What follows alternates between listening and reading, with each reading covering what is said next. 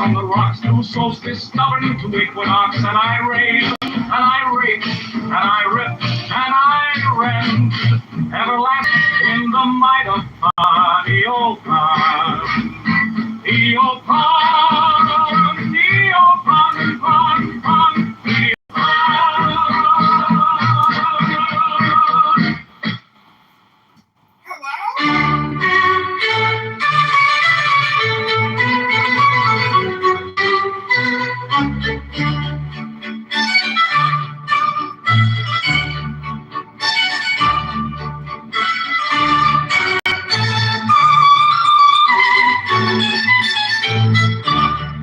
There are 7 keys to the great gate, being 8 in one and 1 in 8. First, let the body of thee be still, bound by the cerements of will.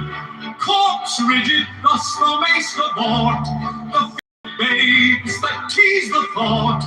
Next, let the breath rhythm blow, that thy being be in tune with the great sea's Pacific swoon. Third, let thy life be pure and calm, swayed softly as a wind, but divinely free from sense. Observe its entity, watch every thought that springs and hands. Hour after hour thy vigilance.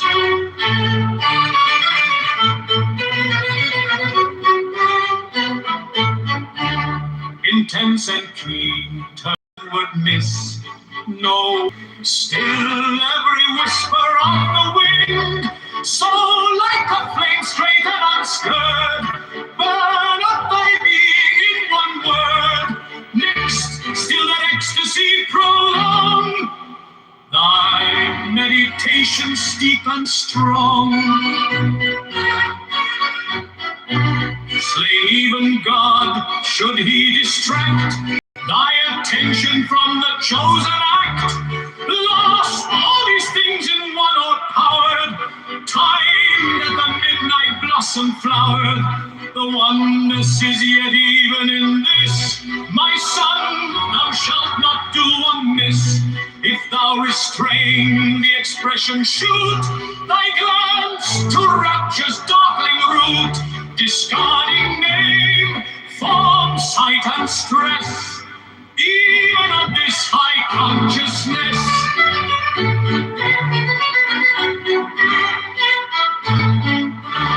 Here's to the heart, I leave thee here, thy ray, Crowley.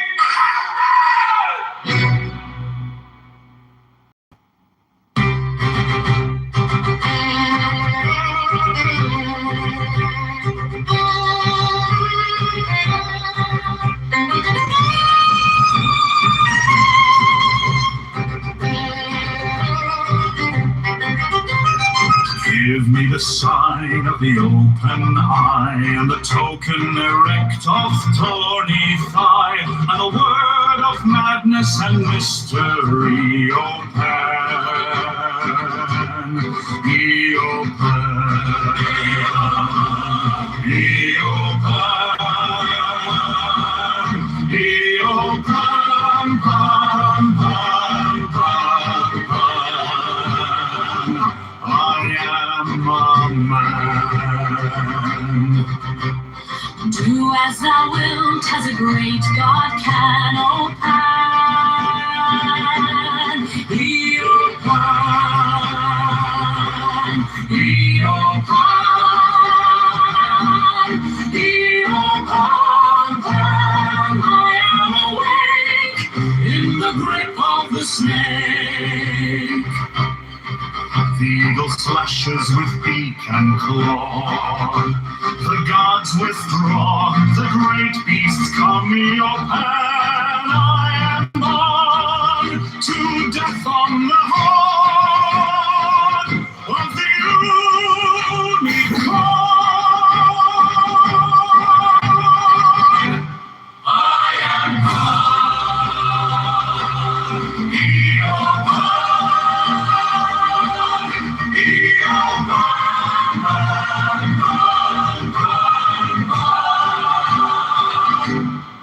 I am thy knight, I am thy man, goat of thy flock, I am gold, I am God, flesh to thy bone, flower to thy rod, with hoofs of steel I race on the rocks, through solstice stubborn to equinox, and I wave, and I rip, and I rip, and I rend, everlasting world without end. Mannequin. Be your God, be your God, be your God, be your God.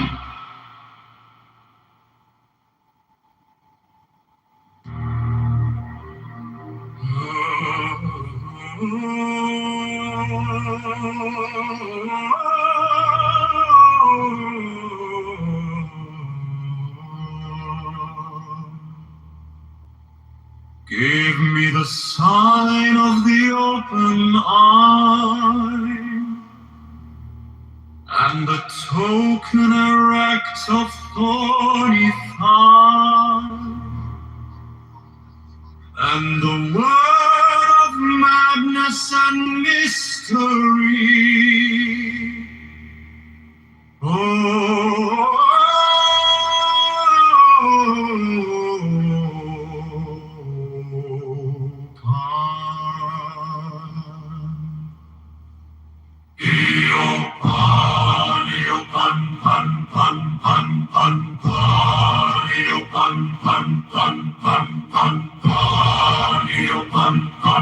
I am a man. Do as thou wilt, as a great God can. Oh,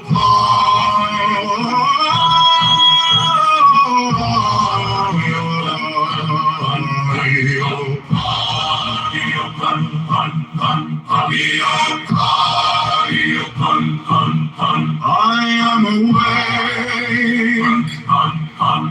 in the grip of the snake. The eagle slashes with beak and claw. The guards withdrawn. The great beast come me upon. I am born to death on the horn of the unicorn. I am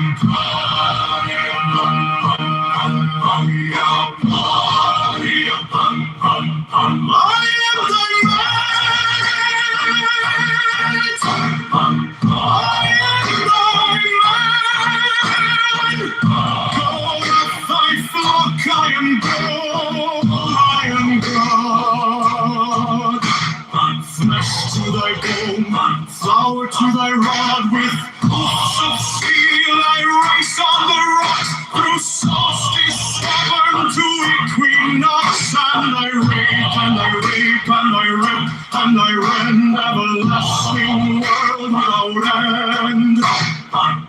Mannequin, maiden, maiden, man in the night of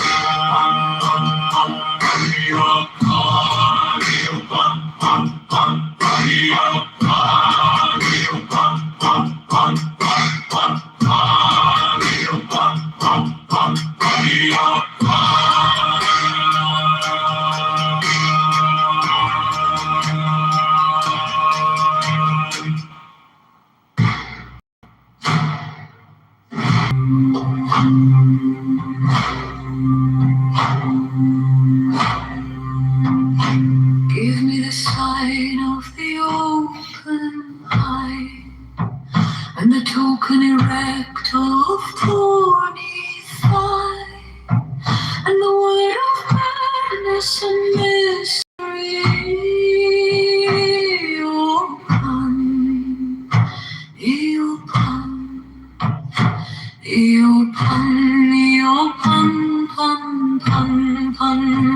I am a man. Do as thou wilt, as a great God can. Open,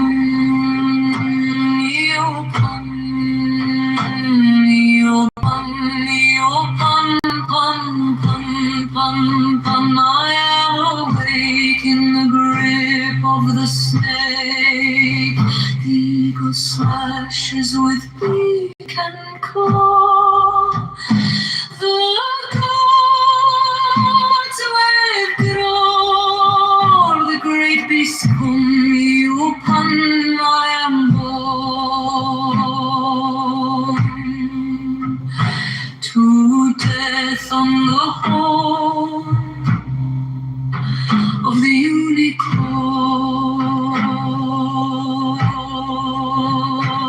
I am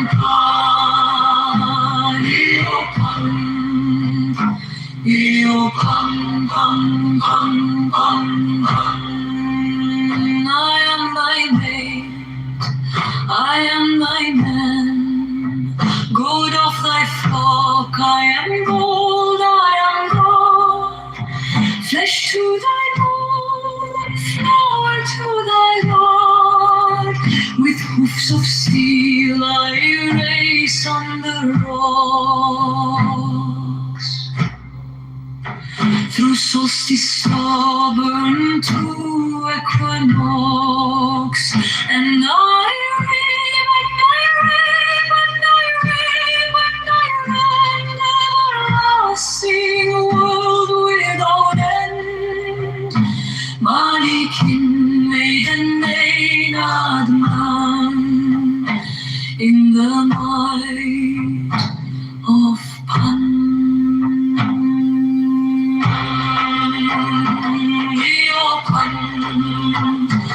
Io pan, han, han, han, han. Io pan, han, han, han, han. Io pan.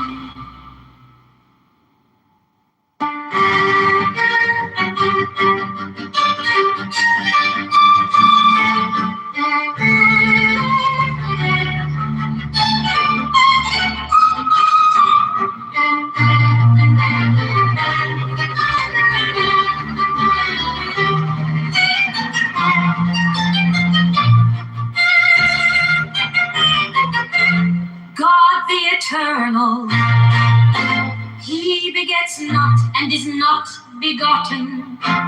Nor is there like unto him anyone. Unity, oh.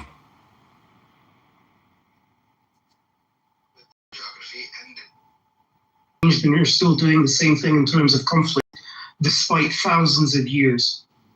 Okay, Ambrose, you can take over because I have to handle my daughter now. But I assume you know where I'm going with this. Please complete it and help Tell me. Natasha I said hi. I will do. Okay. Okay, can we have a small commercial break?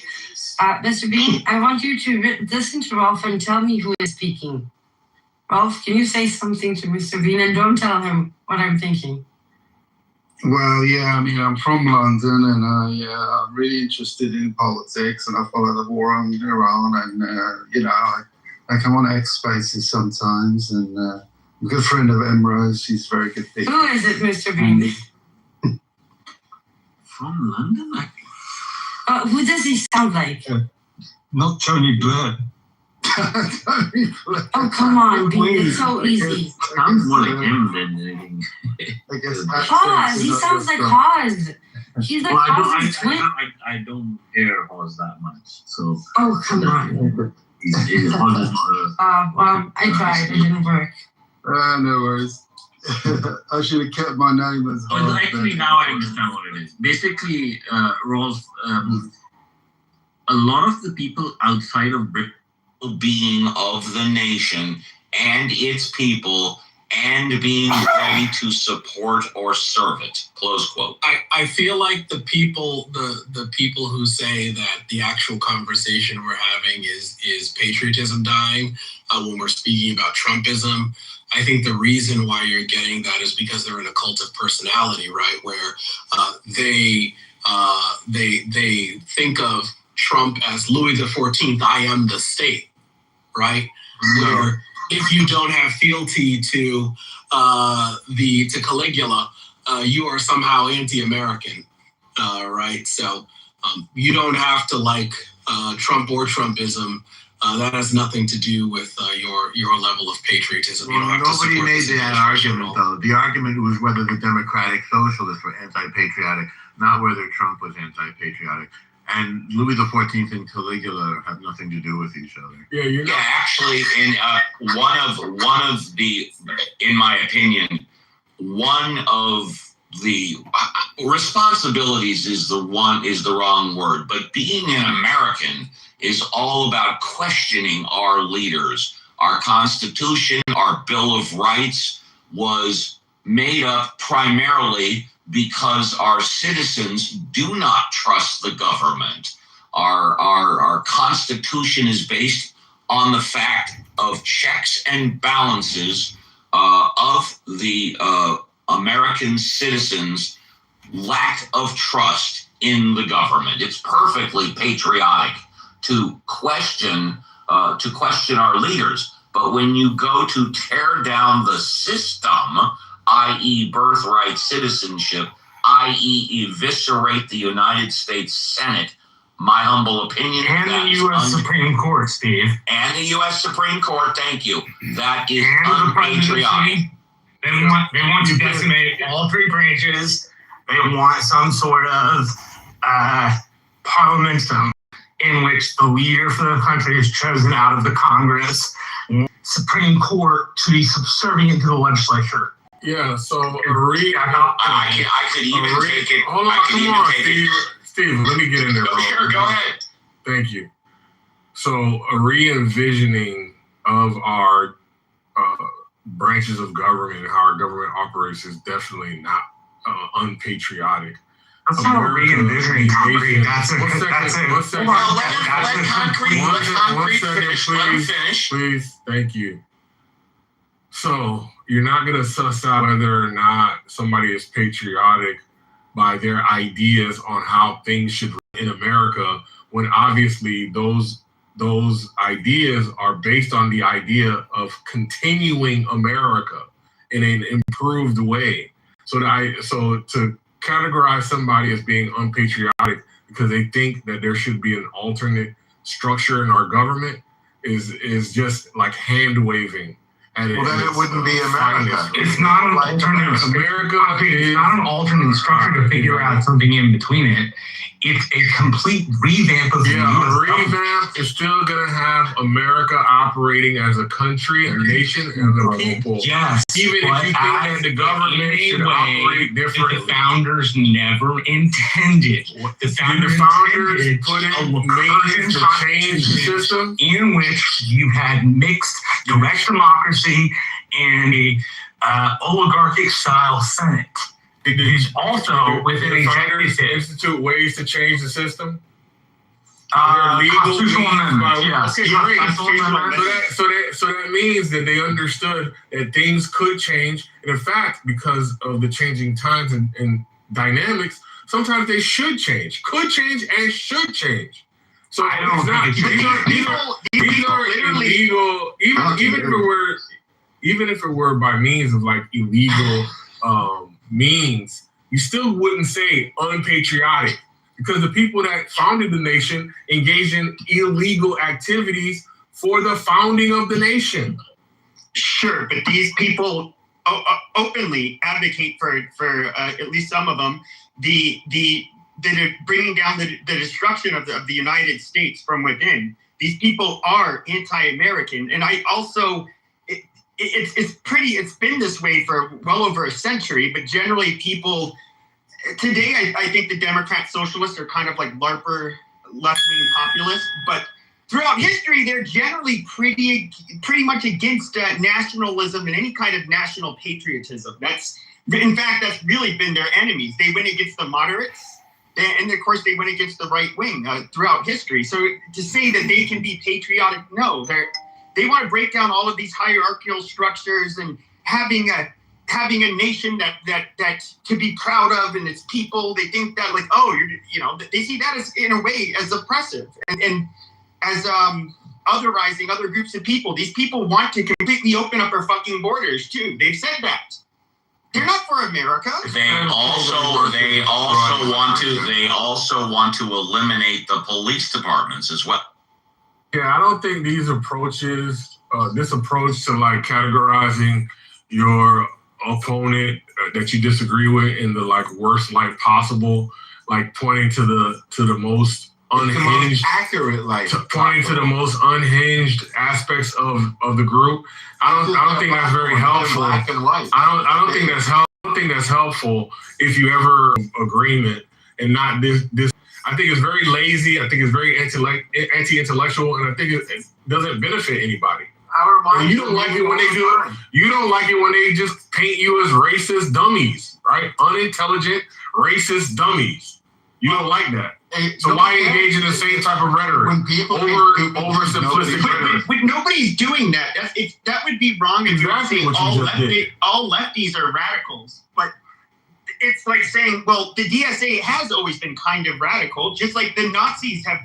Most would say they're radical, even though not all right wingers are.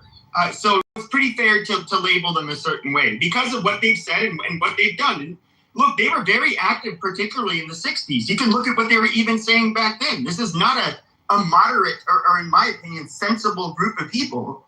Why do you guys think they're gaining traction? I think they're gaining traction because they're signing up new voters 18 to 34. And I think the 18 to 34 age group is more about rich paying more taxes so they can get more services and don't have to work so much. And there's also a sense of entitlement. Everybody's entitled to a home. Everybody is entitled to a universal income. Everybody is entitled. Everybody is entitled. Everybody is entitled. And again, it's just my opinion. Everybody is not entitled. Everybody is not entitled to have nobody has a right to live in Beverly Hills or Manhattan. Now, everybody deserves a roof over their head. Everybody deserves food on the plate and warm heat in the winter and air conditioning in the summer. But that's where I draw the line. Wait a minute, Steve. I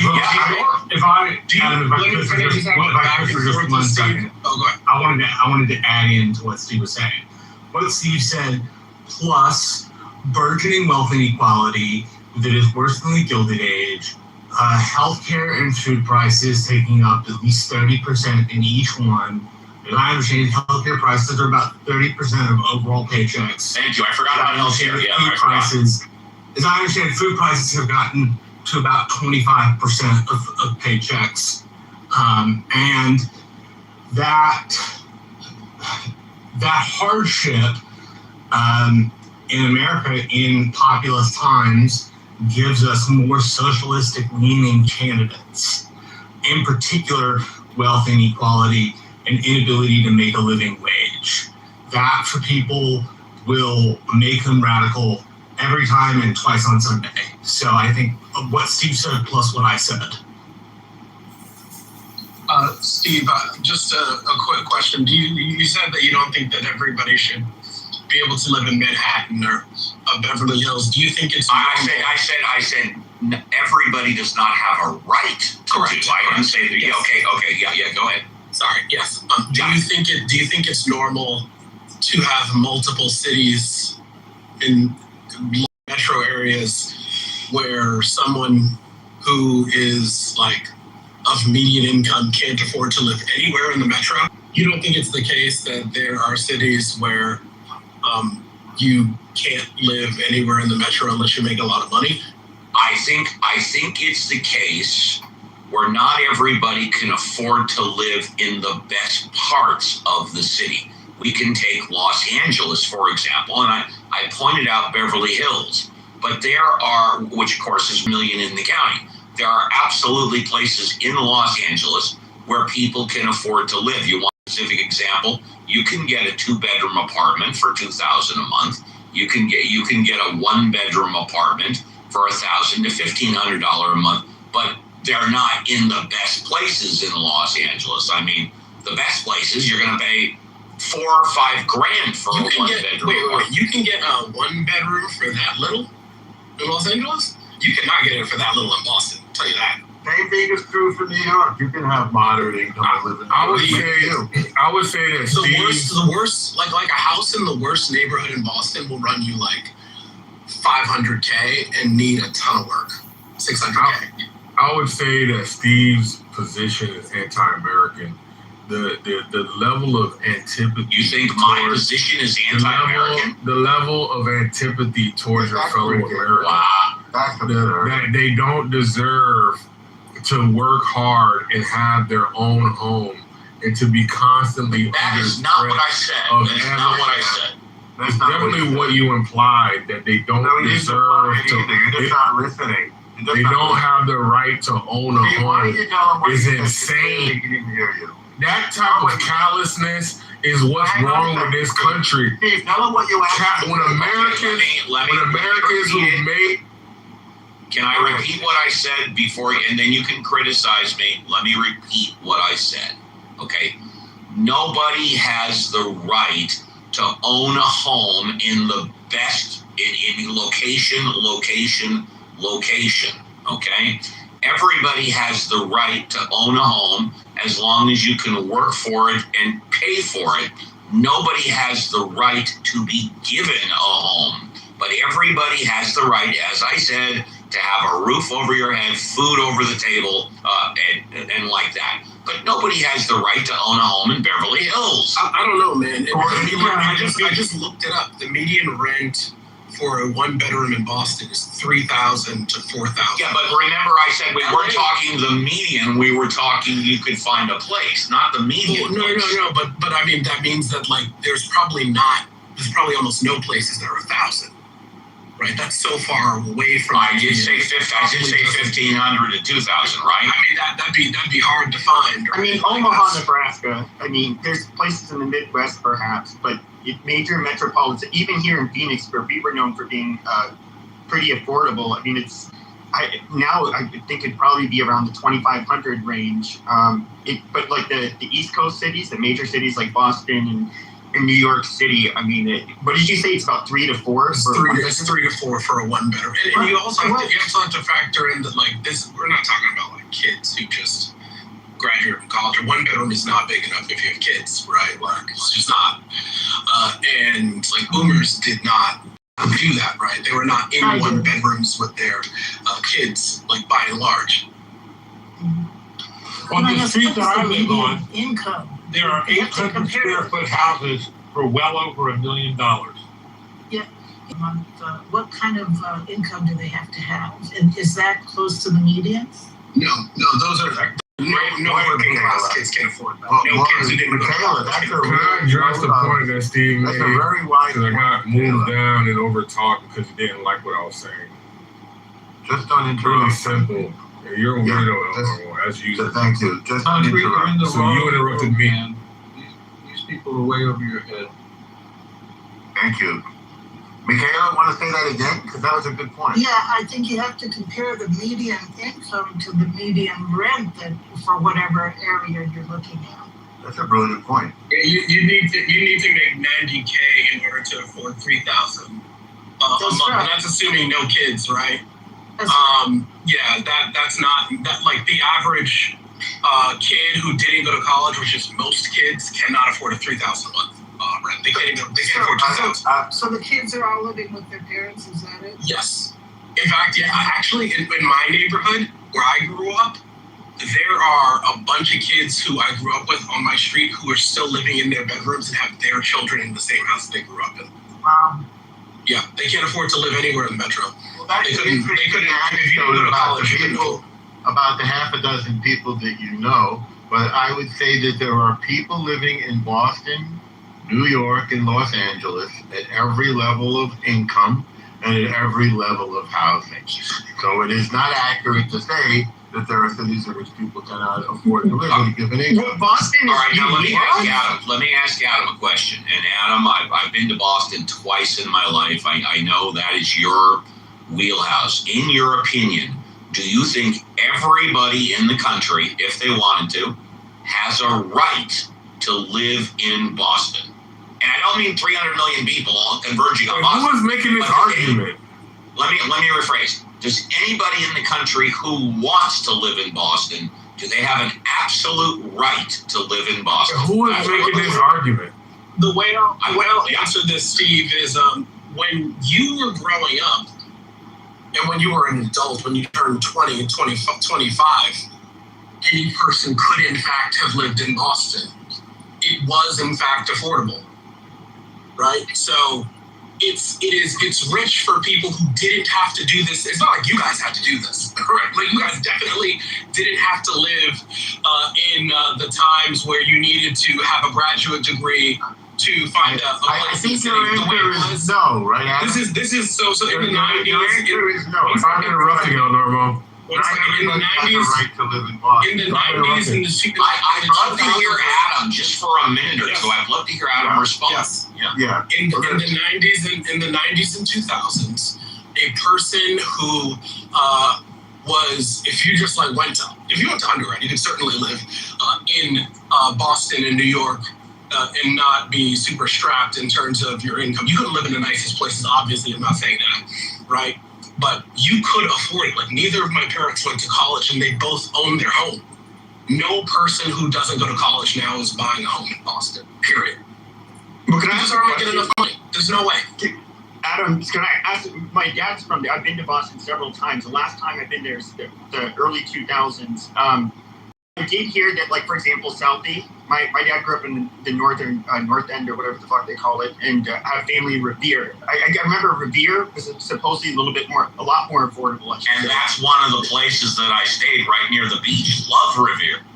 So I'm just curious. It's my understanding. Is it true that like Southie and a lot of the lower income neighborhoods have been like they bulldozed a lot of that shit down and put like really expensive real estate there?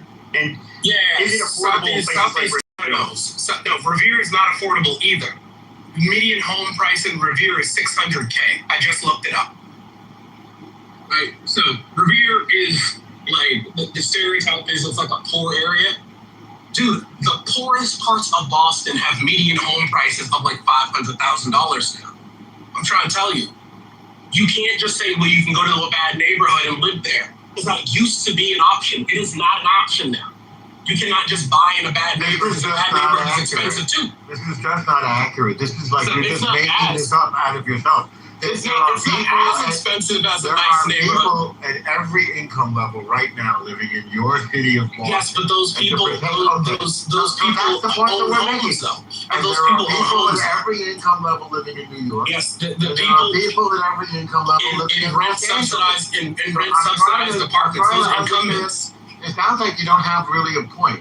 And no, I'm making my point just fine. I don't think you made any point. I am. I'm speaking to Steve. You think everybody has a right to live in Boston? So the answer is no, they don't. The difference is that the people you are talking about are incumbents. I'm not talking about any a lot of in Boston, a lot of the people who don't make a lot of money who live in the cities, they own their own homes, so they're insulated from housing costs because they don't rent, right? So they don't rent. Suggested. There are poor people, middle-income people. Yes, and a lot of the poor people are in projects, so they have their rent subsidized, right?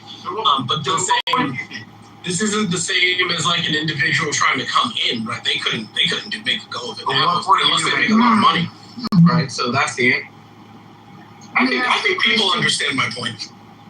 Yeah, I don't think you understand your point.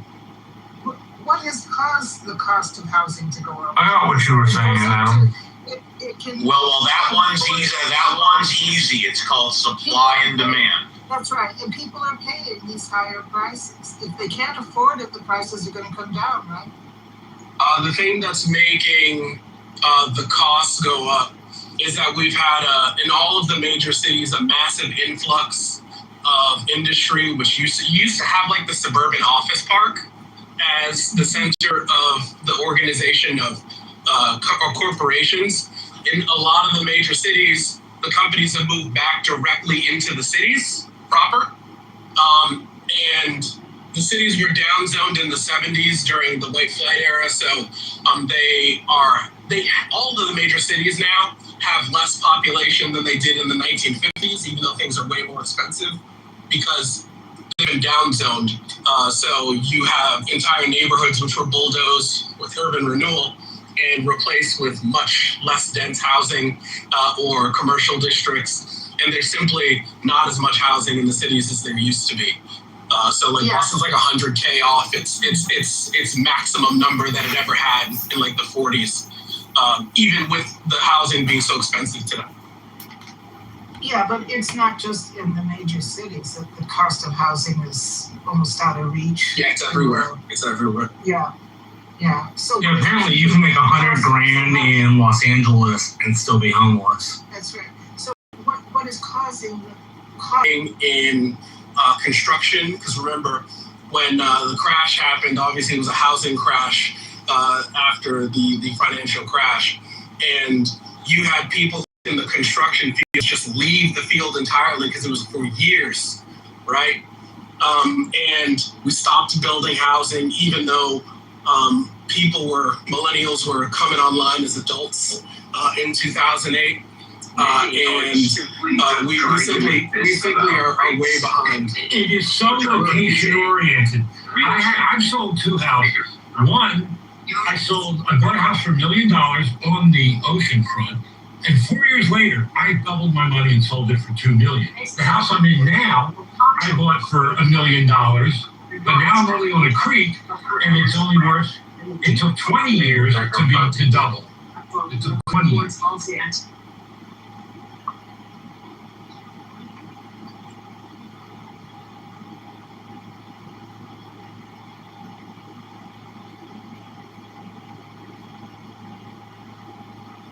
I also think it's the fact that we're in a situation where, you know how like people present the graph that says that the middle class is shrinking, and it's because a significant share of what would have been middle class have moved into the upper middle class. I think that's correct, but I think the way that they're kind of fact that means that then lower middle class people, the ones who didn't move up, because now you have this the upper middle class, they just totally displace the leftover remnants of the middle class, and they can fill up entire metros in a way that wasn't true before, right? So the housing becomes very bifurcated, and the people at the upper middle class income are simply outcompeted. And I would argue that the middle class is not disappearing, it is widening. That the middle class is just becoming bigger. And by the way, if somebody's going to ask, and I will tell you that my understanding, the definition of the middle class is that which makes two-thirds of the median income at the low end and twice the median income at the high end. So at the start of this year, if memory serves correct, that would be between $60,000 and $200,000 a year is the middle class, which bolsters my opinion that the middle class is widening, not disappearing. But the difference is like people who make $60K can't live in the same neighborhoods as people who make $200K, right? Like unless you're a two-income family. And you have two people making $60K, then that's $120K. Also, some cities provide for things like affordable housing. So they give people who have limited income housing in the same buildings where they're charging people full rent. That's a big New York feature. Steve is wrong, right? Like people who live on $60K don't live on $60K, they live on $120K. They're not $60K income, just mathematically, right? Yeah. So, kind of definitionally, we're not talking people. Well, all I can say is this: look, if you, what's the average income today? Somewhere around 60K. 67, fair, somewhere around that. Fair enough. Okay, fine. Okay, $25 an hour, 40 hours, 1,000 hours, that's 50K. Two-income family, that's $100,000. It is what it is. Wait, most people don't make 50K as a single earner. Yeah, you said they make 60K. No, I said they make 60K as a family income. Right. Well, the average income as an individual earner is like 35K. Are you sure about that? Positive, yes, positive. Median income in the United States for a family is like, or for a household is like 70K. Okay, all right. If you say so. Where are you? I adore the might of thy breath, supreme and terrible God, who makest the gods and death to tremble before thee.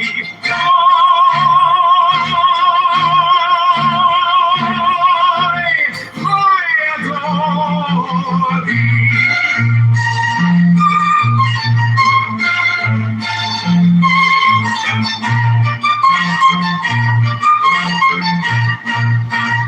God the eternal, He begets not and is not begotten, nor is there like unto Him anyone.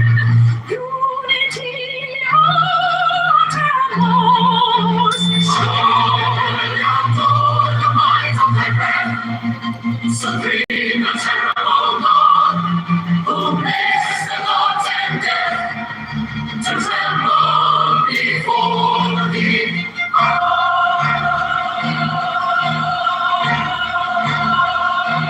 I adore thee.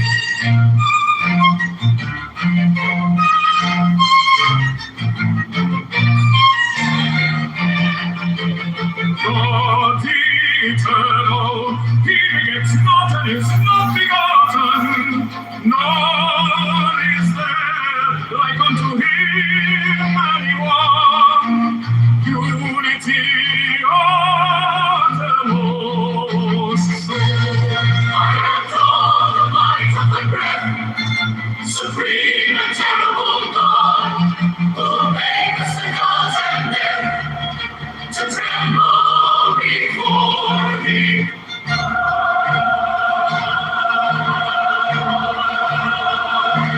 I adore thee.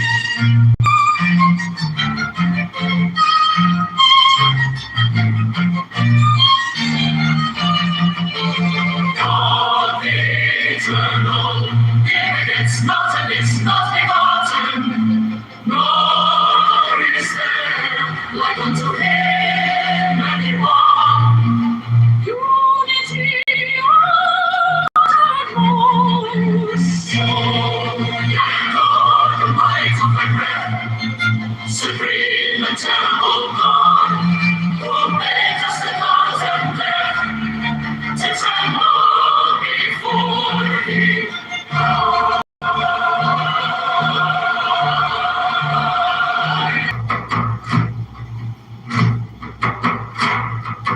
Give me the sign of the open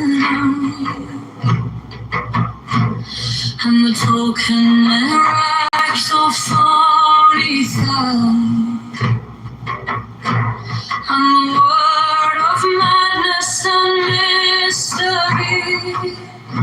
Open,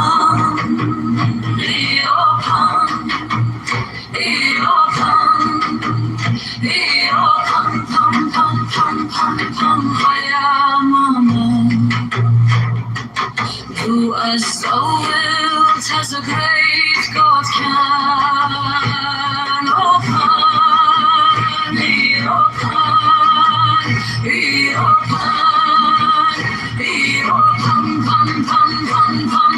I am awake in the grip of the snake. The eagle slashes with beak and claw. The to stroll the great beast on me upon. I am born to death on the horn of the unicorn. I am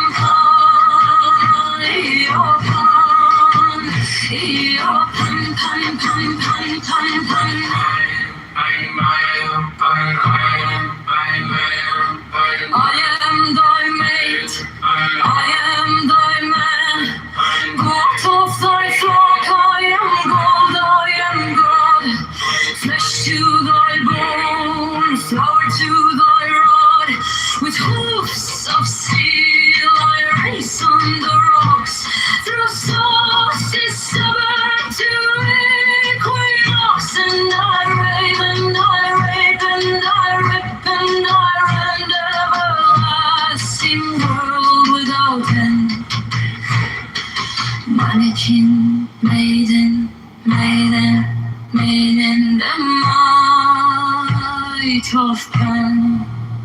Eopan, Eopan, Eopan, Eopan, pam, pam, pam, pam, pam, pam, Eopan. Give me the side of the open eye,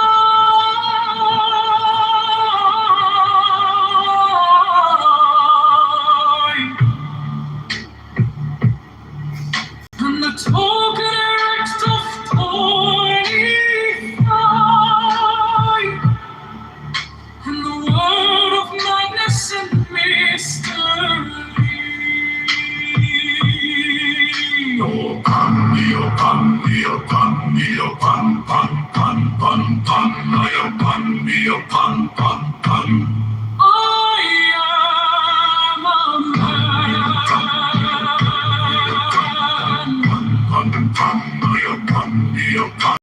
To us the world has a great God can.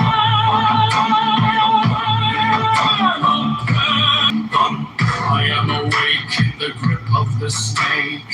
The eagle slashes with beak and claw. The gods withdraw. The great beast come upon. I am born to death on the horn of the unicorn. I am Pan.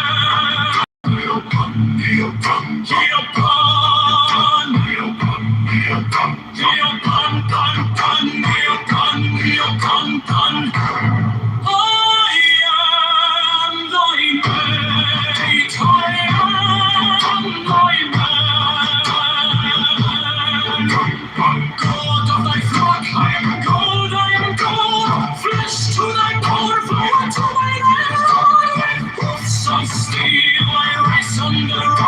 the solstice stubborn to equinox, and I rave and I rape and I rip and I rend, everlasting world without end.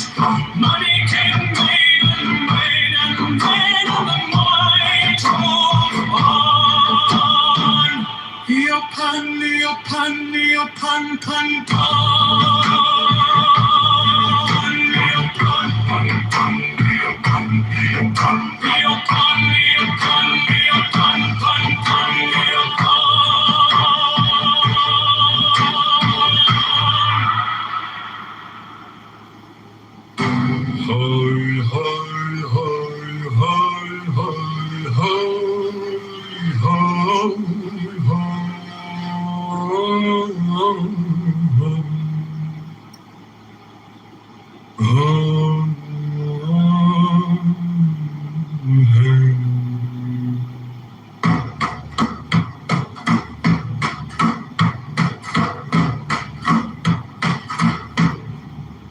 There are 7 keys to the great gate, being 8 in one and 1 in 8. First let the body of thee be still, bound by the cerements of will. Corpse rigid thus thou mayst abort the fidget babes that tease the thought. Next, let the breath rhythm be low, easy, regular, and slow, so that thy being be in tune with the great seas Pacific soon. Third, let thy life be pure and calm, swayed softly as a windless palm. Fourth, let the will to live be bound to the one love of the profound. Fifth, let the thought divinely free from sense observe its entity. Watch every thought that springs, enhance hour after hour thy vigilance. Intense and keen turn inwardness, no atom of analysis. Sixth, on one thought securely pinned, still every whisper of the wind. Deep and strong, saying even God should he distract thy attention from the chosen act. Last, all these things in one are powered, timed at the midnight blossom flood. The oneness is yet even in this. My son, thou shalt not do amiss. If thou restrain the expression, shoot thy glance to rapture's darkling root, discarding name, form, sight, and stress, even of this high consciousness. Pierce to the heart, I leave thee here. Thou art the master I reveal. Thy radiance that roams afar, O brother of the silver star. Krali, ha ha.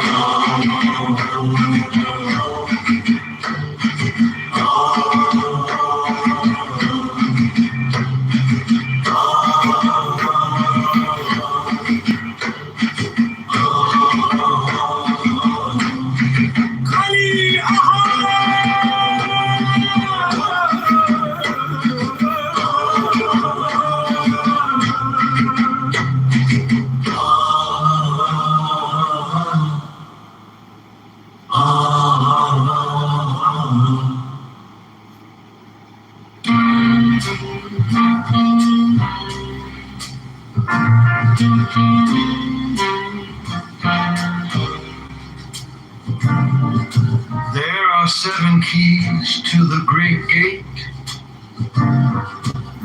being 8 in 1 and 1 in 8. First, let the body of thee be still, bound by the cerements of will. Corpse rigid, thus thou mayst abort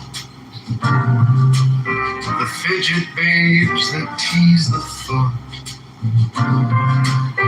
Next, let the breath rhythm be low, easy, regular, and slow, so that thy being be in tune with the great seas Pacific soon. Third, let thy life be pure and calm, swayed softly as a windless palm. Fourth, let the will to live be bound to the one love of the profound. Fifth, let the thought divinely free from sense observe its entity. Watch every thought that springs, enhance hour after hour thy vigilance, intense and keen, turned inwardness.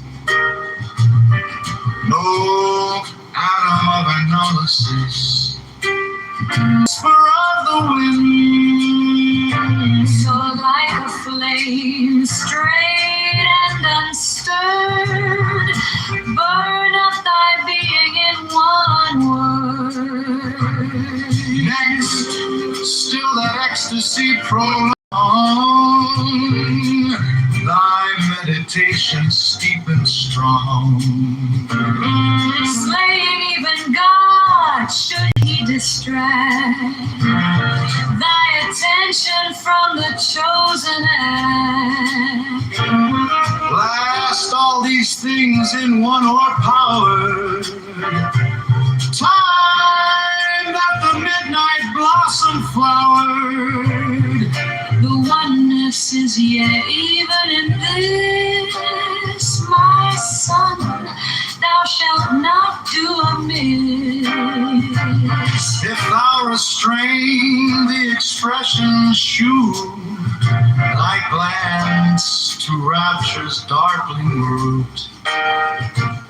Discarding name, form, sight, and stress, even of this high consciousness. Pierce to the heart, I leave thee here. Thou art the master I revere. Thy radiance that rolls afar. O brother of the silver star.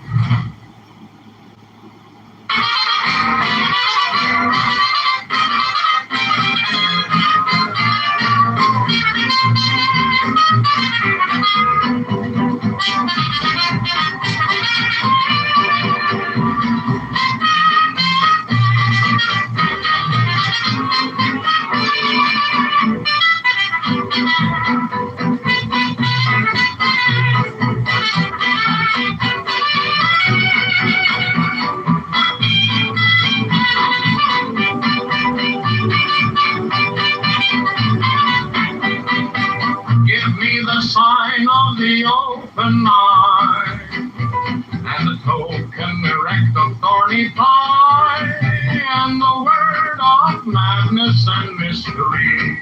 Open, Eopen, Eopen, Eopen, pan, pan, pan, pan, I am a man. Do as thou wilt, as a great God can open. Eopen, Eopen, Eopen, pan, I am awake in the grip of the snake.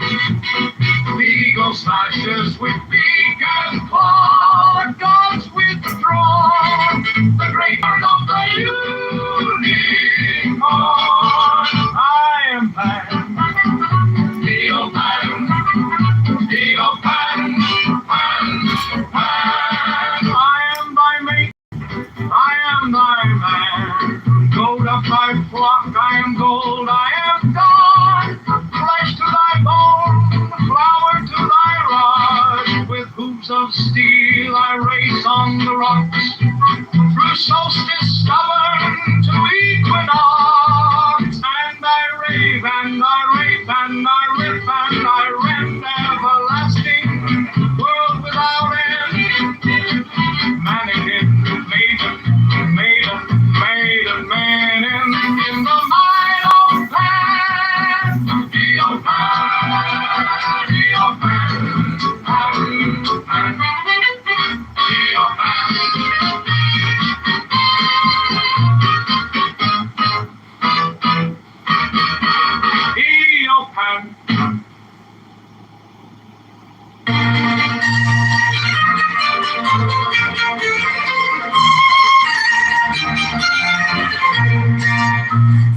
7 keys to the great gate, being 8 in 1 and 1 in 8.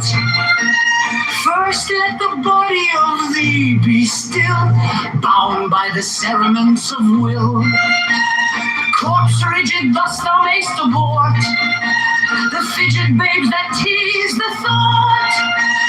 Next let the breath rhythm be low, easy, regular and slow, so that thy being be in tune with the great sea's Pacific soon.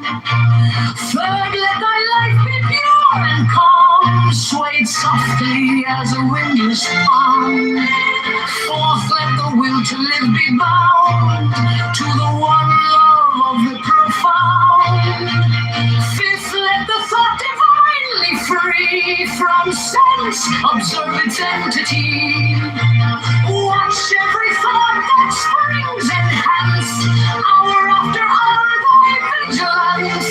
Intense and keen, turned inward miss no atom of analysis. Sixth, on one thought securely pinned, still every whisper of the wind.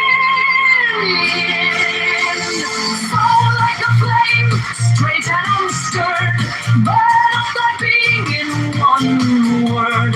Next, still that ecstasy prolong, thy meditation steep and strong. Slaying even God should he distract thy attention from the chosen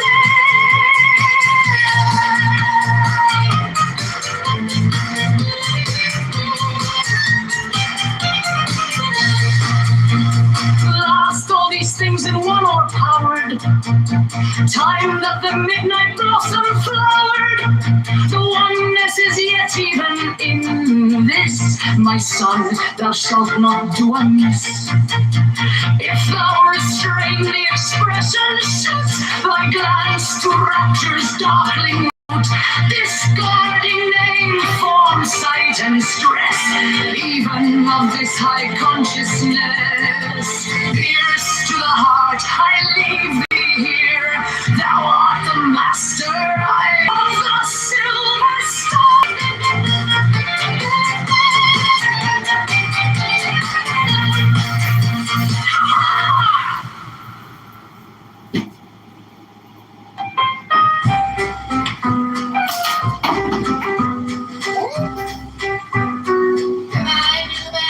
There are 7 keys to the great gate, being 8 in 1 and 1 in 8.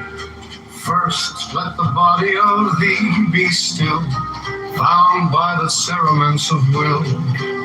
Corpse, thus thou mayst abort the fidget babes that tease the thought. Next, let the breath rhythm be low, easy, regular, and slow, so that thy being be in tune with the great sea's Pacific soon. Third, let thy life be pure and calm, swayed softly as a windless palm. Fourth, let the will to live be bound to the one love of the profound. Fifth, let the thought divinely free from sense observe its entity. Watch every thought that springs enhance, hour after hour thy vigilance. Intense and keen, turned inwardness, no atom of analysis. 6 on one thought securely pinned, still every whisper of the wind. So like a flame, straight and unstirred, burn up thy being in one word.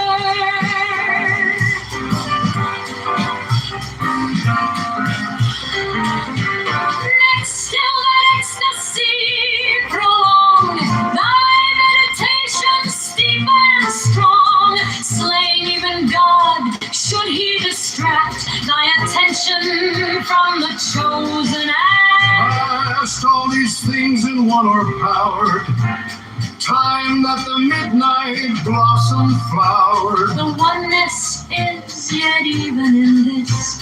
My son, thou shalt not do amiss. If thou restrain the expression, shoot thy glance to rapture's darkling root. Discarding name, form, sight, and stress, even of this high consciousness. Pierce to the heart, I leave thee here. Thou art the master I revere. Thy radiance that rolls afar, O brother of the silver star.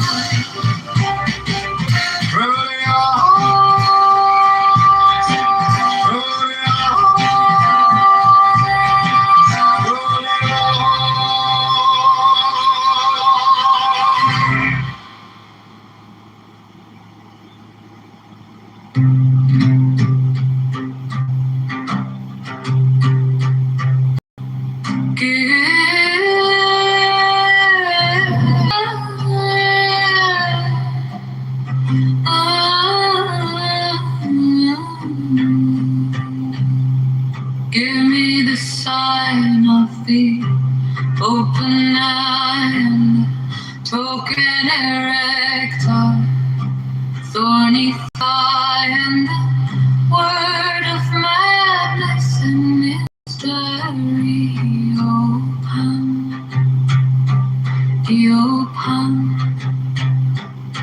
Open, open, pun, pun, pun, pun. I am a man. Do as thou wilt, as if great God can. Open,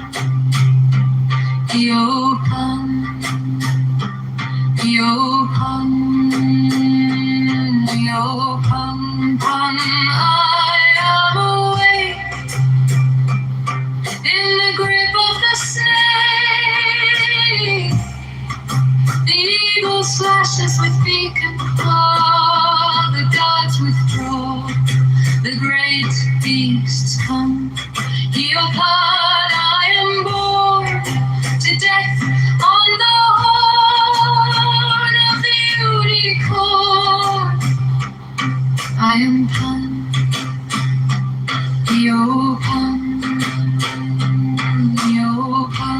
Pan, pan, pan, pan. I am thy mate, I am thy man. Goat of thy flock, I am gold, I am God. Flesh to thy bone, flower to thy rock. With hoofs of steel I race on the rocks through solstice stubborn to equinox.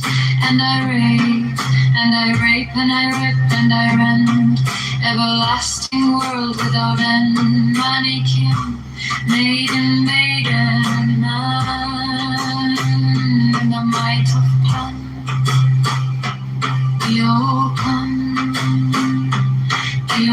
Pan, pan, pan, pan,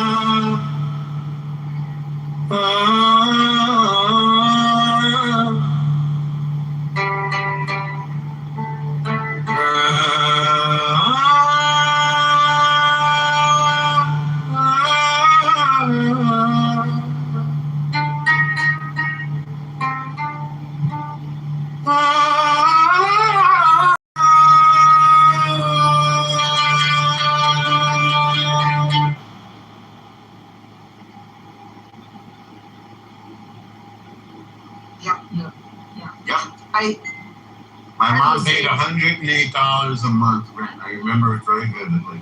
Mhm. Is there still rent control in New York? There still is rent control in New York. Also, if you're an immigrant, like the cab driver or Uber driver I had the other night, you put your name on a list, and over time, you get to live in affordable housing in a beautiful area with all kinds of services. There were also things like Stuyvesant Town and Peter Cooper Village that were created by insurance companies to make affordable park-like spaces for working-class families. So, yes, New York is an interesting juxtaposition of rich and poor and middle class. So I'm not saying that people are not concerned about... Yeah, but it's hard to compare the rest of the country to New York. New York it's in the same way that it's hard to compare the rest of the country to Houston or Los Angeles. Definitely. Right. Well, all I mean by it's harder to compare is because it's so big and because there's so many industries there. If you look at where I live and you were to compare it to Houston, there are just a lot of different things. Like we have more working class people who live in the Rio Grande Valley than I would say make up a good part of Houston, right? About 3.5 million people, something like that. And Houston's got a couple million people in it. Just the bigger cities, while they're very diverse and very business set.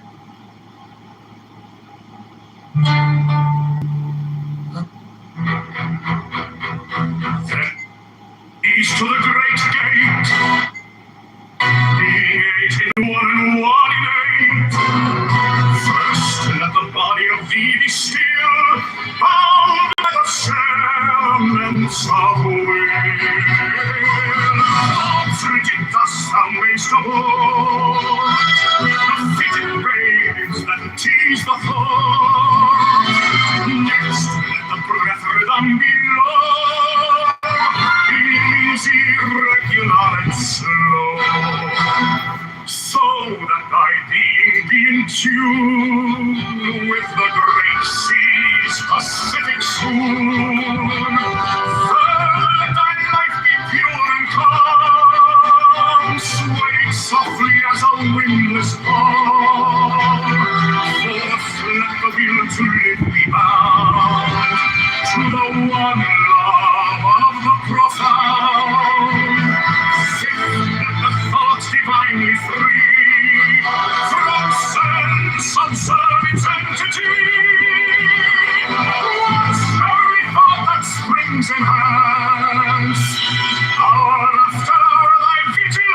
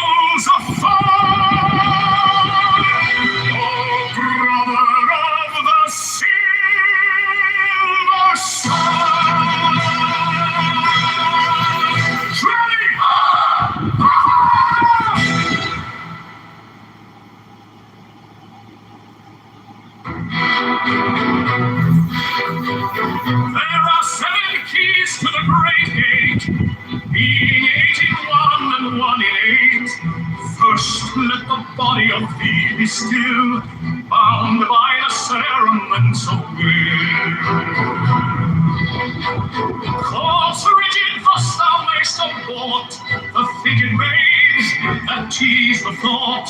Next let the breath rhythm be low, easy, regular, and slow.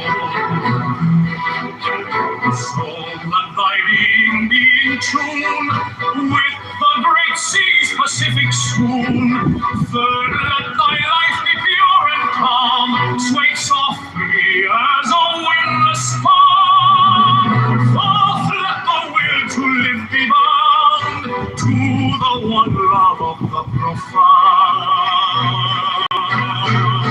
Fifth, let the thought divinely free from sense observe its entity.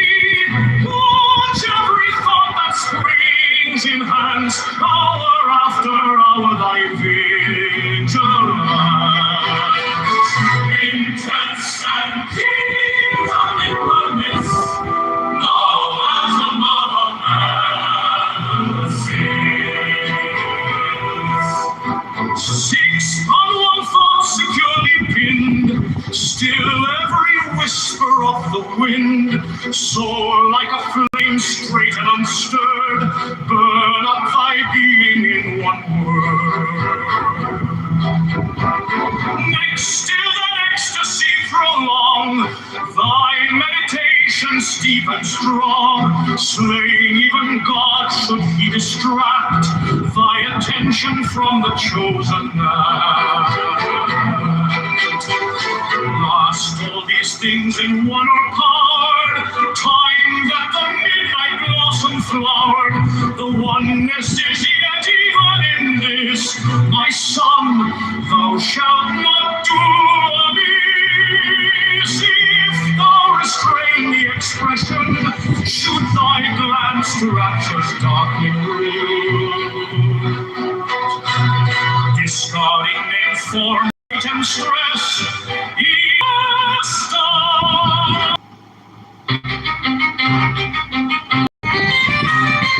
Give me the sign of the open eye and the token erect of thorny thigh and the word of madness and mystery.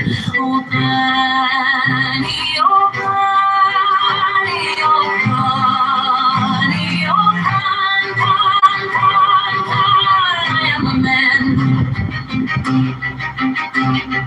Do as thou wilt, as a great God can. O Pani, O Pani, O Pani, O Pan, Pan, Pan. I am awake.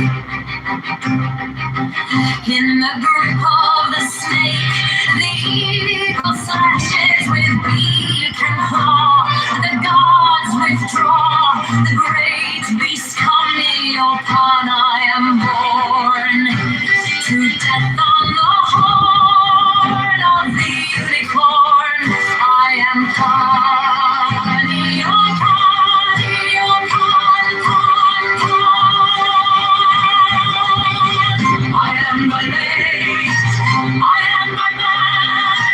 God of thy flock, I am God, I am God. Flesh to thy bone, flower to thy rod. With hoofs of steel, I race on the rocks. Through solstice discovered to equinox, and I rave and I rape and I rip and I rend. Everlasting world without end. Money, king, maiden, maiden, man in the might of Pani, O Pani, O Pani, Pani, O Pani.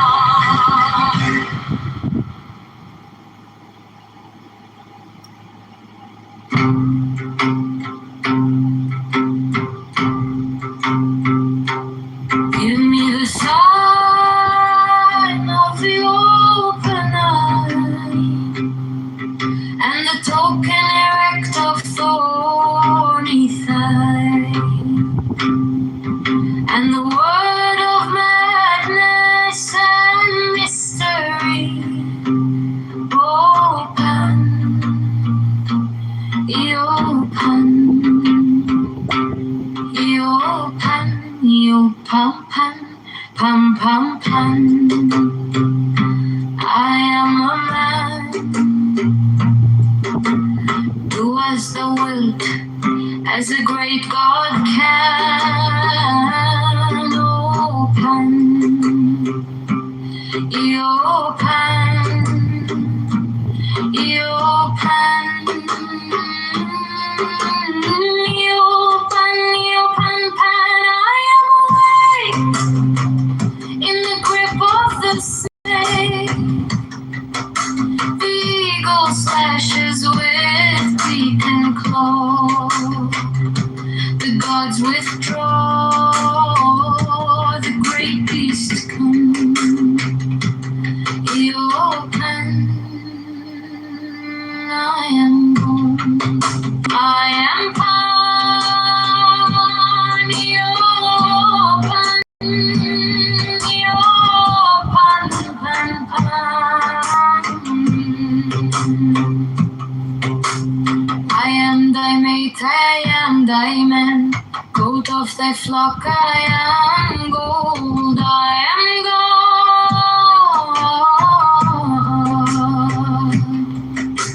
Flesh to thy bone, flower to thy rod. With hoofs of steel I race on the rocks. Through solstice stubborn to equinox.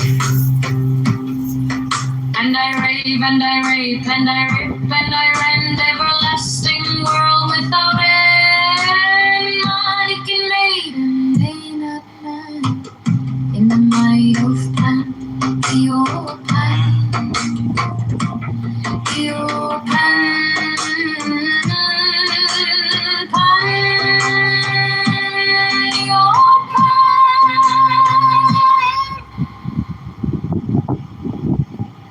There are 7 keys to the great gate, being 8 in 1 and 1 in 8. First let the body of thee be still, bound by the cerements of will. Corpse rigid thus thou mayst abort the fidget babes that tease the thought. Next let the breath rhythm be low, easy, regular, and slow.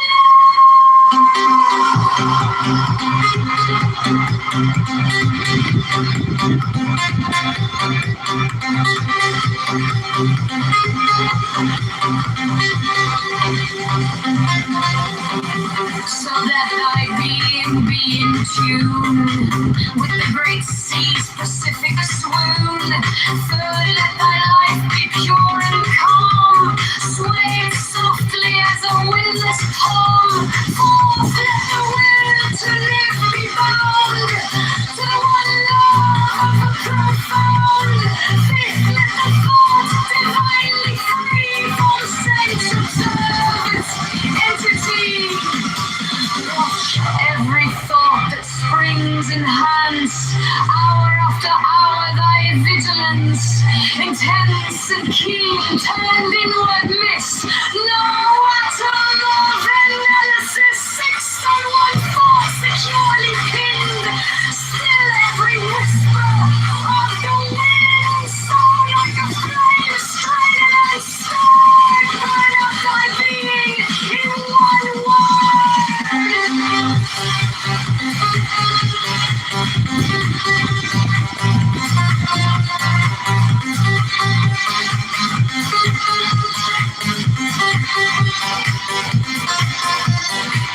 Next, still the ecstasy, prolonged by meditation, stealing strong, slaying even God, should he distract thy attention from the chosen act. Last all these things in one overpowered, timed at the midnight.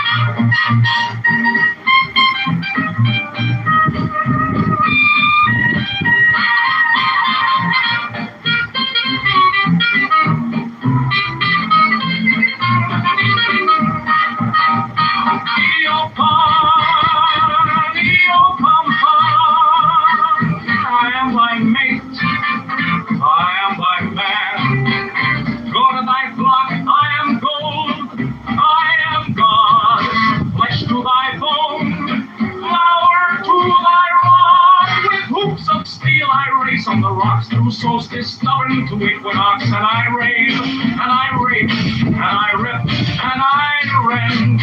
Everlasting world without end, mannequin, maiden, maided man, in the might of Pan, Eopan, Eopan, Eopan, Pan, Pan, Eopan.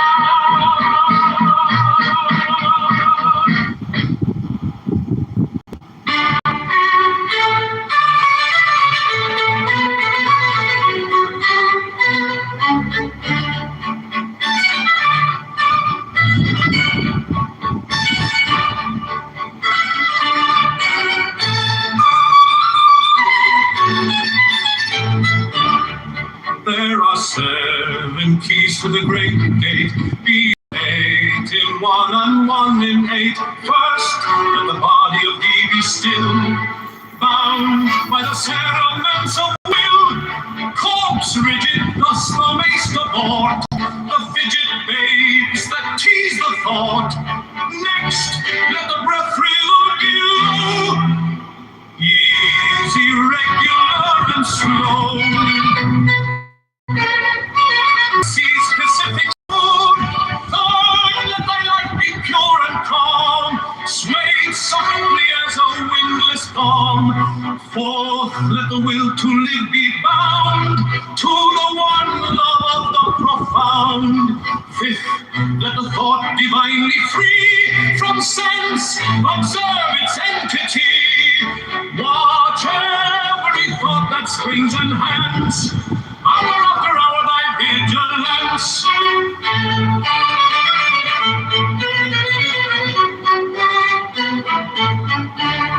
Intense and keen, turned inwardness.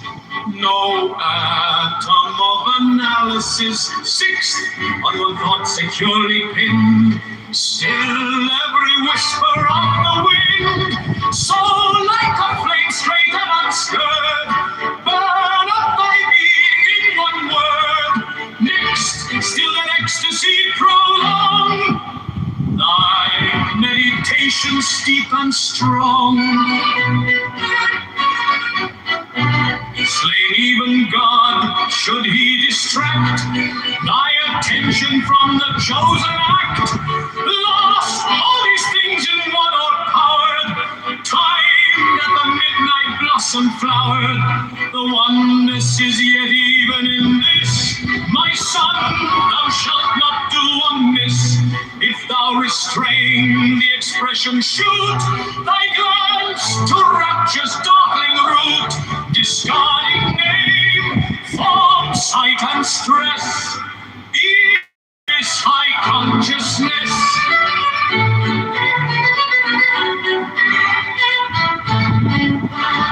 Here's to the heart. I leave thee here. Thou art the master I revere. Thy radiance that rolls afar. Oh, brother of the silver star.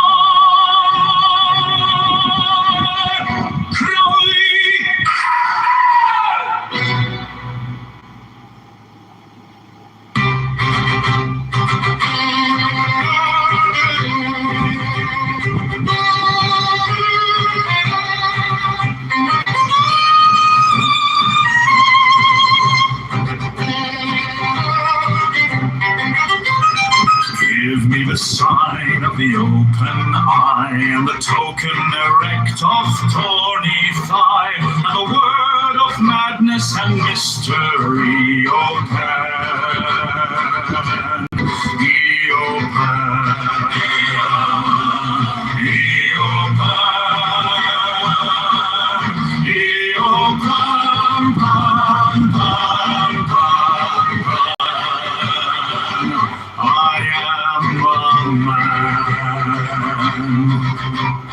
Do as thou wilt, as a great God can, O Pan. Eopan, Eopan, Eopan, Pan. I am awake.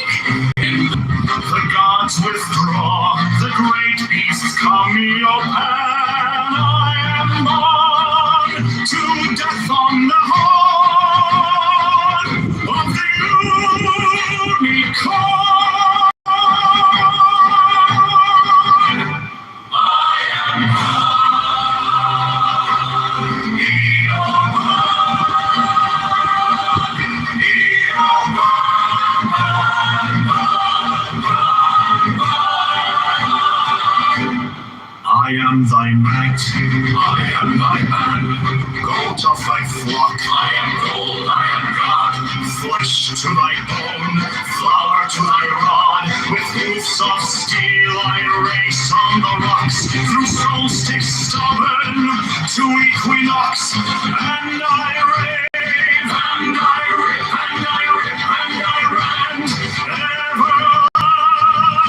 everlasting world without end. Mannequin, maiden, maynard, man. In the might of Pan,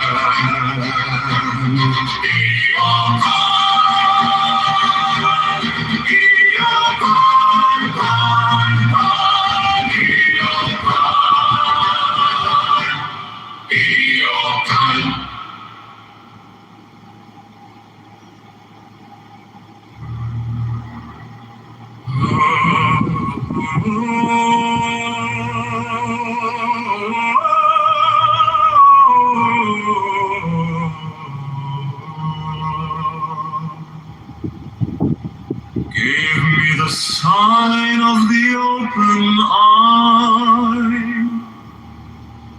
and the token erect of thorny thigh, and the word of madness and mystery.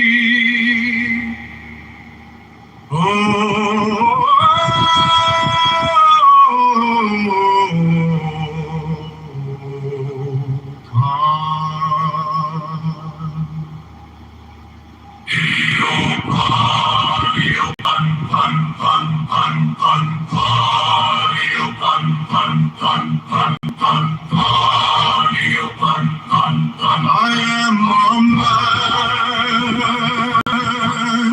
Do us thou wilt as a great God can. Oh,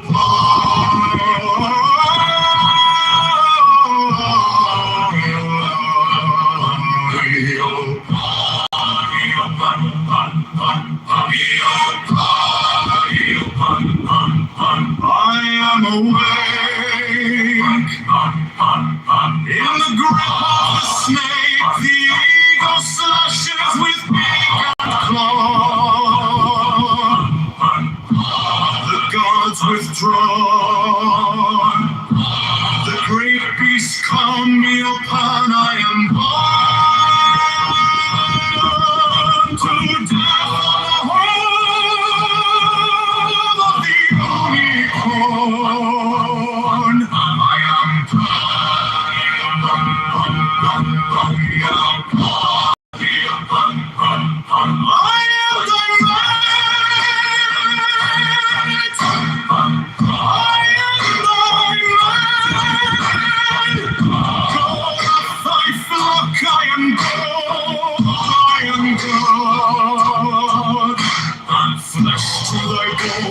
flower to thy rod, with hoofs of steel, race on the rocks, through solstice stubborn to equinox, and I rape, and I rape, and I rip, and I rend, everlasting world without end.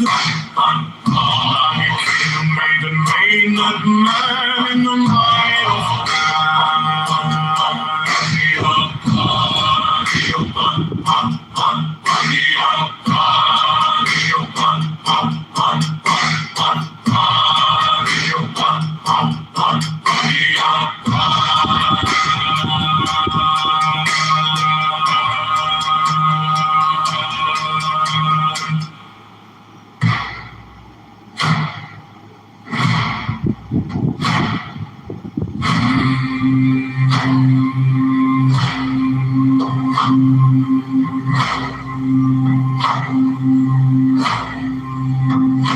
Give me the sign of the open eye, and the token erect of thorny thigh, and the word of madness and mystery.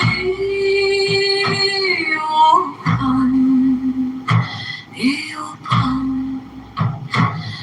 open, open, pum, pum, pum, pum, I am a man. Do as thou wilt, as a great God can. Open,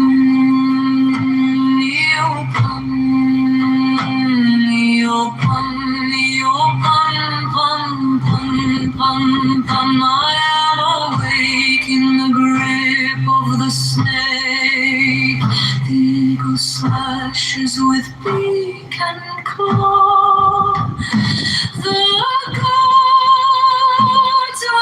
withdraw. The great beast come, upon I am born. To death on the horn of the unicorn.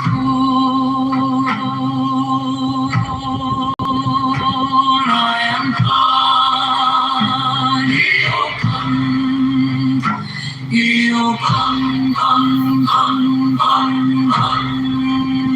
I am thy babe, I am thy man. God of thy flock, I am gold, I am God. Flesh to thy bone, flower to thy Lord. With hoofs of steel I race on the rocks.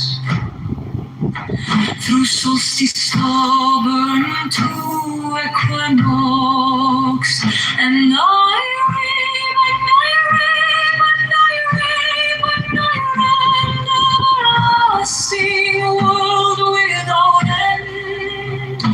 Malikin made a Maynard man in the might of Pan.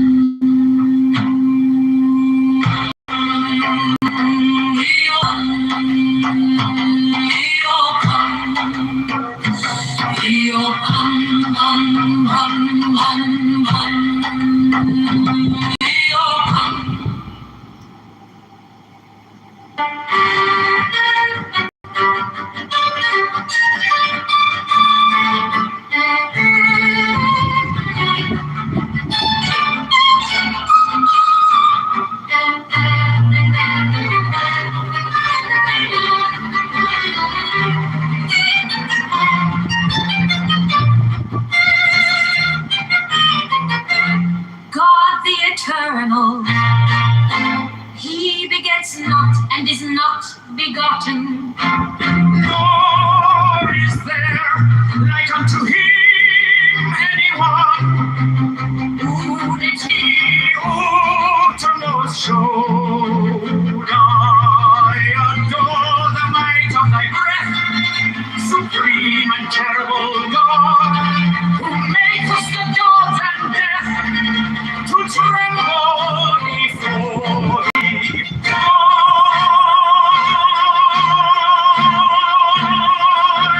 I adore thee.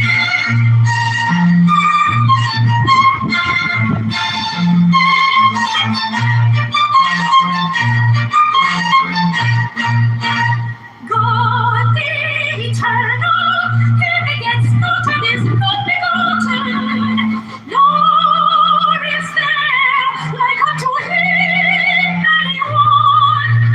Unity uttermost. Supreme and terrible God, who makes the gods and death to tremble before thee. I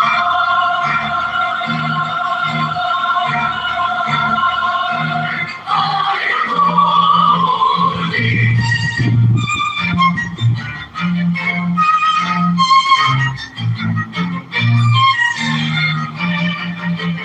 God eternal, he begets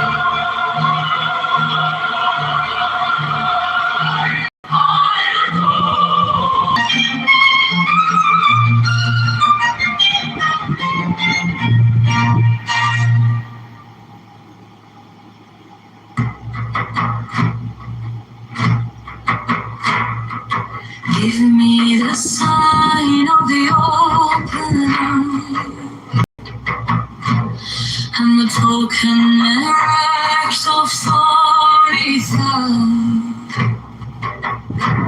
and the word of madness and mystery. Open,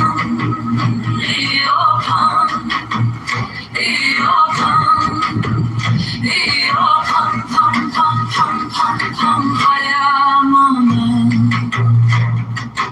Do as thou wilt, as a great God can. Open,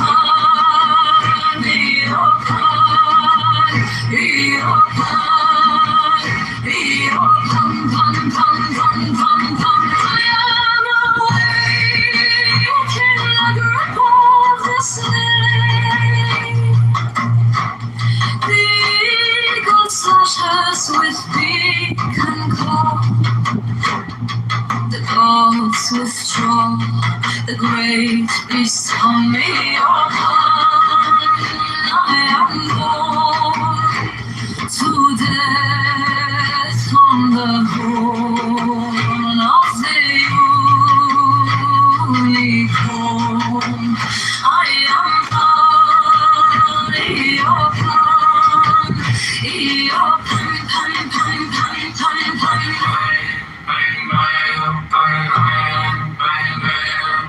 I am thy mate, I am thy man, God of thy flock, I am God, flesh to thy bone, flower to thy rod, with hoofs of steel I race on the rocks, through solstice summer to equinox, and I rave and I rave and I rip and I rend, everlasting world without end. Mannequin, maiden, the might of Pan.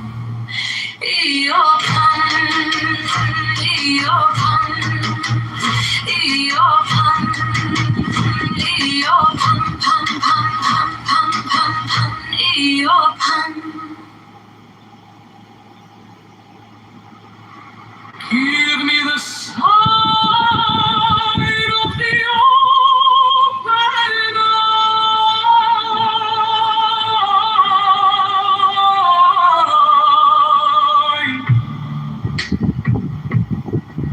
and the token erect of thorny thigh, and the word of madness and mystery.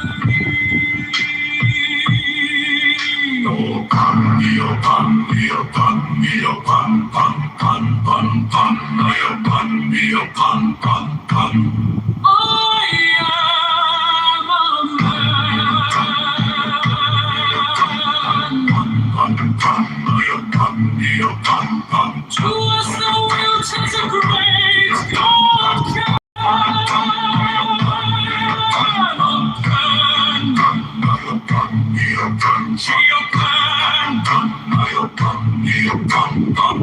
I am awake in the grip of the snake. The eagle slashes with beak and claw. The gods withdraw. The great beast come me upon. I am born to death on the horn of the yawn.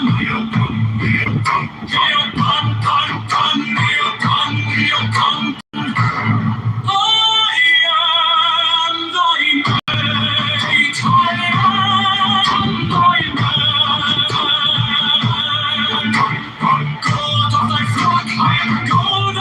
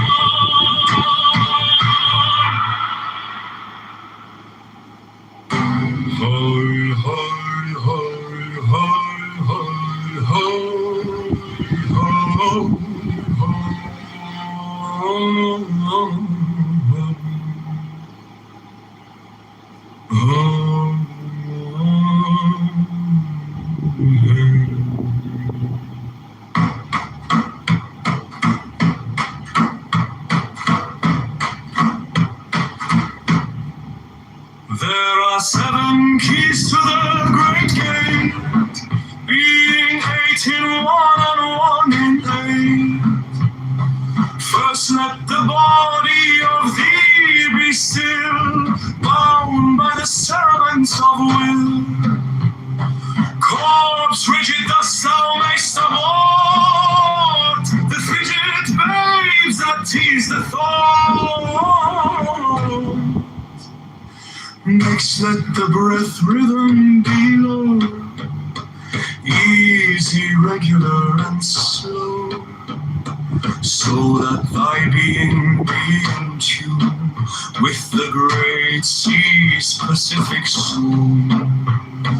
Third, let thy life be pure and calm, swayed softly as a windless palm. Fourth, let the will to live be bound to the one love of the profound. Fifth, let the thought divinely free from sense observe its entity.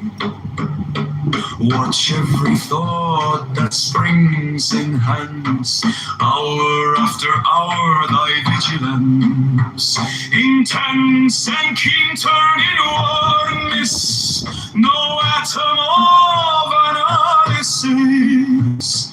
Sixth, on one thought securely pinned, still every whisper of the wind. So like straight and unstirred, burn up thy being in one word. Next, still that ecstasy prolong thy meditation steep and chosen act. Last, all these things in one are powered, timed at the midnight blossom flower.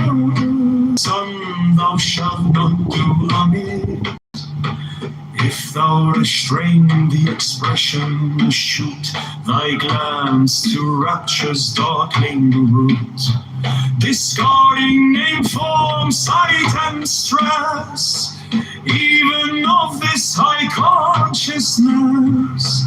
Pierce to the heart, I leave thee here, thou art the master I revere. Thy radiance that roams afar, O brother of the silver star. Krali, ha ha.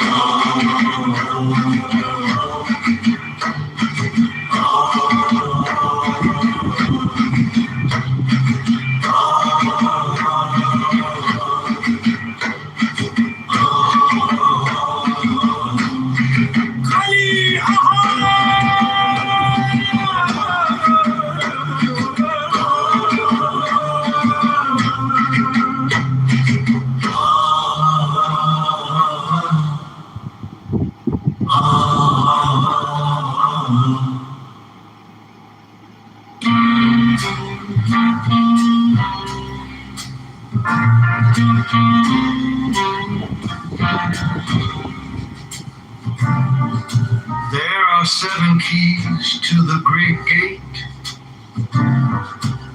being 8 in 1 and 1 in 8.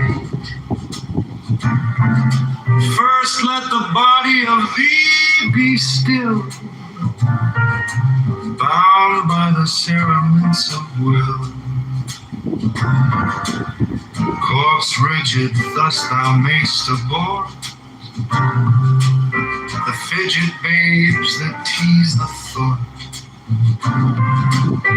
Next, let the breath rhythm be low, easy, regular, and slow, so that thy being be in tune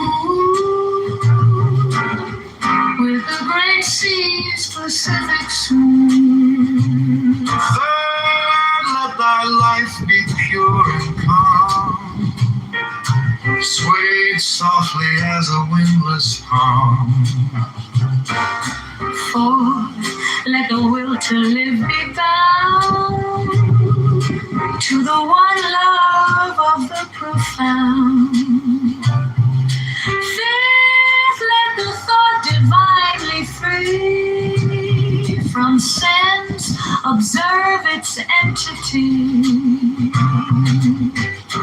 Watch every thought that springs, Enhance hour after hour, thy vigilance, intense and keen, turned inwardness.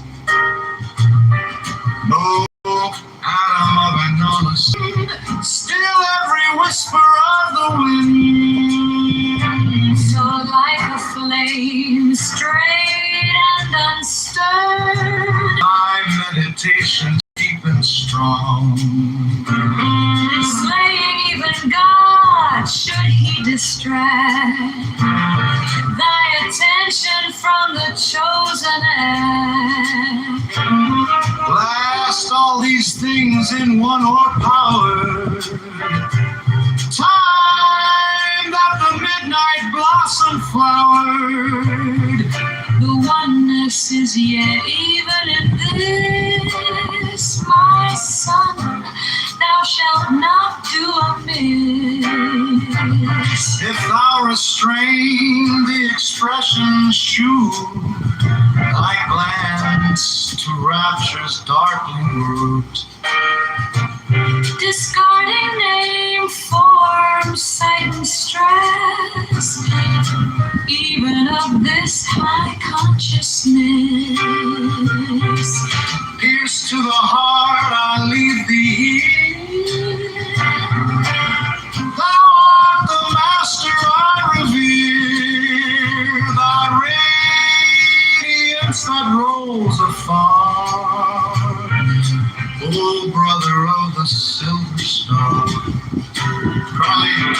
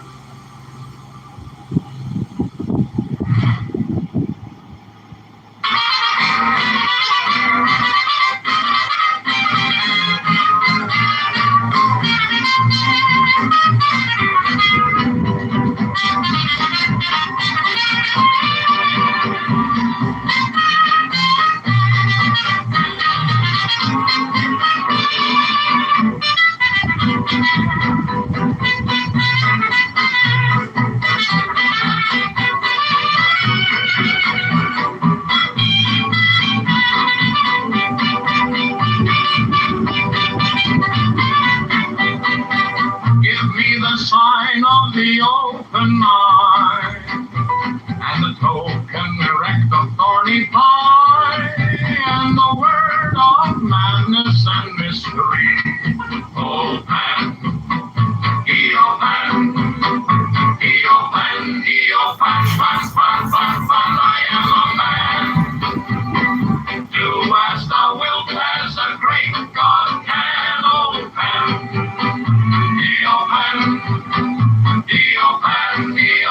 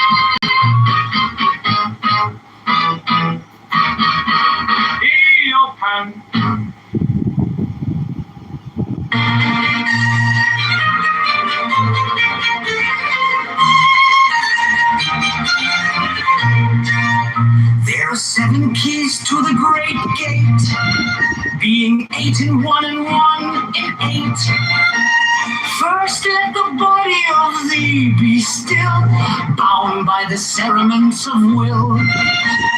Corpse rigid thus thou mayst abort the fidget babes that tease the thought. Next let the breath rhythm be low, easy, regular and slow, so that thy being be in tune with the great sea's Pacific swoon. Third, let thy life be pure and calm, swayed softly as a windless palm.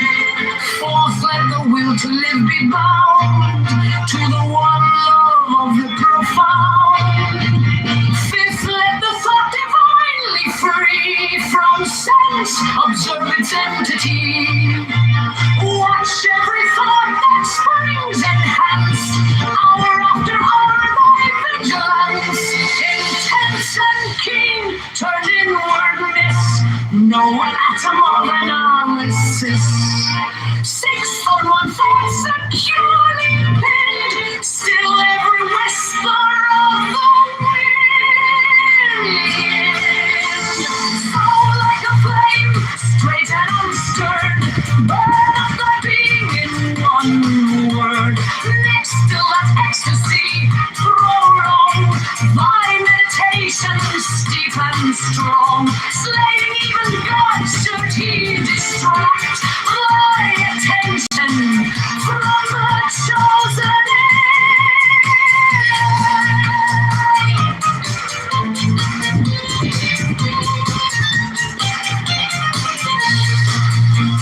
Last, all these things in one o'erpowered, time that the midnight blossom flowered.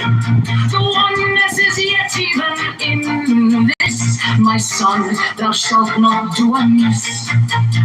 If thou restrain the expression, shoot thy glance to rapture's darkling root, discarding name, form, sight, and stress, even of this high consciousness. Pierce to the heart, I leave thee here. Thou art the master I revere. Thy radiance that rules afar, O brother of the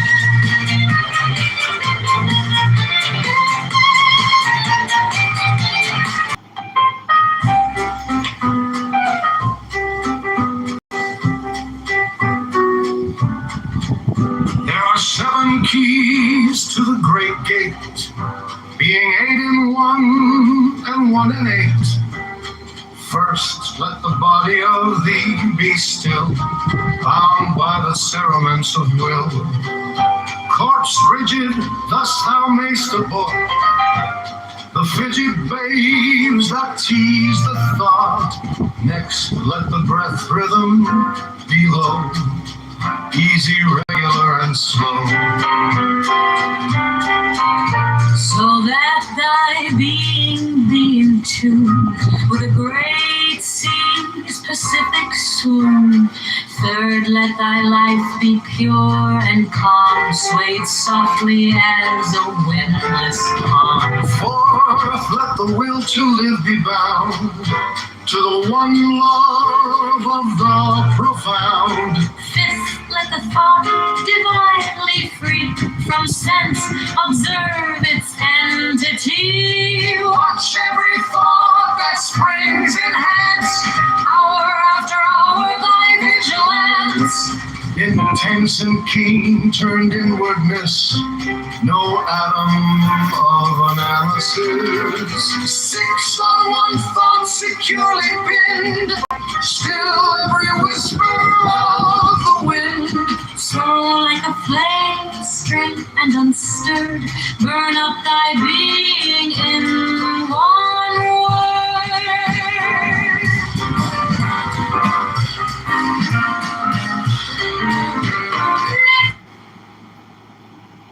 Alright, it's been the Giant Kitover, man. We're gonna put on Funhouse 4 o'clock break. Here we go.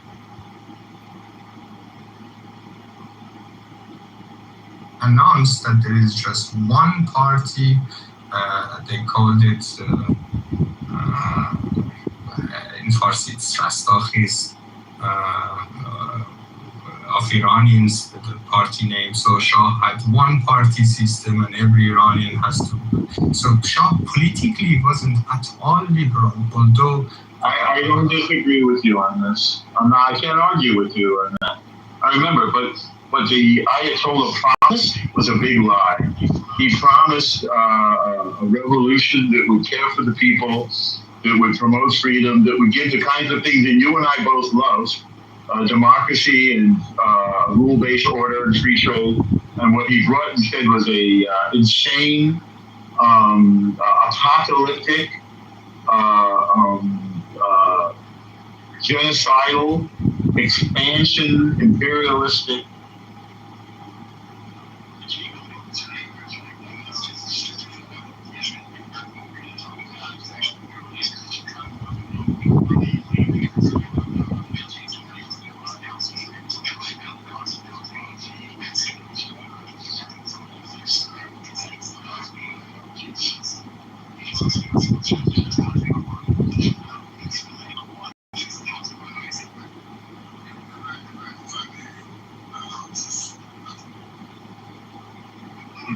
Wikipedia, I don't know if that's still a valid source.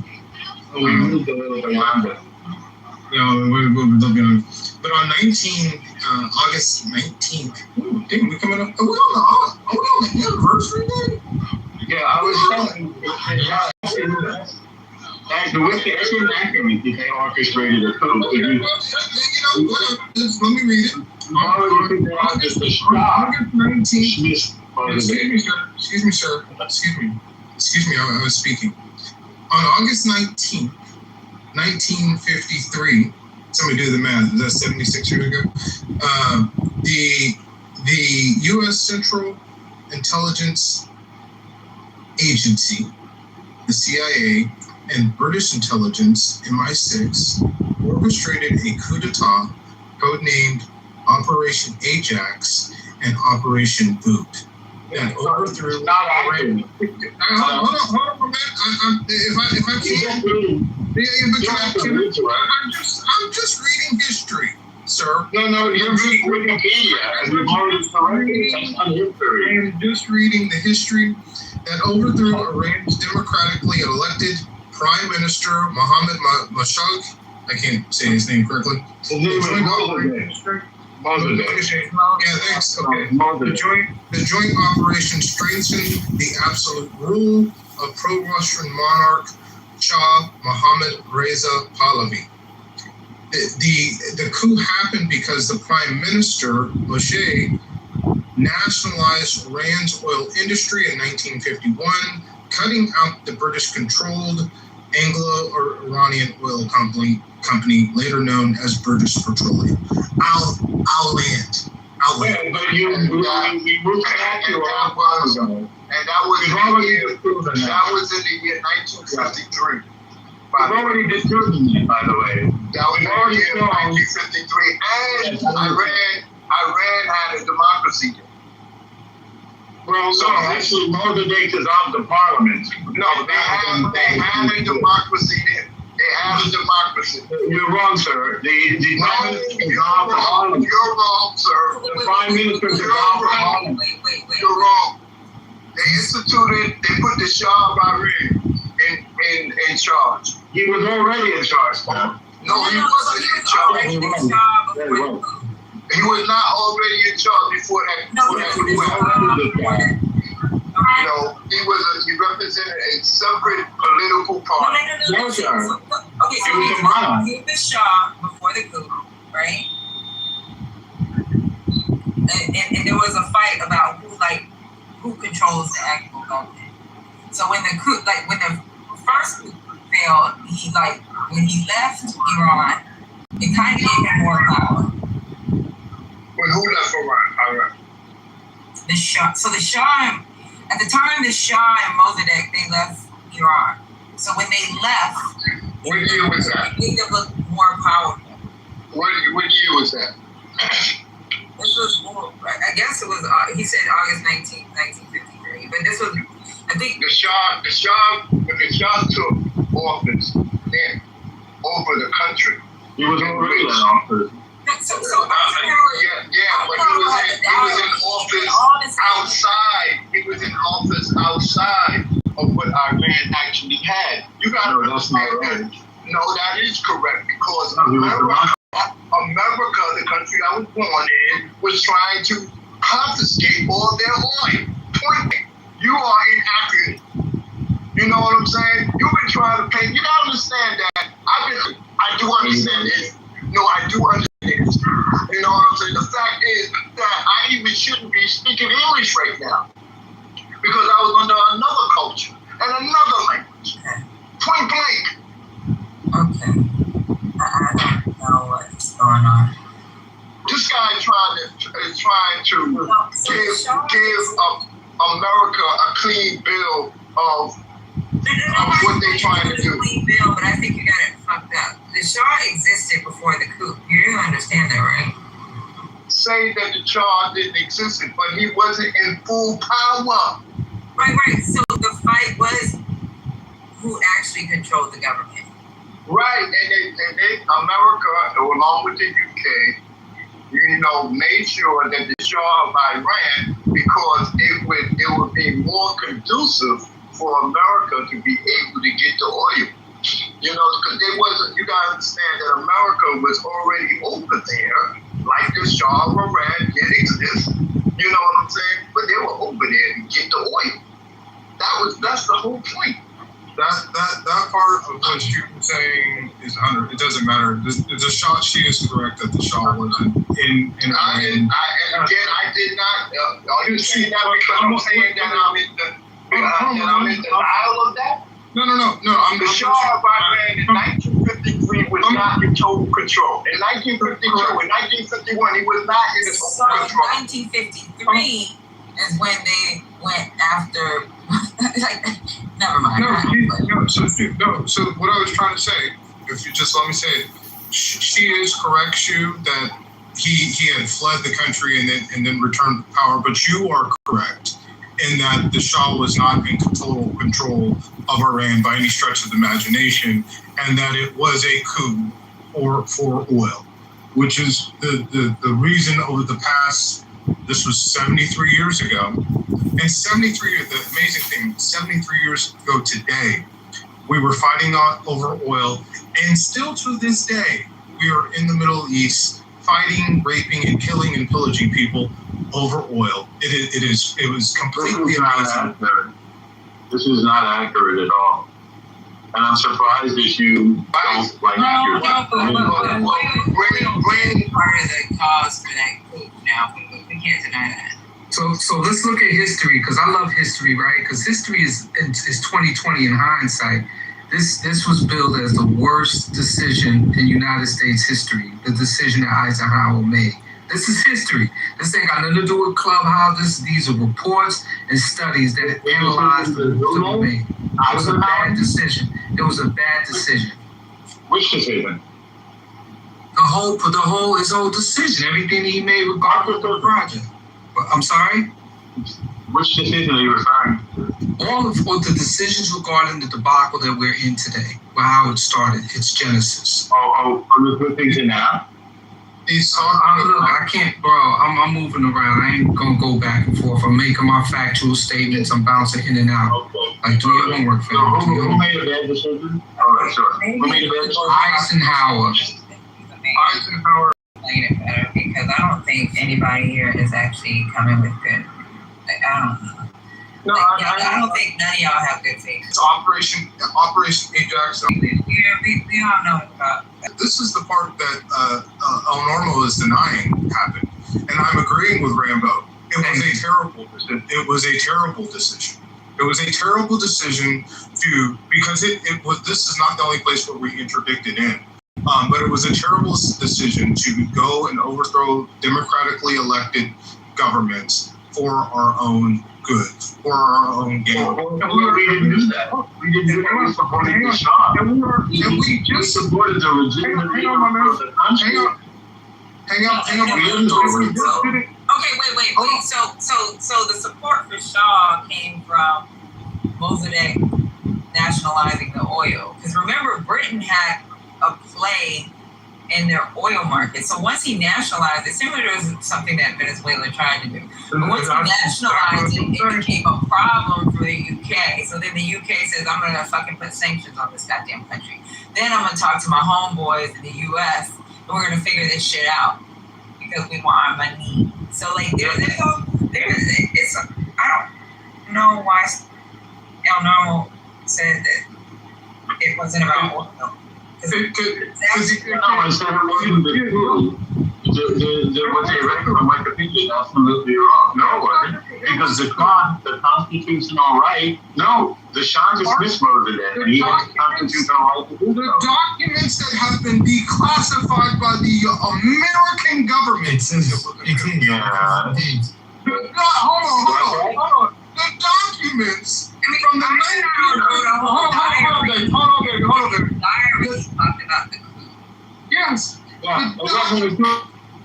The documents that have been... I'll tell you why. Because the Shah, under the Constitution... This is my point. See if you disagree. This is my point. The documents. We all can't talk at once. We all can't talk at once. Yeah, the documents. So the Shah had the constitutional right to dismiss Mossadegh, and he did so. That is not a coup, sir. Documents from the American government and the people that were in charge of the time say in their own biographies and their own volition that this was a coup. We have names. According to who? What document is it, sir? Sir, we have names of the operation that did it. And it's a bad point. Hang on, which document is it? What's the document? I think that the order from sorry. Just I'm not done speaking. Oh, sorry. And to Patty's point, we just witnessed the same thing happen in Venezuela over oil. And I'll land. Y'all can talk about it. But okay, so let's say he could have done that because they've done that in the past. But during that time, like, you can't say they were an absolute monarchy. They weren't an absolute monarchy. So I don't, maybe some of us need to Google this shit, but I don't think they were an absolute monarchy at the time because I remember seeing the videos where he acted, but I don't think y'all were absolute monarchy back then. So I don't think that it would have been, I don't think that was legal. I'm not saying it wasn't, but the prime minister, didn't he have to get voted in, right? So it would be more of like a and the Shah was not voted. Where can I go? So I think it would make it like easier to understand, because in between Mossadegh and Pahlavi, there was the previous dynasty, and that's when it transitioned from being an absolute monarchy to a constitutional monarchy. That it was that very point. But my point was that during the 1951, 52, and even into 53, it was a democracy. It wasn't no monarch. It didn't become a monarch until the Shah of Iran got control of it. And then it became a monarch for 20 plus years until they overthrew the Shah of Iran. So, true, they had a monarchy previously. There was there's no record. There was no record. Point to it. Point to it. Okay. I'm gonna go look it up. Look it up, baby. And she's right. So I think the Shah might have been, and it's just I'm saying I think he might have been mimicking what happened in the past, but that was, I don't think this was legal.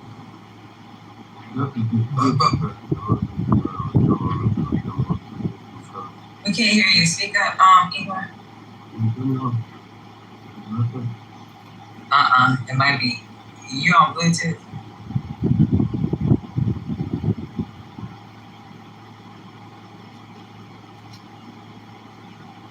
if I stop buying the machine? British.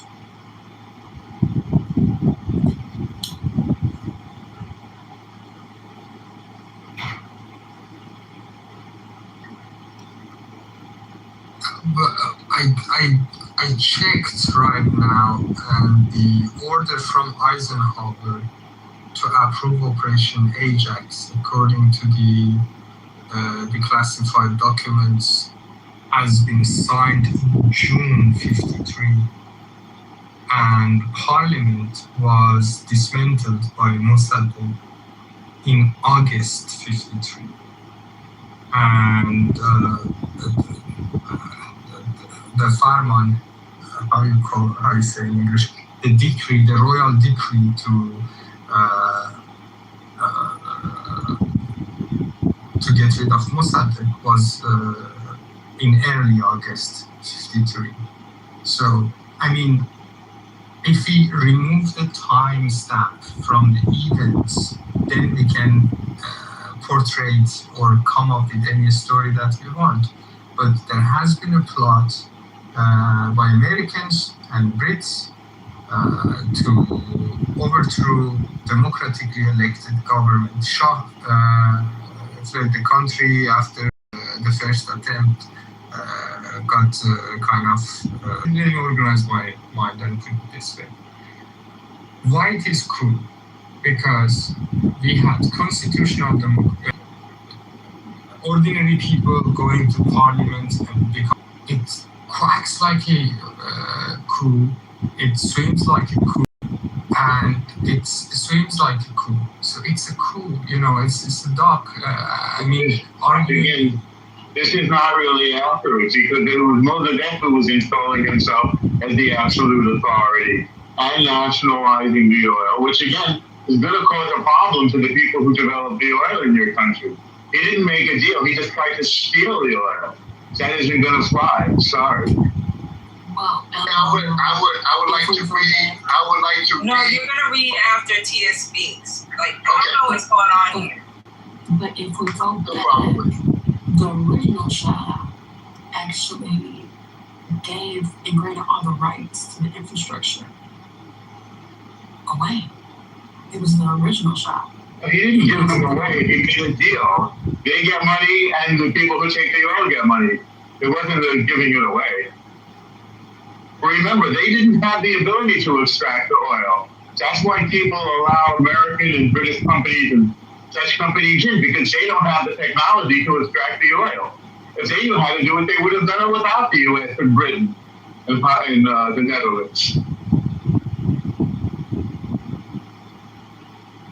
Speak now. May I speak now? Yeah, go ahead. Okay, thank you. In regards to what you're saying now, that is true. They may not have the equipment. But, first of all, let me read what I have come across. My question was there a democracy? This is my first question. In Iran during the 51 to 53. And it says yes.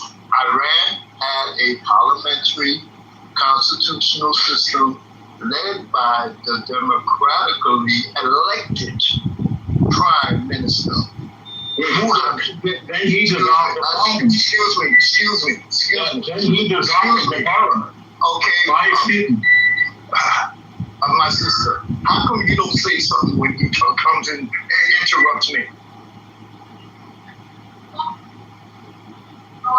Okay, Prime Minister Mohammed Mossadegh, however, it was fragile and tense constitutionally monarchy facing severe economic pressures from the British.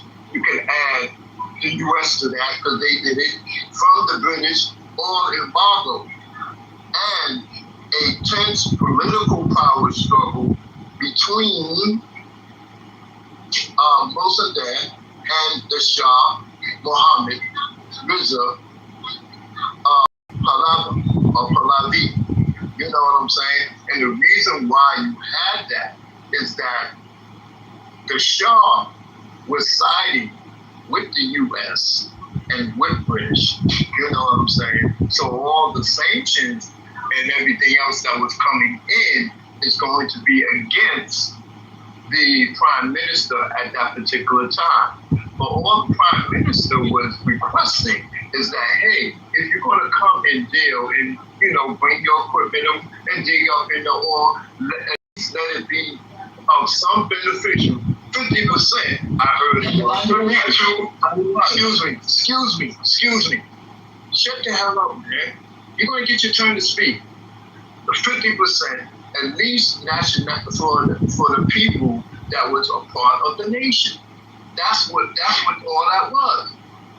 And because they refused, that's when you had the so-called coup, and they put the Shah of Iran. So now, you know, instead of sharing the oil at 50% with the nationals, they didn't have to do that.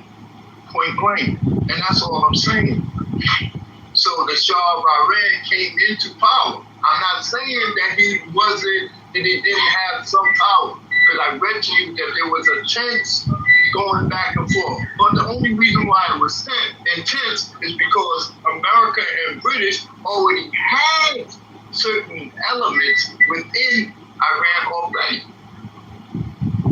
And the prime minister was saying, well, listen, let's hold up here. I mean, you're taking everything and you're not giving nothing back.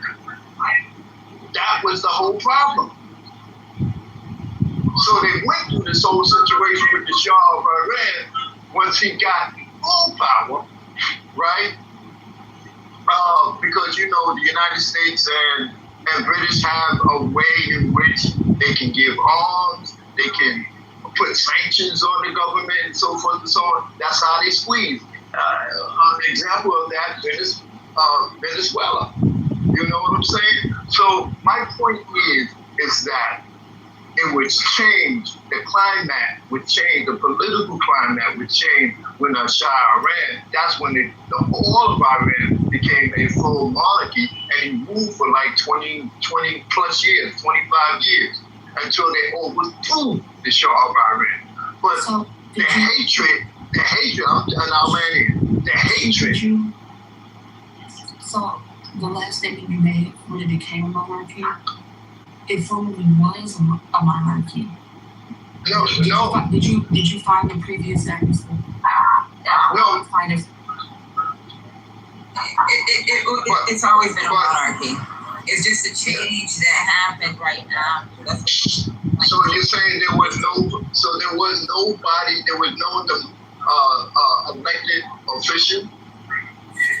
So they would appoint. By the people, I'm asking the question. Was there an elected official by the people?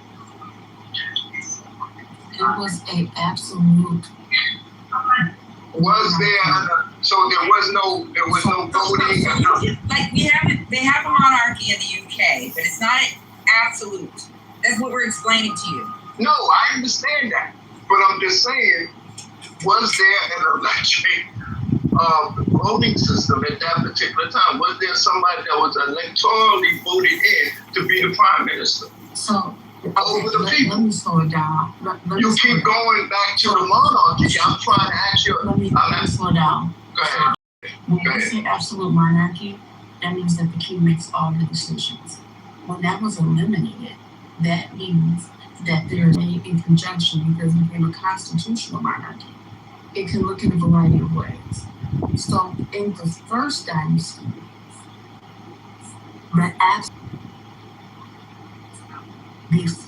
in that dates wrestling. That's what we're trying to say. Constitutional monarchy, actually we have this constitutional revolution which has happened around 1907. So Iran was absolute monarchy before 1907, and the constitutional revolution happened around 1907 or 1908. and Mossadegh is in 1953. Okay, but I'm asking, was there ever a democracy type of government, even with the parliament? Because we have that, we got Congress. Okay, but bottom line, was there ever a democracy where there was a deciding vote by the people of Iran, where they would elect a prime minister? I understand that when you go to 1908 and 1907, there was a dictatorship at that particular time. That's how the governments, European governments, including America, was able to get inside of Iran.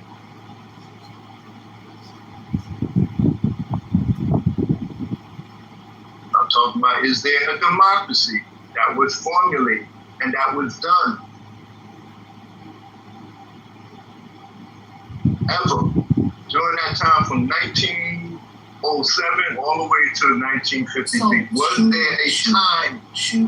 You're trying to No, I explained it to you. So listen, I explained it to you, and so because you didn't answer my question. So I'm trying to again explain it to you again, because I explained it to you and you rejected what I said. That's why chaos came off and gave you dates. So we know it's a linear movement. 1906, 1907 comes before 1940s. So he's telling you at that time, that's when the shift happened. That's when they were allowed to pick their own representatives up. It doesn't fit your narrative, and that's okay. At this point, half of the people on the stage, but more than half know the information. If you don't receive it, we can move on. It's fine.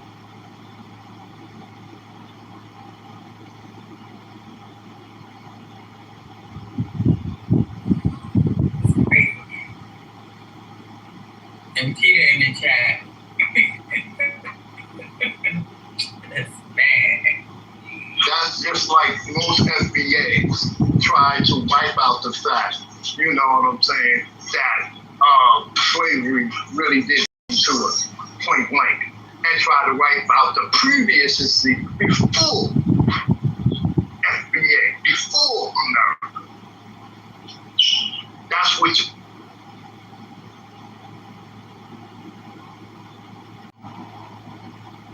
Reza Pahlavi. Qajar, which was really absolute monarchy. They are very well known for mismanagement, not caring about Iran territorial integrity, and so on and so forth, and they are not very well known. Reza Shah was the former foreign minister of that dynasty. Wait, Yes. Reza Shah was foreign minister.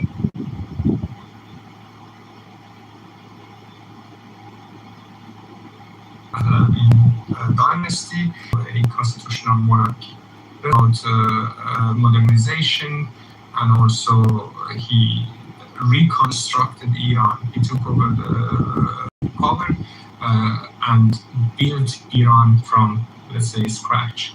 So Reza Shah, and later during the World War II, Reza Shah starts to sympathize with Nazi Germany, and then Iran gets invaded by allies. Allies overthrew Reza Shah. They sent him to exile, and they bring his son Mohammad Reza as a Shah. They install his son as a Shah. Throughout that time, Iran is a developing country, rapidly developing country, and it is a constitutional monarchy up until to the point which is 1953. I mean, as Iranian, you cannot deny that Reza Shah and Mohammad Reza Shah played a big role in developing Iran. how the Muhammad Reza Shah What about the transitional period between Qajar and Tahrir? Can you explain? What do you mean? The transitional period that the first minister of war became the prime minister. Then they chose him to become the king, but he wanted to be still the prime minister. Yeah, they were fighting inside nationalism. Yeah, it was a conditional national assembly, and there was a convention in Tehran between the other cities in that time, and they chose him based on the what I heard.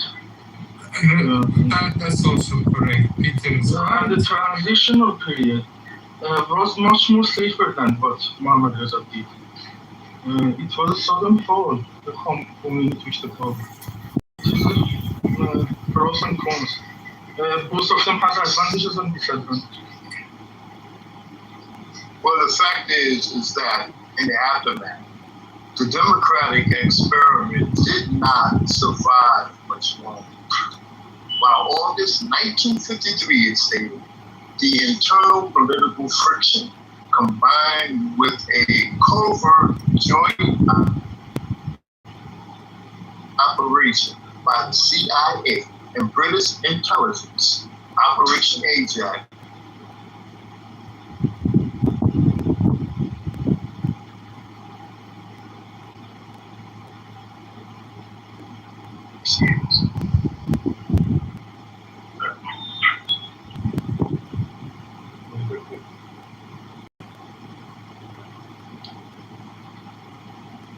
Alright, I'll just keep playing, and we'll break in between. So, Typically, the Strait of Hormuz. The president says it's open, says it's going to become a U.S. territory. Iran's lead negotiator says it's closed, and he said it will stay closed until the U.S. lifts its naval blockade. Are we at a standstill right now? What's actually going on? It's a standstill. I mean, one of the big problems is people using terms like open and closed, because it just doesn't apply to what we're seeing here. There are waterways that are going through, or lanes that are sort of going through. The U.S. military is still helping to coordinate with a small number of ships that are going through who want to coordinate with the U.S. military, but there are other ships that are trying to go through. And we are still seeing Iran on a daily basis launch projectiles, primarily drones at this point, but they still have the ability to launch cruise missiles at ships that are going through. In fact, today, one of the maritime monitoring organizations says that one of those projectiles hit a ship and caused damage to the engine room. So we know it is still a very dangerous waterway, but there are ships that are going through. And we just have to get away from this sort of, it's either open or it's closed. It's basically in the gray area between. And even if a few ships are getting through, that's not nearly what it was like before all this. It's nothing like what it was back in February. Yeah. What's interesting about this is the president just keeps saying over and over and over again that their military, that Iran's military has been completely decimated. There's a new report in Reuters today that says that Iran is ready to shift to what they call a fully offensive military posture because the talks have stalled. How can they be in any sort of offensive military position if, as the president claims, their military has been completely destroyed? Because it hasn't been destroyed. So, the capability, and they still drones that have been in reserves, ceasefire, or this period since the major combat operations ended, which has now been going on for months. Iran has been able to dig out some of the things that they intentionally buried during the conflict or during combat, and then in some cases they've been able to dig out some things that were buried by U.S. and Israeli strikes. And they've been able to move things around, to reconstitute a little bit. They were very badly damaged militarily, but they were not completely destroyed. So the question is, what will an offensive posture look like? Now, it will likely just, if any, what we've seen them do over the last several weeks, they'll probably continue to lash out inside the Strait of Hormuz. The concern is that they will lash out against U.S. allies and U.S. installations in the region, as we have also seen them do in recent weeks and months. The question is the scale. And, how big will they go here?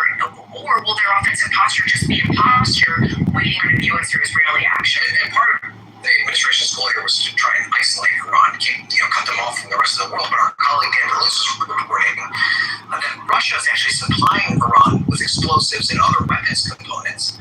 What can you tell us about Moscow's basically implicit, involvement in this war, especially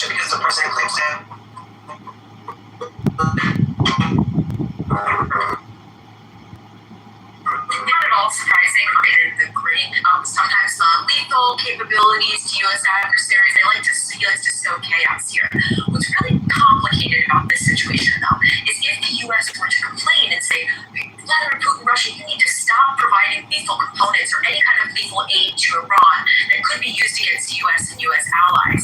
Well, Putin could turn around and say, well, the U.S. and allies have to stop providing lethal components to Ukraine that they're using against Russian soldiers here. And then what does the U.S. say about that? It's true that the U.S. is not directly providing weapons and equipment the way that they were under President Biden, but they are still selling them to NATO, which is this NATO component that's providing it to Ukraine. So that is a very difficult issue for the United States to have to deal with right now. Some NATO allies as well. Great, Jimmy. Thanks for that. Up next, I go one-on-one with a Democratic challenger in Any comments on the territory, U.S. territory of Hormuz?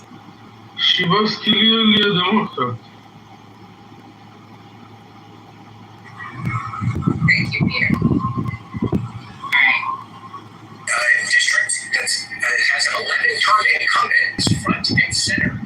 Former Broward County Mayor Dale Hollis is standing by. Don't go anywhere. This is Meet the President.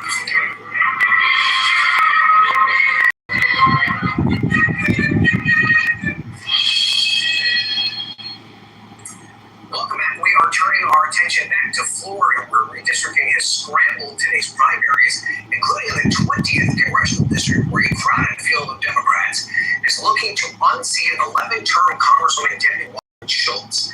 The 20th district has long been represented by a black Democrat, and her decision to run there after her current district was essentially eliminated has angered some Cameron County Mayor Dale Hollis. Mayor, thank you for being here. Voting is already underway. Just talk to me about how you're feeling about this race. What's your message to folks who may have not gone to the polls yet? Well, I was out at the polls and I came in to do this. You see me dressed in my uniform for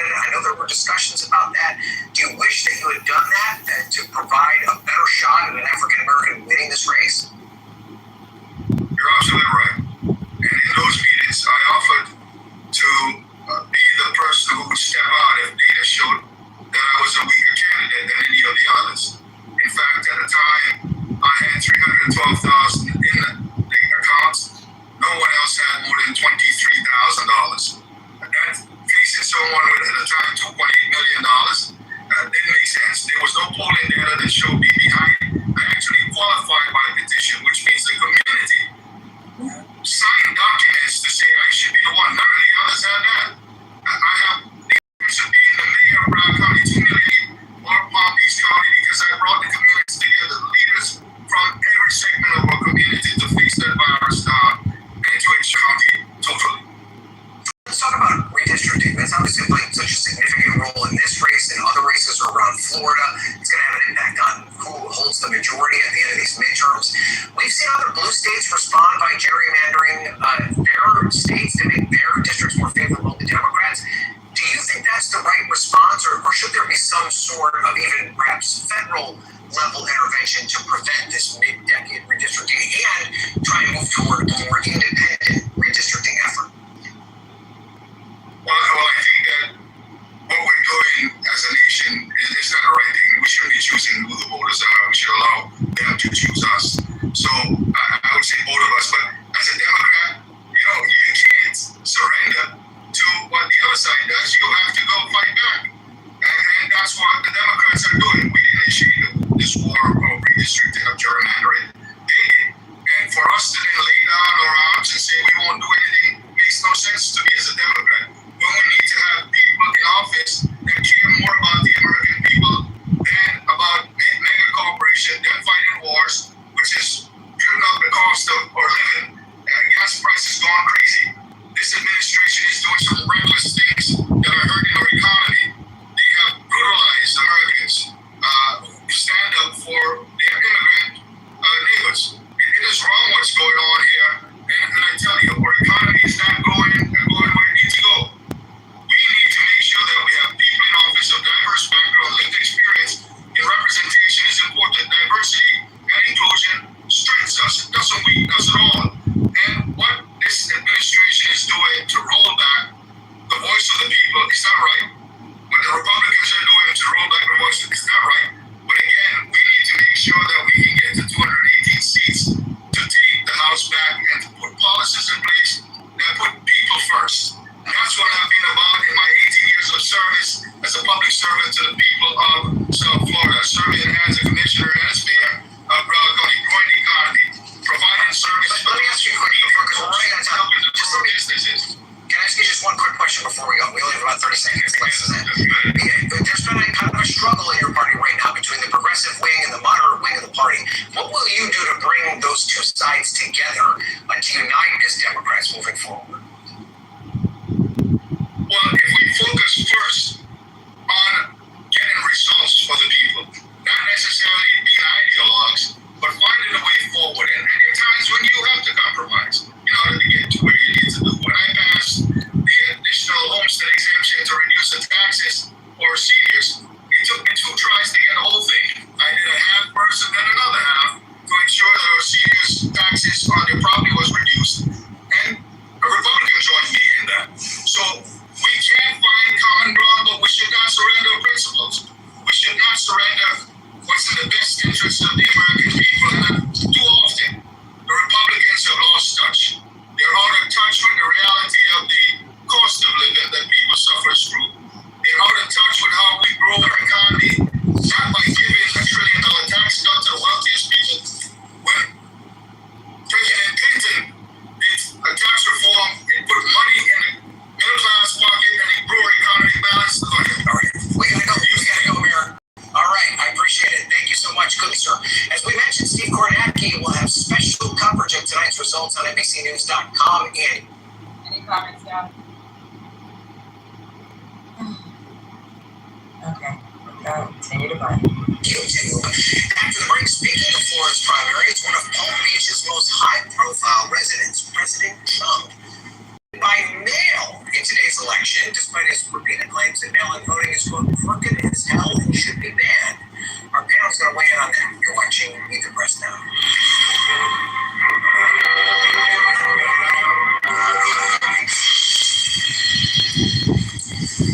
Welcome back. As we mentioned, it is election day in Florida, and despite his repeated and baseless claims that mail-in voting is cheating, President Trump cast a mail-in ballot in Florida for today's primary. The White House defending the move while simultaneously pushing for the Safe America Act, which will put new restrictions on mail-in voting, but won't ban it, which is what the president wants.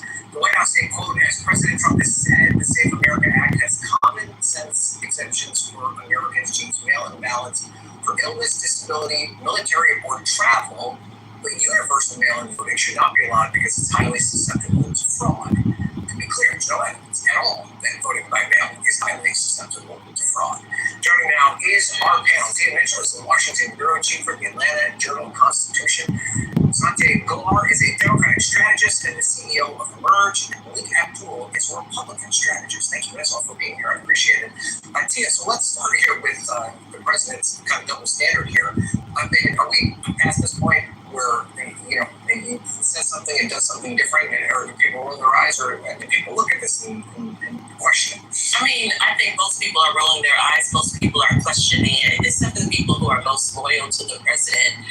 I think when he cites the travel exemption for himself, saying people like me, you can travel, it just doesn't ring, true. It doesn't ring like that really makes sense, because we know he travels easily. He has planes, multiple at his beck and call. He can get to Florida, probably wheels up the wheels down in 3 hours. And he does it pretty frequently. And does it frequently. He's voted by mail while still in Florida. So I think the attacks on voting by mail look to be about something different than just, feeling like it's fraudulent. Because if you really believe that, and you can vote in person if you wanted to, you would. He does not. So let me try to frame this question for you a little bit differently, because when you talk to the president, he argues that part of the reason that Republican voters aren't enthusiastic about this election is because they can't get the Save America Act passed. And it's the most important thing to Republican voters. So here he is saying one of the things that needs to be done is limitations put on mail-in voting, but then he turns around and mail-in votes himself. Is he undercutting his own argument by doing that? I think that President Trump, this is something that he's going to take to his grave.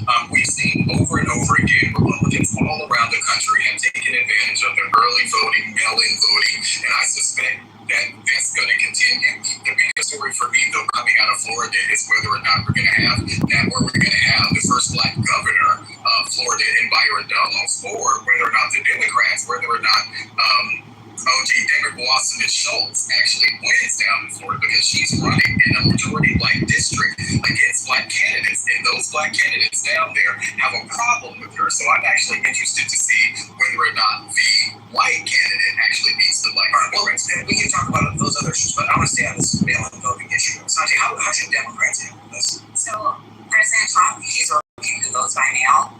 I'm a Democrat who votes by mail. This should not be a partisan issue, and that's what we should be talking about. We all want our elections to mail, helps people from all walks of life, all backgrounds, people who travel, people who don't travel, and that's what we need to focus on, is the work that is actually going to continue our elections, and not these baseless claims about fraud. If it was fraudulent, you wouldn't be doing it. So you cannot keep sending the people in the country all of these mixed signals. It does not help anybody. All right, let's turn now to a new development on the campaign trail. I don't know if anybody had this on their bingo card.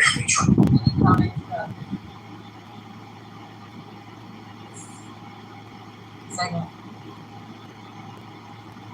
All right, I'm going to go ahead and keep going.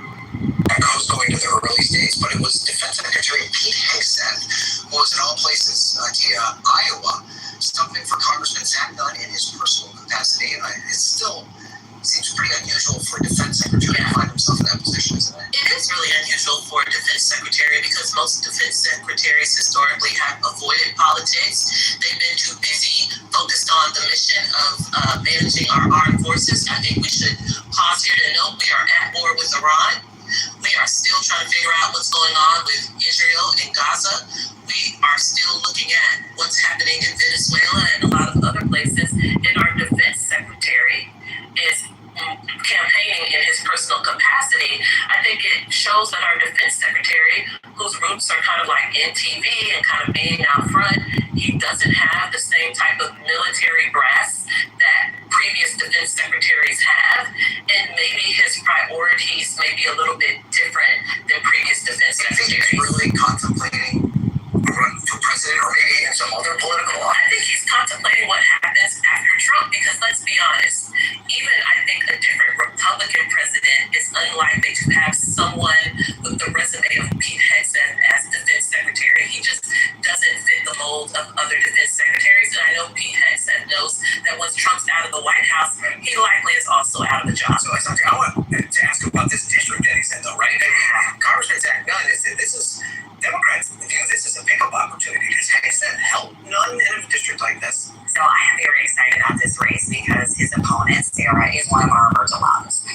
she has made this district competitive. So they are out there too because they scared, and they should be. Because Sarah is amazing, but it's also a testament to the environment. People want elected leaders in Congress who are going to fight for them. And this is one of the things that we've done right as Democrats with building the bench, having someone like Sarah who can go in and make this district competitive. So I am really excited to see what happens. And, sending the Secretary of Defense there, dude, we know about this plane situation. Like, there's credible threats.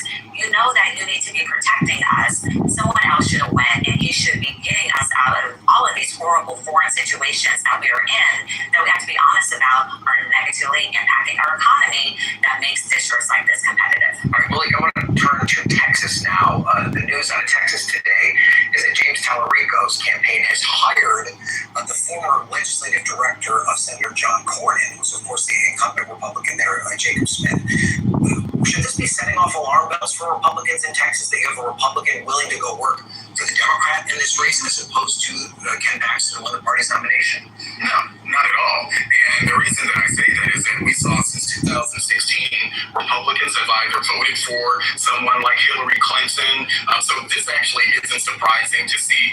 It's really not going to have impact on the race at all, just having a staffer joining your campaign. What really is going to matter is to get out to vote operation. And I've said many times before that what Ken Paxton needs to do, Google lawsuits, these are the things that he actually needs to be focused on, because the Tallarico campaign really is going to make sure that you remember every impeachment and every negative thing about him. So in his campaign, and I'm hoping that we're going to actually start seeing more of that. It's interesting too, because actually rushed to his aide's defense that he's going to work for a Democrat.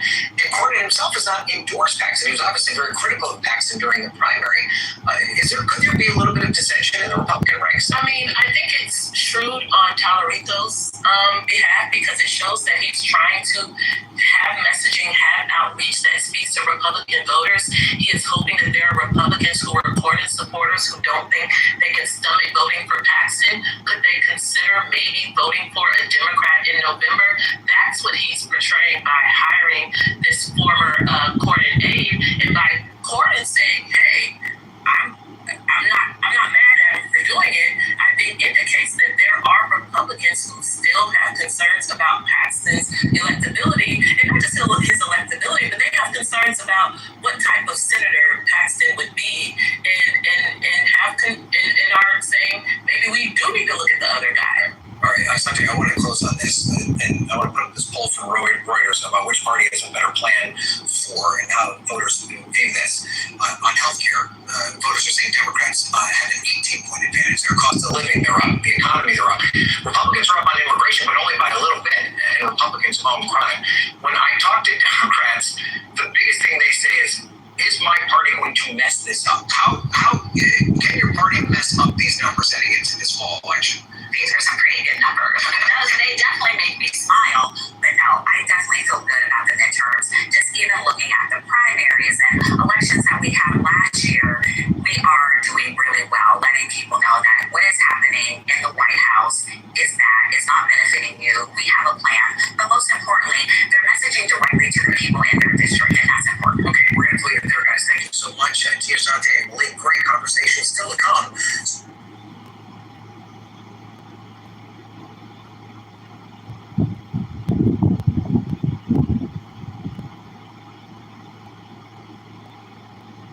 I fell out that room. Any comments, y'all? Oh, God. It was like perfect timing because I thought it was over. I was like, oh. It's like, I'm in the hallway. Any comments, y'all? I think it's really that Tallarico hired Cornyn Stafford because it just shows that he's willing to reach across the aisle in a place like Texas that would be huge to pick up those people who are like kind of on the fringe. You really don't know if they're going to vote for Paxton, you know? Yeah. I think that is I think that could be the deal for some people. I also think it's pretty cool. I think it's pretty cool that he went and told them, and they were like, it's okay. You would think you'd be like, fuck, we gotta save Texas, keep Texas red. I don't know.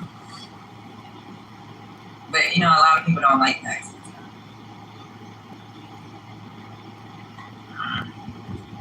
Any other comments, yeah?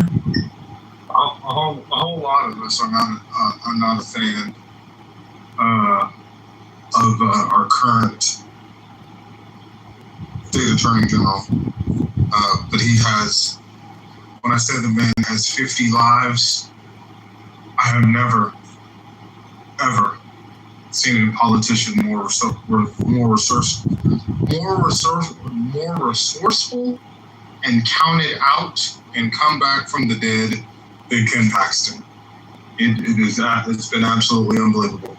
But real quick, in the chat, it's okay, Quinn. My God, goodness gracious, Quinn is the unhappiest person of all time. In the chat, because Elmer will ask when he comes back from the phone. I put in, it wasn't hard to find, but those are the declassified documents from the CIA, which were declassified by the Obama administration 13 years ago, August 19th, 2013. They declassified the documents which state explicitly that the United States and the British were involved in a coup. And what has also come out, which I didn't know, I just learned in reading this, the British, for a long time, didn't want us to release this information. We were going to release it before, but the British didn't, it was embarrassing to the British, so they didn't want us to release it. But those documents are available, and it was admittedly by our own government a coup. I'll end. Yeah, the idea that a monarch exercises his constitutional right to dismiss the prime minister who had dissolved the parliament is a coup is absurd. You can't explain it. Nobody can. So the characterization is the wrong. I'm not that sorry. I have to point that out to you over and over. So whatever document you're reading, you'll have to explain how a monarch dismissing a prime minister who had dissolved the parliament, monarch exercising his constitutional power somehow, you'll have to explain that. Saying, what did you just say? That a monarch? I don't know. Look, I don't even understand what you're saying. But the CIA calls it a coup. The Central Intelligence Agency and MI6 explicitly said it was a coup. And it was considered a great success, and it was the catalyst for other coups. It was the model for other coups that later took place in South America and other parts of the world. But that is what our own government said. So just dispute them facts. Yeah, sorry, I'm in the middle of getting some. Oh. The legitimate monarch of a country, that's the Shah, exercising his constitution to dismiss the prime minister is a coup. When the Shah was in power all along, and the prime minister had just dissolved the parliament. You'll have to explain to me what makes that a coup. You can't explain it. Whatever you're looking at doesn't explain it. This is a mischaracterization of history. Yeah, I don't know. I wasn't there, but the craziness that you will even argue against the United States, which covered this up for a long time. And now 60 years later after fact. Please don't play comment on behalf of us from our side. Don't suggest anything for me to do, advise me anything to do, or something. You don't need to be humiliated to find your position. You are a big grown man, find your... Yeah, I'm not talking about from the Iranian side. I am talking about from what the United States government disclosed in our own documents and what we see that we admitted that we did, which was create a coup to overthrow the leader of Iran at the time and to install the Shah, who then in turn became a brutal dictator. That is exactly what happened, and we did it. We did it because because of suggestion of France and notices, they were allies with the Shah. They promised. They are not in position, for example, the Democrats especially, to play on behalf of Iranians. What I should do if I don't do, if I am not an Iranian. You see yourself in that position. That is my biggest pain in my ass. You say that if I don't say like you, then I am not Iranian. You know, that is a very big fucking thing for me to act. I cannot tolerate this. I'm not sure if you can stand if somebody come to you, if I am as an Iranian, come to your town and says, this is what you do for your best fortune. What do you say in that point? You are like that for me now. I'm not sure what to say to you to deserve. what did you say? I mean,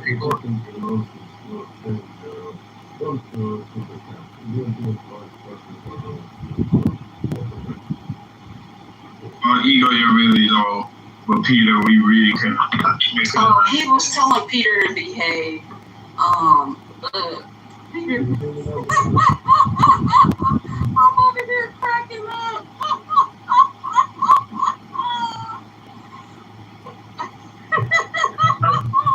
Peter, don't play with me. Peter, I wasn't talking to. I actually like Peter. You said you ain't an Iranian. You can't talk about the Iranian problem. Yeah, He said you not from the set, Trent. I'm not, and I wasn't talking about the set. I don't know anything about the set. You know, the only thing I know is that, you know, Alexander went through Babylon when he was going through Persia. That's like the extent of my knowledge. But in all seriousness, no, I wasn't talking about. No, Peter, I don't have anything against you, my brother. I think that you're a very good person. I promise, but you are oversleeping. You what? Peter said What did he say? Oversleeping from you what you know. You cannot rep the hood if you are not from the hood. Yeah. What the fuck? Okay. This doesn't really for your experience. For example, if I tell you something with your cousin who did this, what do you say to me in that point? I don't have any idea. Peter, all he did. Hold on a second, Peter. All he did was talk about information that our government released. I mean, if you're saying it's not true, yeah, he didn't do anything wrong. He said there's a link in the chat about documents and how the United States and the United Kingdom. Let me bring that's going to be wrong. So when Trent started laughing, I think that's where it kind of got messed up with Peter. So Peter, Trent didn't mean anything by the laugh. Yeah. And that's just Trent's tip. Like, you just gotta move past that. He didn't mean anything by it. But this is also irrelevant to the situation, current situation of now, that some other hostile power is conquering the land and settling the world. That this is my hostage and we cannot do anything. This is the biggest threat for the world, international stability and international terrorism. Plus, if you see the minimum income of the people inside Iran and compare it with the minimum universal income suggested by the UN, you will see that how they are living. If they want to change or not, this is some kind of history bullshit, irrelevant to the current situation, I think. All right. Moving right along. And it ain't a nervous thing. It's actually funny sometimes. It's funny to me, like when we'll sit up here and, like you said, Divine, deny things that the government has denied. And this is, I won't go into aliens, but this kind of goes in the same thing. Like when the government has hidden things for years, and now they're coming out and saying, okay, this is what we've been hiding, and people like El Normo will sit there and say, no, that's not true. That's not true. The government didn't deny it.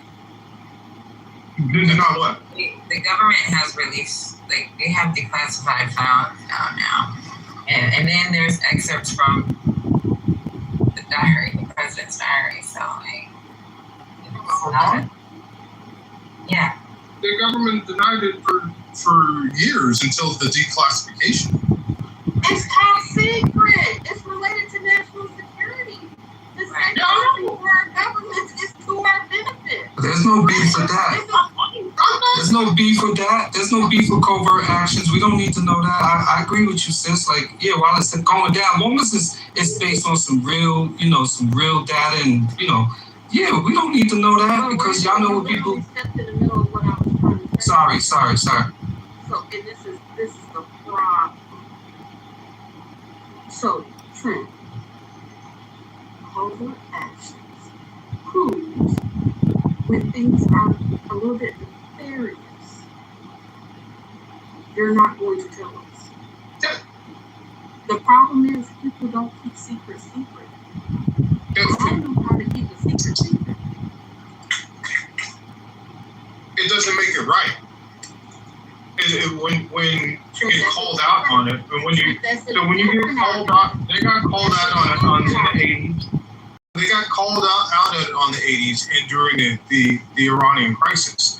And if people had known at the time how nefarious our government was and why we did such actions, perhaps they wouldn't have as much support and as much hatred as ginned up against the Iranian people as has been over the past, how long I've been alive, 40 years, right? If people I think was the reason. Some people represented my life. Yeah, the reason why we in the 70s or 80s were told that they needed to hate the Iranian people and that they were terrible people and that we should support Saddam Hussein and give him weapons of mass destruction, we later called them gas weapons, so that they could kill nearly 1 million Iranians. We told them that it was because the Iranian people were terrible. We did not tell the people at the time that we'd instituted a coup to get oil. And so if we had been clear and told people exactly why their people in Iran didn't like the United States and that we had installed a brutal dictator that was keeping oil from the rest of the country and only enriching the people around him, that would have probably created a different narrative, and maybe we wouldn't be in the situation we are in today. The people had a dictator trend. They had a dictator with the original dynasty that they had to abolish the absolute monarchy, and they deposed the original Shah in the first dynasty. No, this is not authentic. How did you understand this? Okay. This is some, I don't know how to say. This is another thing. Yeah, I don't think you got the history right there, bro. Is he presently in his country? I'm for the Pahlavi dynasty. Whatever you heard, for example, from the news or something, for example, that was about me too, You say, I am not familiar, and you say something really weird for me, I really don't know how to face this. You make some supposed things, default things, there are some defaults in your mind, but people want to prevent this. How do you know? How do you know? What was the source? I cannot say what you said. The sources need to change the details. Yeah. See, so the Shah was a brutal dictator. I didn't know that until rather recently either. But the Shah was doing terrible things to a lot of the Iranian people. Now, prior to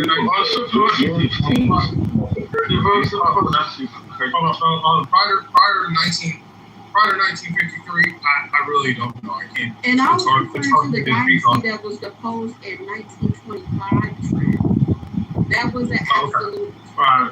It was not a sudden fall during 1924. I can't speak to 1925. Hang on, please. But for Pahlavi to Islamic regime, we can understand what you're saying more. Wait, okay. For the transition in 1925, there were a couple of years of transition. It was not a sudden fall. But for the takeover of Khomeini after Islamic and establishing the Islamic regime, was a sudden fall and it took over easier than others. For example, overcome those. Because there's some time that there were no law enforcement and they did whatever they could. And the board was much more manual than today. It was not really systematic. And so it happened by the support of your president too, Jim Carter, and the France's president who had some delusions, I'm not sure what to say to them. But yeah, they lost their biggest ally. You understand it now, alright? Don't you regret that you lost your biggest ally, one of your biggest allies? Honestly, don't you regret? And so what I do know is that it was wrong of the United States and Britain to depose a leader for oil. And had Americans known that earlier, had Americans known that in the late 70s and early 80s when these things became reported, we wouldn't have we probably wouldn't have taken so much hatred and action that we had towards those people. And that's what's important about our history is how we color it, and we don't tell the people the truth until 60 years later, and then we still have people like a normal that deny that it even happened. Well, Moses Twain did not have the truth. And you're hearing from him. The coup didn't happen. That was orchestrated by the CIA. That these documents are fake that they've released. Is that what you're saying?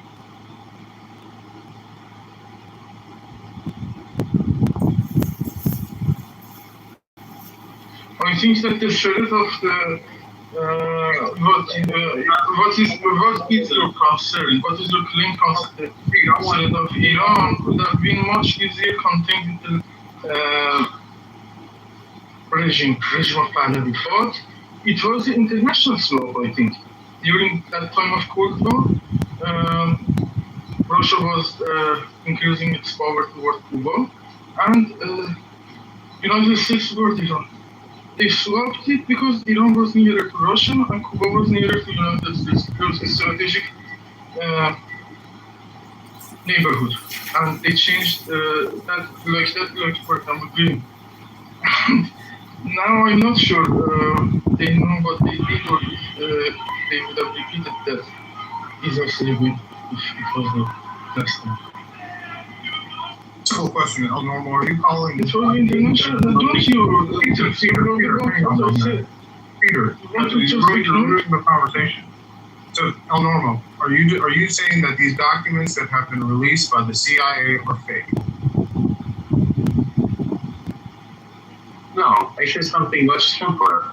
And Peter tried to tell you as well. You're speaking out of ignorance. And you can't even pronounce the names of the people that you're trying to cite. What I'm telling you is that it's impossible to say that the legitimate monarch of a nation exercising his constitutional right to dismiss a prime minister after the prime minister dissolves the parliament, that can by no means be called a coup. It's just not. And you can't explain how it is, neither can anyone else. That's what the CIA called. Right, I'm disputing what you say. I'm disputing. So are you saying that our... It's complete, okay, man. so So is it wrong for the CIA to call it a coup? It's a very simple question. Do they have their words wrong? Checkmate. It's over. Checkmate. Oh, he's on the phone. Yo, Trent, that was good, bro. That was very good. No, you are wrong, dead wrong. Are you discussed, for example, take it, so you're on the other side. You said, for example, you act like a judge boy, you act like Iranian in front of me. You want to play on the sides, right? On the sides for you. Okay, so okay, thank you, Trent, man. Good shit, man. Good shit. Couldn't stay in the room, but I appreciate that, and I love like when there's just facts and people just can add, their cognitive to a situation and break it down. Thank you, because I definitely don't have the words today. I just, but thank you for that. Both of you in concrete, I just, we should be able to tell the truth about what happened, the good and ugly of our history, and it's not all good. Yeah, and we don't always agree on everything, but some things is just under freaking deniable. Like we see the game, we know the game. You gotta look at the game in the blueprint, man. That's all. Like when we find the blueprint, we see how it's been executed. Okay, you so I can't did deny find it. something. Let me go ahead and read this real quick, okay? Since everybody knows the answer. Okay, so what makes 1953 complicated is the Shah issued royal decrees. The Shah supporters, the CIA claimed that this was an exercise of the Shah's constitutional authority. But that was the U.S. and the Shah side of constitutional interpretation, not a fact. Mossadegh explicitly told the U.S. ambassador, Leigh Henderson, that the Shah's power was essentially ceremonial and that the Shah had no right on his own responsibility to change the government. He therefore considered the dismissal of the decree invalid. So another revealing piece of evidence, a CIA report from July of 1953 that said the proposed referendum included revoking the Shah's power to appoint prime ministers by royal firemen. This shows that a royal prerogative was recognized by important actors at the time, but also that its scope was at the center of the constitutional struggle. The Shah claimed a royal constitution prerogative to dismiss Mossadegh, and his supporters considered it illegal. Mossadegh rejected the interpretation, while the Iran's constitution also established the parliamentary responsibility of their own government. Does this sound familiar, ladies and gentlemen?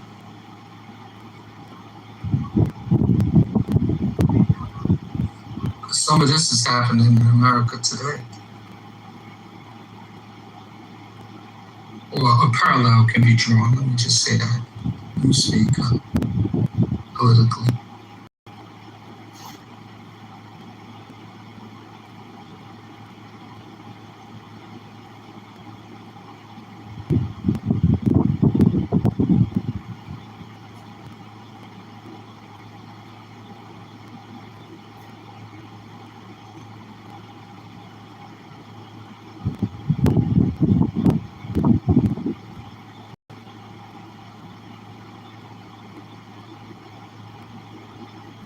Yeah, and there were a number of people killed. The Shah, at least 300 people were killed as political prisoners. The number may be higher. There are estimates that go as high as 60,000, but people think that's it. But somewhere at least 300 political prisoners, and then during the revolution, another 5,000 or so. I actually thought, because the Shah was treated here in Houston for was it cancer? I can't remember. It was a heart problem. I know, but the debate was it cancer? Yeah, and it was the Debaki's. Suspicious. It was DeBakey's dad. Well, another son, Michael DeBakey, is the one who's a famous surgeon that operated on him. So I always heard Shaw was a, upstanding man. It wasn't really until, like I'd say, the last couple of years that I learned about the brutality that took place during his reign, and why it took place and why we were in support. So, our history books tell a much different story than the reality of what took place.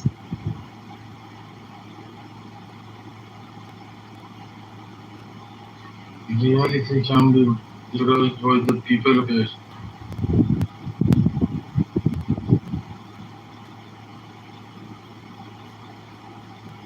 When Ben is in here, so we talk about the neglect season. That's what really what we're talking about is that.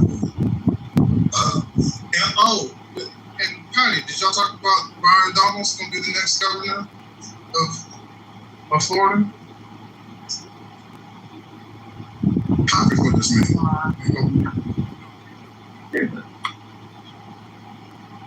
I told y'all, you know what I'm saying? You just gotta smile and ignore things. I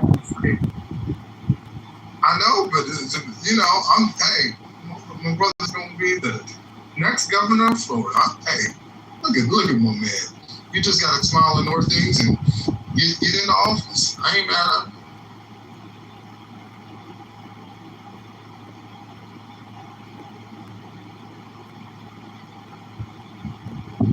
All right, didn't you have breaking news that texted me something, Tia? Carmelo Anthony, they transferred him back to Allen County, Texas, to have a hearing on one of his post-conviction motions for the judge to recuse. What was the judge's name? Let me look at it real quickly.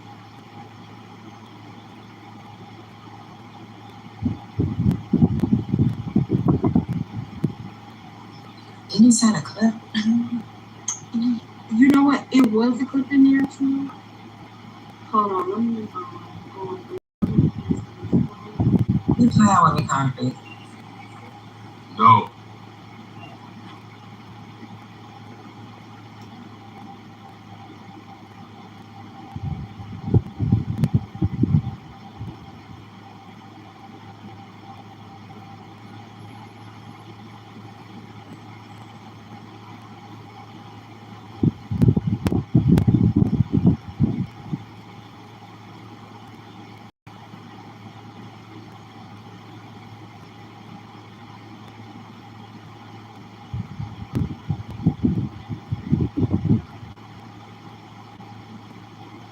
What's up, brother Defy? How you doing, brother? Igor, Gwen Stefani, fuck you all know him. Frank, excellent job earlier. And Peter, go fuck yourself. Thank you, I'm done. You just There is some breaking news. First of all, don't go watch Britney Spears' latest video. I mean, seriously. Woo! And then we have officially passed $40 trillion in debt in the United States. Give yourselves a hand. I'm excited. What are you excited about? We are $40 trillion in debt because look, you got to be doing some serious spending to be $40 trillion in debt. You must have had a good time. You've been having a good time for the last 40.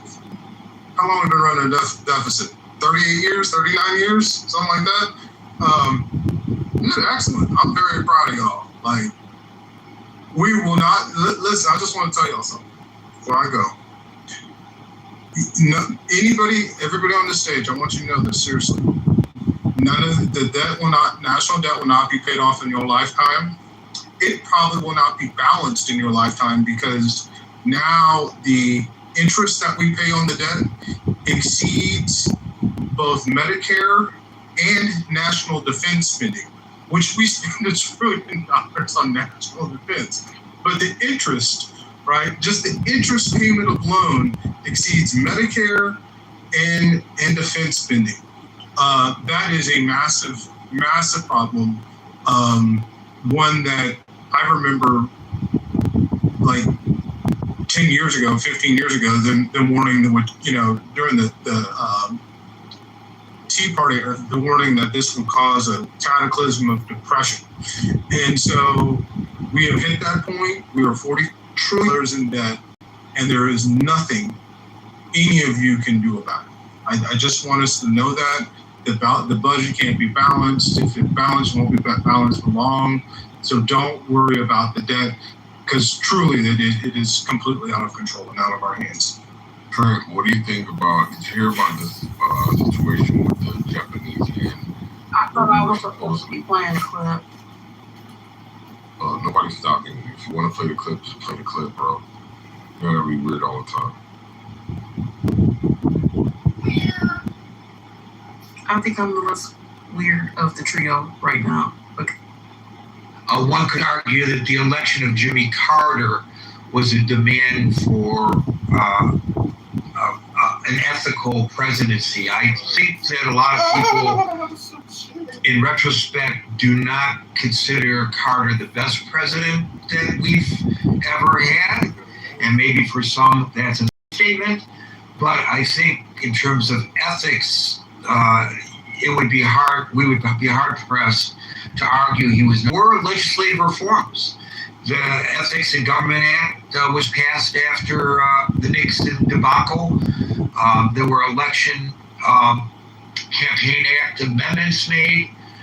I was active in the Freedom of Information Act in my state as a journalist. I was the vice chair of the FOIA committee in Michigan, and nationally there was an FOIA act that passed. The Sunshine Act passed. All of that were reforms that were post-Nixon. I don't know if there's an appetite in Washington for similar reforms post-Trump. We will see whether there is. With regard to the question of coverage, and again, a lot of times we are looking at things through our own prism, and we have a hard time stepping back and looking at it in the aggregate. The analysis that I've been able to look up shows that the volume and frequency of media coverage tracking Trump's controversial and unethical actions is, believe it or not, higher, more continuous than the coverage Richard Nixon faced during the Watergate scandal. And I'm not going to get into the details of it, but if you look at some of the analyses by people who have actually looked at this, that's the conclusions that a number of organizations that have looked at this have reached, not just one. I want to ask you, however, Simon, from the perspective of somebody who's in the UK, and I know you don't speak for everybody there nor the government there, but when you have a president who it is perceived is making decisions, not just domestically here in the United States, but internationally, that seemingly are made to, or maybe coincidentally, benefit people in his orbit, including members of his own family. Does that erode confidence in our allies, in their ability to deal with this administration? If they feel, do people there feel that this president is putting his personal interests above interests that might affect the people of Britain, for example? Yes. without a shadow of a doubt. I think initially the governments, not just of the UK but Europe in general, were trying to work out how do we deal with Trump. And I think initially it was about, well, let's mollycoddle him. Let's appeal to him. Yeah, hoping that we're appealing to his I say soft side, but his better judgment. And what's happened over time is realised that that's not working, and that he is effectively a bully, and we've got to deal with him as a bully. Yeah, and we've just got to ride out his presidency, pretty much. Now, European countries, we should have invested more in our own defence. But outside that, when it came to the use of tariffs and things like that, we don't see the sense in a tariff, because at the end of the day, what happens is it's the consumers that end up paying more. And if you think you're going to shift manufacturing at the levels that's relevant, where 70% of Amazon products are created in China, you're going to manufacturing from China to the US just like that through the use of tariffs. We don't think that that's credible. And of course, we now look at him and we look at the abuse of his position. Like what was that free social, where he's asking people in Wall Street to pay him $100,000 a month to get ahead of the game in terms of information. Well, it's that's all we all think. And there's also an element of, is he actually in bed with Putin? I don't personally believe that, but there is sort of a, have we got really a crazy person? So overall now we're dealing with the bully.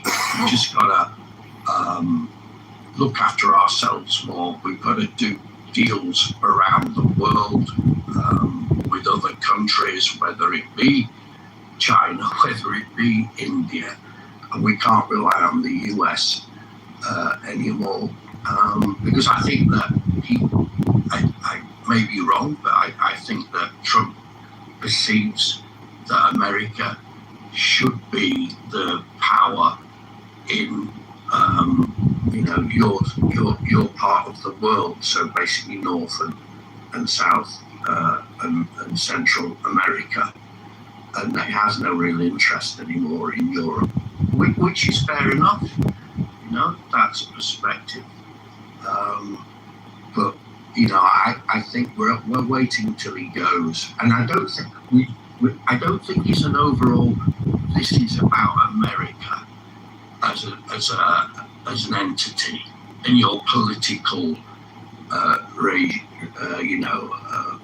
processes and what you represent in that respect.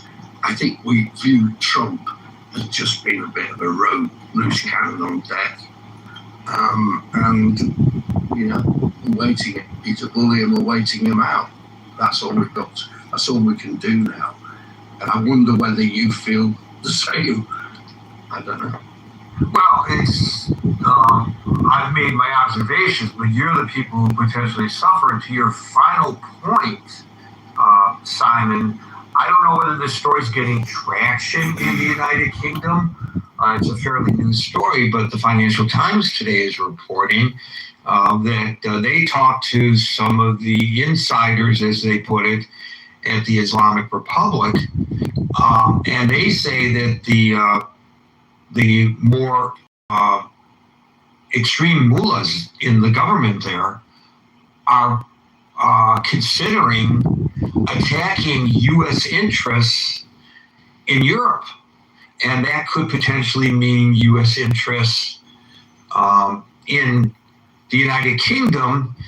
And I would just point out by an Iranian drone. So this would be something that Europe in general, but the BRICS maybe even in particular might be paying attention to. And based on what you just said, if you were aware of the story, or now that you are you concerned that the United States would not, as the NATO pact requires, come to the aid of the Brits if that should happen? Yeah, I mean, obviously, you cannot not be concerned if you think that the Iranians have got the capability of hitting US bases in the UK, of which they, since the end of the Second World War, there has been those bases. So obviously that is very concerning. How realistic that is as a proposition to get missiles from Iran to the UK. Well, drones. I don't know. Our drones have the capability of traveling that great a distance? Yeah, without actually being an expert on drones, when you see what's happened in Ukraine attacking Russia and sending, drones that far, then yes, it sounds like it's possible to actually be effective. Well, we don't want that, yeah. But and I don't know as a British person what defence mechanisms we have that aren't reliant on the US to protect ourselves if that was to be an eventuality. Obviously, there's difference just in distance between Cyprus and the UK. Yeah. So I don't know. But I think we have to be in a position where we can protect ourselves. That's one thing that taking away from Trump's rhetoric about NATO. Because at the end of the day, NATO is there that we all come together when we're attacked, not when we go into war against someone else. It's not an aggressive pact. It's a defensive pact, is NATO. So, but obviously that didn't suit what Trump wants to get out of it, and he didn't want to spend the money on it. So that's fair enough. Go to fairness of the conversation, because I don't want to be misleading, because I just looked it up. They do not have the capability of their drones if they were to be launched from Iran to reach the United Kingdom, but they certainly have the capability of reaching Europe, but not the United directly. And by the way, I just looked this up as well, depending on whose count you're going by, 15 to 16 U.S. military operating locations in the United Kingdom. 12 of them are U.S. Air Force operated bases. Yes, none of that surprises me. What you just said, none of that. By the way, we're pretty darn for your economy there, because there are, according to The Guardian, 12,300 American military personnel and civilian employees permanently stationed in these sites. And of course, they spend money and it costs money to run the sites. And so it's probably advantageous to the British economy that we have so many bases there. So I mean, for sure, but the basis on which you're there is obviously as a result of World War II. The Cold War. So World War II, actually. That's the basis of it. For sure, but subsequent to that, obviously, it was about the USSR and not succumbing to that. So right. So we've both got a defensive benefit out of that. Yeah, but it seems that in Trump's world, that's not required anymore. No, we see that for sure. Thank you, Simon. Appreciate it. We'll go to Lancet, followed by Chick. All right, thank you, Gary. Hope my voice is clear today, but never know. You're loud and clear. Oh, good. Good for a change. So I'll go back to the main question. No, it's not appropriate, and the numbers don't lie. I mean, Trump his whole life has been a real estate developer. You would expect him, I guess he was pretty successful. Never mind all the bankruptcies and all that he had gone through, but he's a pretty rich guy. He's always been since the 80s. I think he's been, not one of the richest in America, but pretty wealthy. But the jump in his net worth, especially in the last 2 years, has been the greatest jump in his net worth over the years. And it comes from things that, that is not what he did before or what he owned before. Meaning that it's not like he owned assets that grew up in value by $4 billion, because he went up in net worth by about $4 billion based on Forbes magazine from 24 to 26. And that's pretty much about a 300% jump. Like he went up 300%, threefold. That didn't come from his buildings going up in value threefold. That didn't come in his, I think he owns a winery going up threefold. That didn't come from his golf courses suddenly being worth 3 times more. But it came from these new ventures in things like cryptocurrencies, which he never, his whole life, he was never involved in anything to do with technology. His claims that his sons are the ones that are into crypto. His sons also are, I mean, they're not young people, they are in their 40s or whatever, but prior to 2024, there is nothing documented that either Donnie Jr. or Eric have been involved in anything to do with technology or with cryptocurrency. So the main reason the crypto wealth is because the crypto business has a Trump name that invested in it lost their money. I think over 97% of people lost money. He made a lot of money out of this selling your name in it's called a meme coin.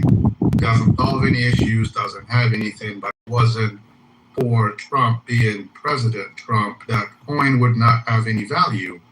So it got created. It was a windfall for the family. People invested in it, and then of course it did go down. But you got other investments for Liberty Financial with the involvement of foreign government like the Emiratis that facilitated a $2 billion acquisition of a portion of the company that went straight to the Trump family. I'm trying to say that if Trump was a real estate developer without being president, and he tried these meme coin things, I'm not going to speak with certainty that the success that he would have gotten, it would not be as close as he got because he did start the cryptocurrency as a president. So that boosted these asset values by a whole lot.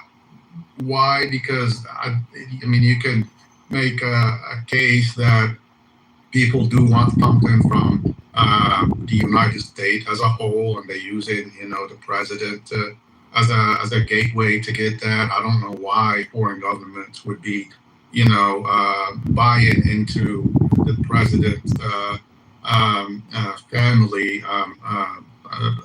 It's classified now as a financial corporation.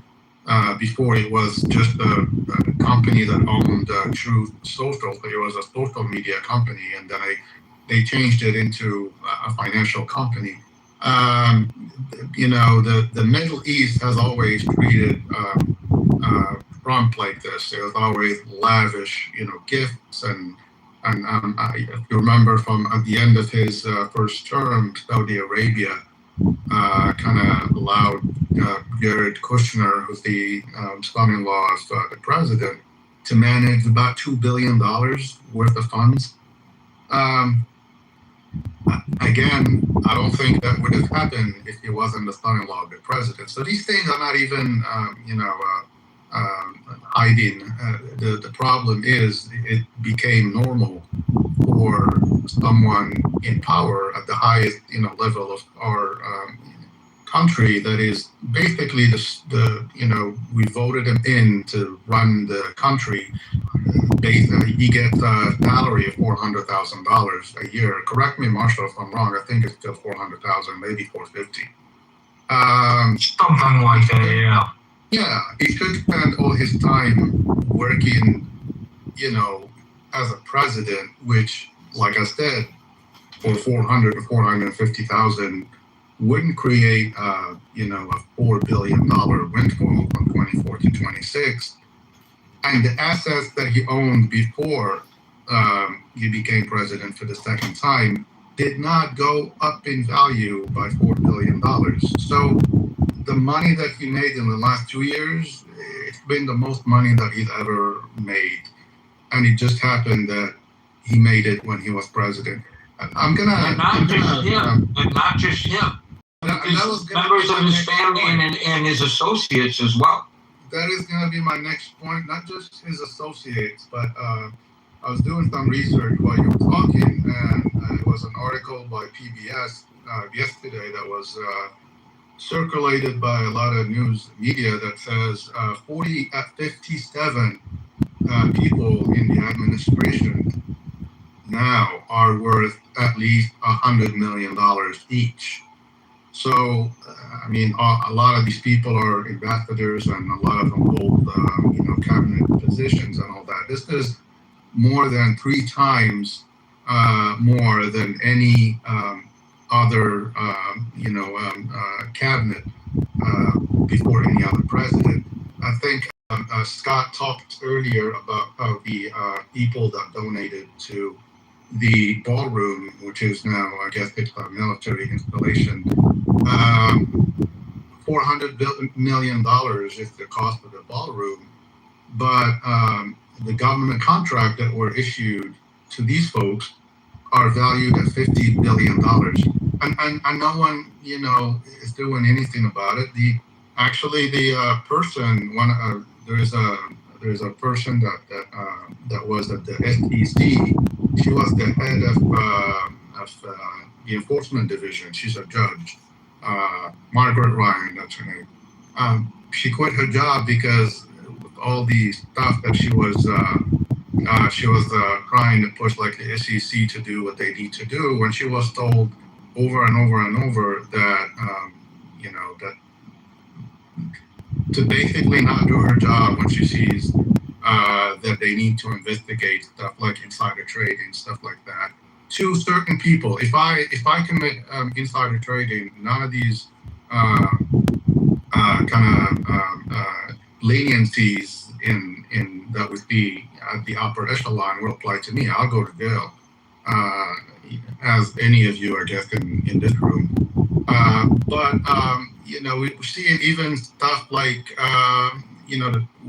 we saw how the posts that the president posts in his social media, a little bit after the post is posted, that suddenly a bunch of trade happened in the stock market, whether it's oil, whether it's particular stocks, whether it's buying or selling. And a lot of people benefit from that and wonder, like, who are these people? How would they have known that the president was going to mention this thing that's going to have this impact on the market? They actually committed the trade 5 minutes before the post was broadcasted publicly. So instead of kind of going back and maybe not and saying, hey, this smells like insider trading, he's now selling early access to his post. So you too, Gary, if you have a membership, I guess, through social, can get the early, I guess, warning. Or yeah, I've got at least $100,000 a month, and I'm happy to spend on that. Monson, let me ask you another question that just comes to mind. Earlier, I asked somebody whether they were concerned about a trickle-down effect. He's studying an example that might affect people who are not involved in government in their daily lives, the ethics in business and in their personal relationships.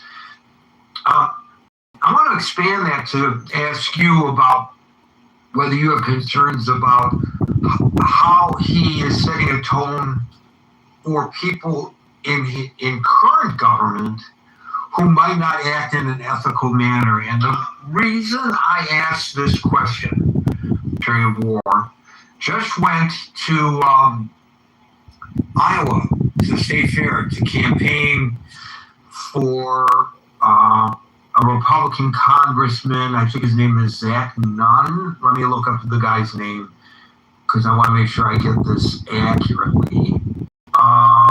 Yes, Zach Nunn.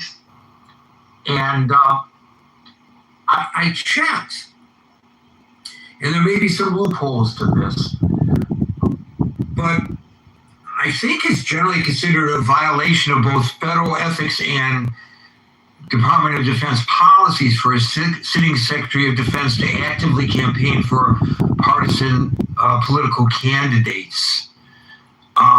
Other cabinet secretaries are not bound by these restrictive rules. Whether it's a violation or not, is he setting a tone that affects all of government, not just him and his associates and his family members?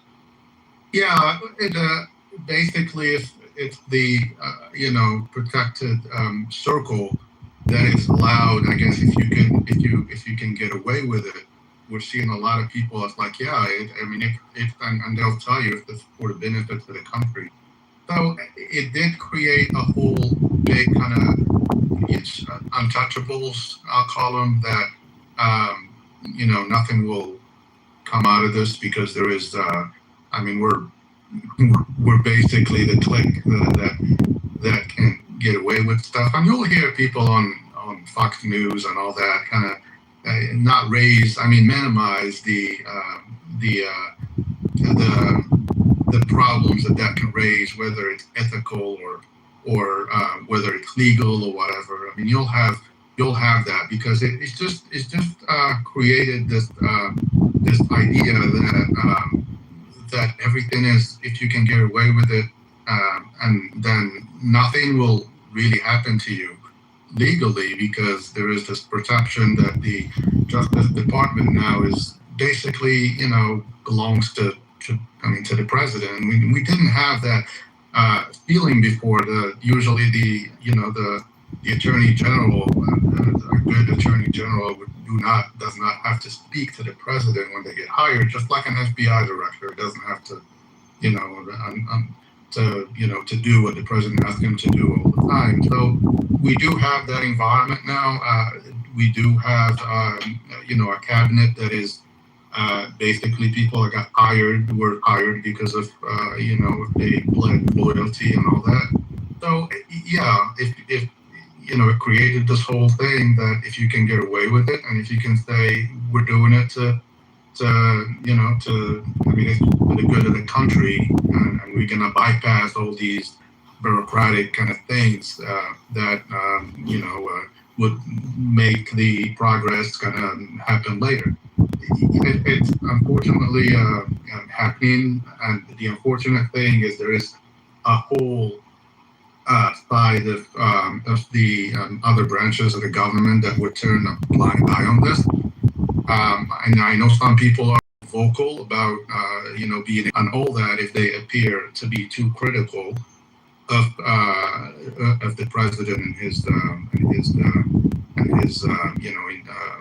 circle. Hi, how's it going?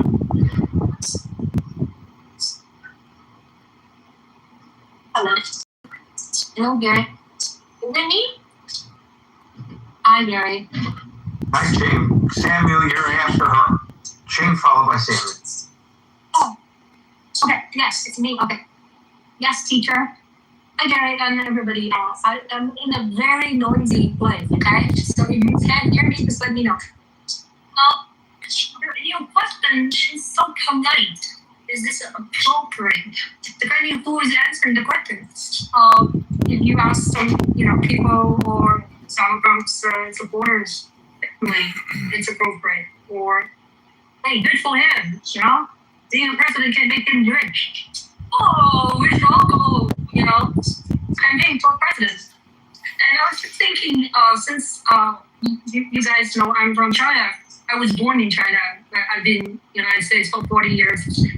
I was thinking Chinese leaders, they're just like as stuck as Trump, right? They're making a lot of money out of their have powers in many different ways.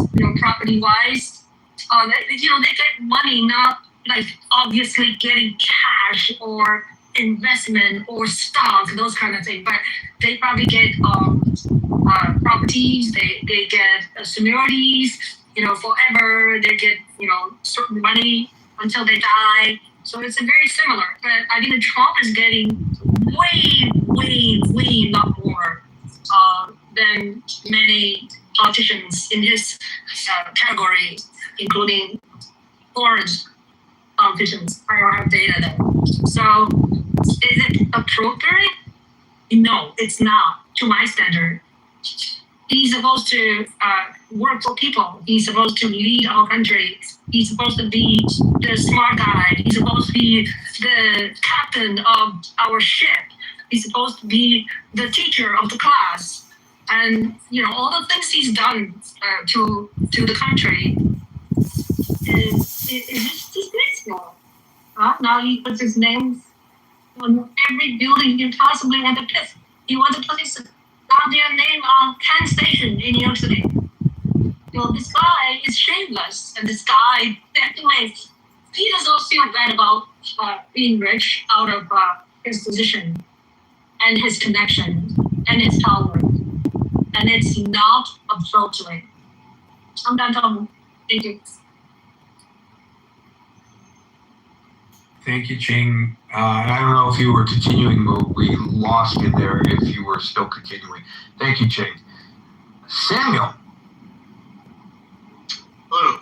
How's it going?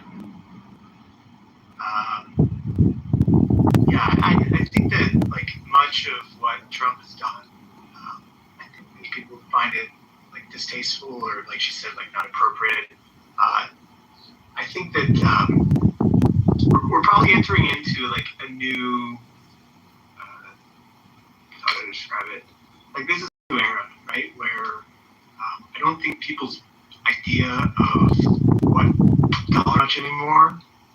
And like typically with presidents, like you usually get paid after you're out of office, right? Like Obama became president in Hawaii after Joe Biden would have gone there had he not been investigated for the things that happened there, but typically you get taken care of afterwards, right? Trump, on the other hand, like, he already came in wealthy. He wasn't politically involved in the U.S. government for many years, or at least like the lifers that Clinton and Obama and the others were, and it came afterwards, right? So I think typically if you go, I think the last wealthy president, you'd have to go back and look at maybe like Bush or something, or I'm not sure who would be before then, but Bush helped out all of his oil buddies who got him elected, and that's typically what you do, and then you get taken care of on the back end.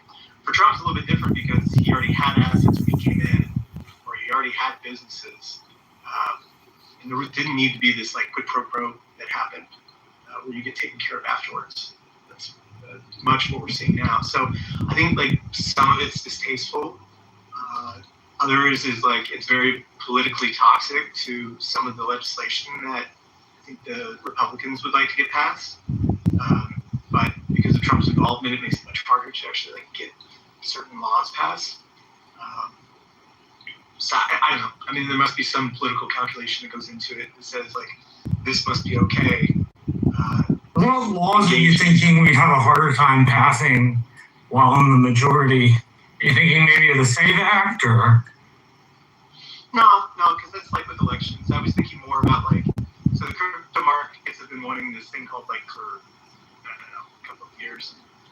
And because of Trump's like crypto dealings, it becomes like politically toxic to the Democrats, right? They don't want to touch it because of what Trump did. Like I think if Trump wasn't involved, it probably would not have such political toxicity, and it probably would have been passed already. Gotcha, makes sense. Yeah, and it's not like there's anything crazy within the law. It's just like it just sets the SEC and CFTC about like what actually should be done in terms of like how they enforce the law, right? And I think a lot of people want the bill to pass through, but it's politically toxic. It may not even get passed in this session, and if that doesn't happen and they lose the midterms, then it might never get passed. So I think there's probably some other like financial bills which get vacuumed up in that, which would have the same issues because of the types of businesses that the Trumps are involved in. But there's this thing Trump's already rich and his friends are rich, right? So Jared Kushner's brother just bought the Lakers, right? And he did it with Bob Iger from Disney. Like they have $12 billion to buy the Lakers with, right? I mean, this is the type of money that people in Trump circles move with. So I don't think it's like uncommon. Like he was already a businessman before he came in. Like going from a couple of $100 billion to a few billion is not that crazy when you think about how asset prices have moved and power of compounding.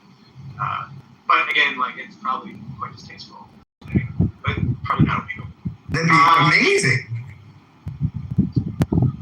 I mean, from what I hear, if you doubled your wealth, there would be no increase. Is that true? That's very true. Very true. To the question of the SAVE Act, there are legitimate concerns that people raise, and it's not necessarily because of Trump toxicity, but that may be part of it. There are people, as we all know, have been arguing that the requirements to provide documents is a voter suppression move because certain people don't have access to documents. I had a flood in my house, and I've been looking for my birth certificate, and I can't find it right now.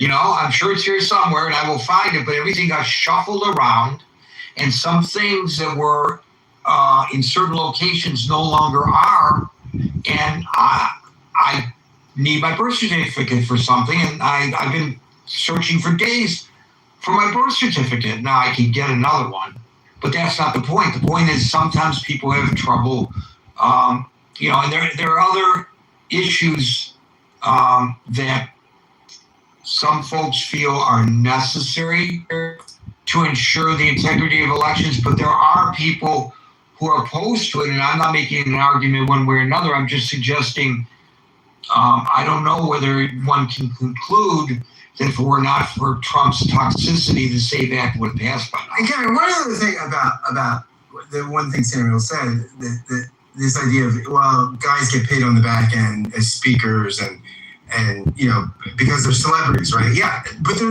also not influencing policy decisions. Also, on the logic for Trump's candidacy is that he didn't need to make money.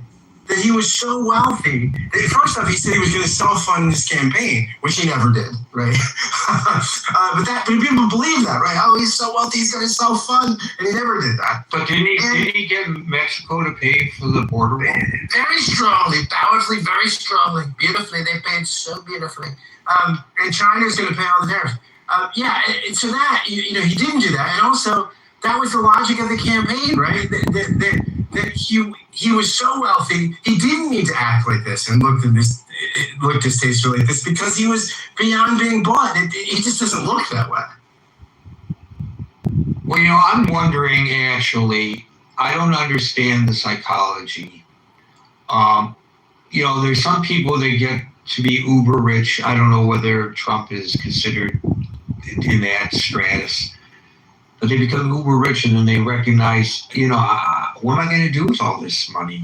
So they develop foundations. The Gates Foundation, Zuckerberg has a foundation now where they're giving away their money. The Ford family, they established the Ford Foundation. There's so many people who are now philanthropists because What more do they need? And I don't understand I don't understand the psychology of needing more to the point where one is willing to potentially impugn their ethics to gain greater largesse that they don't really need. And also, guys, if you love the country, right, you could be sacrificial and say, you know what, I do have the right to do this, but I love the country so much, I'm going to go beyond reproach so that my political stuff doesn't get stolen, so I can show everybody how The wealth that you're talking about is either it has like $1 trillion in bank account somewhere, right? Like his. Yeah, but see, wouldn't that be a more virtuous thing for Trump to do? And didn't he tell us that he was that kind of guy? Hold on 1 second. I think it's like you're talking about these like wealthy people. Most of their wealth is just shares, right? It's just equity. So like they don't have money in a bank somewhere. Elon is broke. I know Elon is broke. I know Elon must be broke. But look what Elon He's did. broke. I know. Started a company, made it successful, and then used the value of his equity that he has in that company to start another company. And then he used the value of that to start another. No, he's cash strapped. I know Elon has no money. I know that. I'll concede that. It doesn't matter if he has money. I'll stipulate that. Elon's broke. Compounded his wealth. Okay, it doesn't matter, but he compounded his wealth by creating value. I think like Elon has probably created more millionaires and probably even billionaires than anybody else. That wasn't the point of the question that I raised. I'm not saying that people haven't, there hasn't been jobs created by people who make money. I'm not saying that it's evil to make money. I haven't suggested that at all. My question has to do with the ethics, how you can put ethical considerations aside potentially to make more money that you really don't need. You talk about people who are very comfortable, and in this case, a president who's representing a populace that have folks, not everybody, but there's a good portion of his constituency that is worried about meals. They've cut down on meals. They're worried about their medical bills. They're worried about a lot of things. That they're having cuts their food stamps and their Medicaid. Yeah, but that's not Trump's job. You know what Trump's job is? His like number one job at the end of the day. His job is to preserve the value of the United States dollar against everything else, which is to maintain the strength of the American empire, and because the dollar's value comes from the strength of both our military and both everything we put in place. All the things you're talking about, like but that's not the discussion. That's Congress. But it's a discussion. It's a discussion of ethics. Why would you put your ethics aside in order to use your position as president of the United States to make money for yourself and your family members and your associates? I can't, I almost understand so if a guy is hungry here in New York City and he walks into a Dwayne Reed and they have these grab to go, where you can grab a sandwich and pay in this astronomical amount of money for a stupid sandwich, $10 for a peanut butter and jelly sandwich, but it grabs it and runs out the store. That's, aside from the legalities of it, it's an unethical thing to do, but he's hungry. Thomas Aquinas so I understand the motivation. My question is, why would somebody who is not hungry grab that peanut butter and jelly sandwich, to use that as an example? Why? I don't get I'm just saying, I'm not arguing whether he's doing a good job as president or not in the aggregate. I'm just questioning, why would somebody expose themselves to the critique of unethical behavior when one doesn't need to do so? I don't understand business. Hey, Kaz, we go one at a time, and Gary calls on. I know you're new, so you just don't have to wait a minute. Go ahead, Samuel. It's Samuel's turn. Go ahead, Samuel. Yeah, look, I think that he came into this. He probably has everything in a blind trust, or his son Jared runs a bunch of stuff, right? I don't think like Trump himself is managing his business on a day to day, right? Do you think he's really checking in to see how his DJT is doing? Okay, here's the question as we posed it in the beginning with documentation. Okay, the question is he making decisions as the head of government that directly benefit those people who are in his circle and his businesses that are in the trust of others that he is not running himself? I do think when asked about this, he said George Washington had 2 desks. He ran his business privately, and then he had his presidential desk. So when asked about this, Trump didn't say I'm not running. He said he did that as a justification for how this is illicit. Right. Well, my only question right now, the present question that I just posed is, my question is, what would motivate somebody to do this when that person doesn't need to do it? What would motivate them to do it? Well, I'm not arguing whether he's a good president or not. I'm not arguing whether he's bolstered the dollar and made our military stronger than ever, which arguably he is not. But some people might think so. That's not the question I'm posing. My question is narrowly focused on the ethics and the psychology of why somebody who doesn't need to steal that peanut butter and jelly sandwich would do so. Why? Stealing is illegal, right? Well, so is what he does illegal, except he's indemnified because he's the president, because the rules don't apply to him. What did he do? If his cabinet secretaries did this, they would be prosecuted. I'm not asking about his cabinet secretaries. I'm asking what did he specifically do that was illegal? That because it's not illegal. It's not illegal. It's not illegal. It's not illegal. I never said that he's acting in an illegal manner. I said in the very beginning. Stealing, which is illegal. Because I'm trying to make an analogy here. I'm saying that the person who takes that peanut butter and jelly, I said that in addition to that being illegal, it's unethical to take the peanut butter and jelly sandwich. I'm talking about motivation. Okay? I'm sorry I'm using this as the analogy. It's probably a crappy analogy. I will acknowledge that. I'm just saying that people do things sometimes because they have to, or they feel that they have to. They're desperate. I might act in an unethical manner in order to pull something over on Scott if we have a deal, a gentleman's agreement, and then I renege on that to my benefit, because if I don't, I'm going to lose my house because I'm on the verge of foreclosure. What I did may not be illegal, but it's unethical. But I did it because I understand why I did it. I'm not saying it's less unethical, but I did it because I want to save my domicile. I don't want to lose my hand in an unethical manner. I'm saying that sometimes people feel motivated to act in an unethical manner because of the circumstances that they find themselves in. Okay, so forget the peanut butter and jelly analogy. Forget the peanut butter and jelly. Hold on, I'm answering your question. So forget the peanut butter and jelly analogy. I'm not making an argument. I'm asking a question.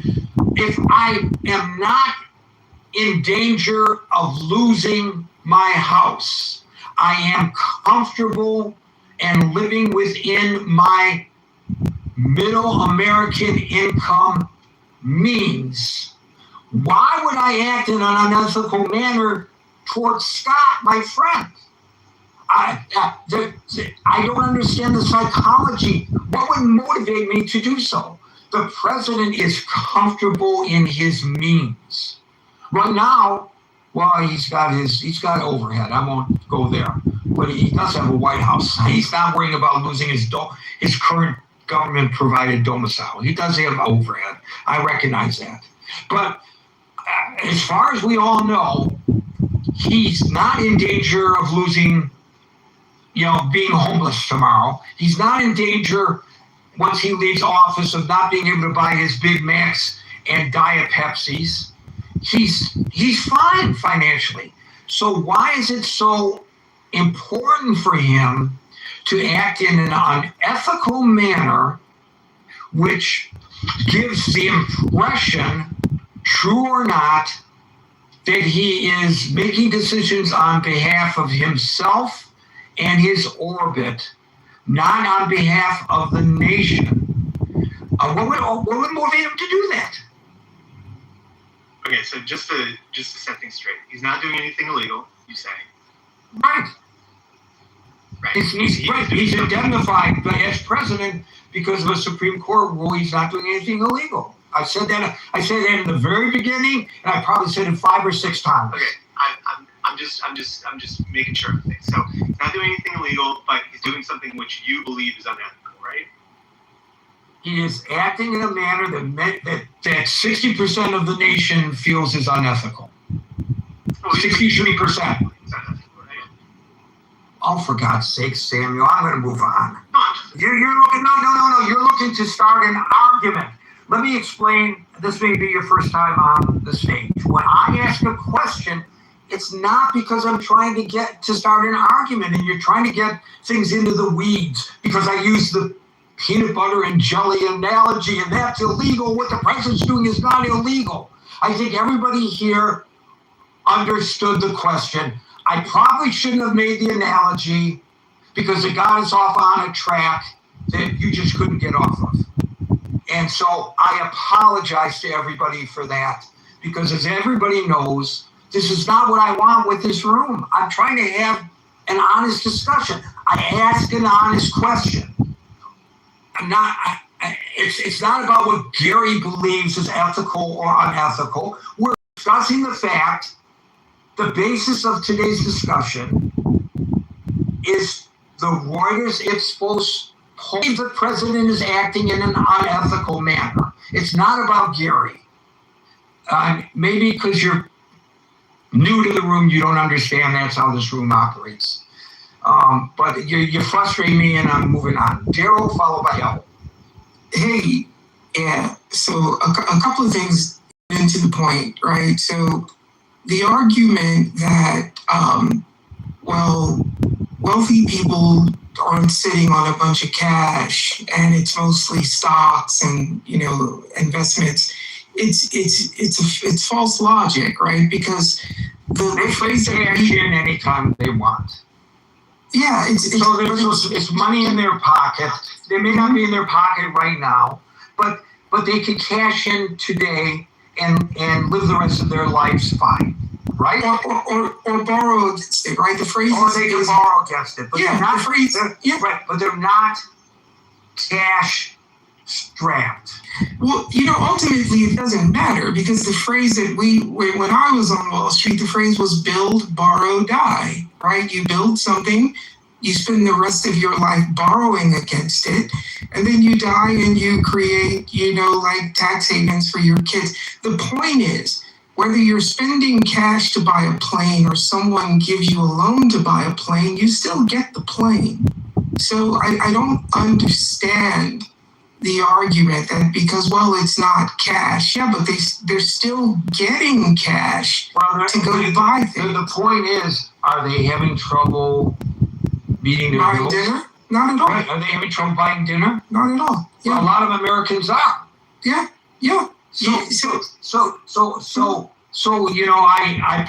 I raised one issue and the previous caller responds with another that has nothing to do with the question that was raised. And you make an excellent point, Darren. I appreciate it. Yeah, so he left the room, but he's in a lot of rooms, and what he tends to do mostly is carry Trump's water, and that's just the phrase for it, right? Well, he can. It's fine. He can carry Trump's water. There's no yeah. problem. I have no problem with that. Yeah. I just asked him to answer a question, and he can't because he has an agenda. He has an agenda. He also, I think, he has a point. So the thing is, Gary, to set your ethics aside, you'd first have to have ethics, right? So it's kind of, look at who we're talking about. Between himself and his organizations, I think the New York Times did a piece like a year ago. It's unprecedented how many lawsuits he's been in. I think it's over 4,000 lawsuits where he's either not paid workers or he's hired, like the guy who wants to kick all the aliens out has been hiring undocumented workers for his, for construction, to work housekeeping at some of his places. Undocumented workers were never an issue for him previously, right? And I just go back to have that, to set your ethics aside, you'd first have to have some type of ethical core. This, we're living with what we asked for, right? Which is why I blame the party for him, right? Like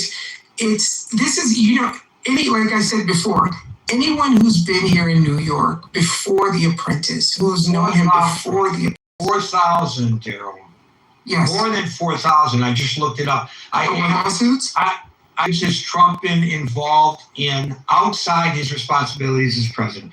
Because, you can't count those. Donald Trump has been involved in more than 4,000 legal cases completely outside of his official responsibilities as president of the United States. This is AI. It's stunning. It's stunning. It's absolutely an extensive insane. ongoing analysis by USA Today and legal bases tracks his decades-long history in state and federal courts, finding at least 4,095 distinct lawsuits spanning his pre-presidency career, private business operations, personal conduct, and post-presidency life. Think about that. That's like you're in court every day for 2 years. Right. The massive litigation footprint is uniquely sprawling for a modern political figure and can be broken down into three major areas, which I'm not going to get into. It's insane. 4,095. It's insane. A buddy of mine, I don't know if you remember this restaurant, but a buddy of mine said that he would dine and dash. He would literally come into the restaurant. This was an upscale restaurant over on Fifth Avenue. He'd come in, do a meeting, and then he would just walk out. He would literally, he and whoever he was with, they would literally just walk out. And so this idea that he's the leader of the free world. It's insane. And then again, to the previous caller who I believe left, it's about the American dollar. The American dollar before the petrodollar was a middling currency. Before 1974, the American dollar was a very average currency. And once the petrodollar ends, likely within the next 16 to 18 months, we're going to be a middling currency again. And this idea that Trump is here to protect American dominance, well, he's not protecting it very well because we've abdicated our leadership on the world stage. But I'll wrap with, to abandon your ethics, you first have to have ethics to abandon. So my question is answered, not by anybody on the stage, Daryl, but once again, I turn to AI. So take it for what it's worth. Gemini again. Psychologists, behavioral economists, geez, Gary, do you know the English language? And criminologists have studied this phenomenon extensively. The question I asked specifically was, why would a person of means act in an unethical manner to raise even more money? Continuing, they have found that once individuals reach a certain level of wealth, their motivation to acquire more money is rarely about survival or material comfort. Instead, the drive shifts toward psychological and social factors, which of course, AI being what AI is, they break down in an extensive manner, which I will not bore you with today, but it's a psychological phenomenon, Daryl. But think about the last thing I'll say. Remember there was reporting 3 weeks ago that Iran had hired psychologists to figure out how to deal with him and how to talk to him, because I think it was the Times. They said Iran had hired top level psychologists to figure out how to interact with Donald Trump. Because we can all see, hey, this isn't normal. So how do we deal with this? That's it. Thanks, Gary. Yeah, so reported by Drop Site Media, and then by the New York Times and by NDTV. Iran explicitly hired 2 senior behavioral psychologists to serve as an advisory circle during the indirect peace negotiations with the president.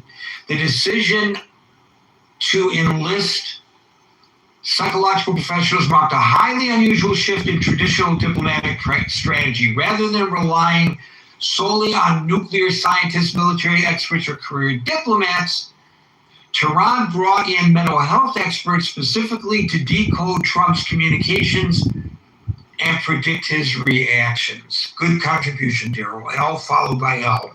L followed by L. That's funny. The letter L followed by Ellen. Thank you, Gary. I was saving up my opener here for something that Scott had said about George Washington having 2 desks where he was so ethical. He had a desk for government action and a separate desk for his private affairs. I just want to remind everyone that the mayor of New York City, Mamdani, has his desk backwards with all the drawers facing the wrong direction. And what does that mean? What does that? What? Huh? What does that mean? He gave an address where his desk was backwards. What was that like? He's trying to make a statement. What is? I don't get that. What does that mean? I think it was for 4th of July, the 250-year celebration, 4th of July. He gave his speech about American values or something, and his desk was backwards. Not the topic of today's discussion, but very interesting nonetheless. Okay, back to the topic. But yeah, so, and then to avoid being accused of being argumentative, I was hoping to maybe have more of a volley back and forth about economics, the ethics of capitalism. Is that something you'd be interested in engaging in? I'm interested in engaging in discussing the president and whether confidence in him leading the country has eroded because of the perceived ethical violations that he has committed based on the polling that was conducted by Reuters. Okay. How about, can I ask you about Al Gore? No, we're not talking about Al Gore. We're talking about Donald Trump, and we're not talking about Mamdani nor George Washington for that. Well, I wanted to reference his work in environmentalism, and I wanted to generally know if you think he profited from his environmental policy. I don't know, and I don't particularly care for purposes of today's discussion. L followed by Dr. Okay, hi everybody. Well, I'm glad to hear the conversation because I think the question of ethics is really important. And I really like that we're making a distinction between what's legal and what's ethical. My response is, number one, I'm pleased to see the polling because what that tells me is that Americans are taking his actions personally and are holding him to a standard, an ethical standard.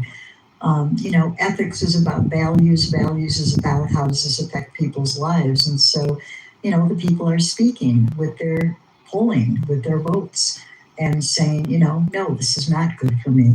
Why does somebody do this? I think it's a sickness. I think that greed, the avariciousness that we're seeing, it's kind of an addiction. I need more.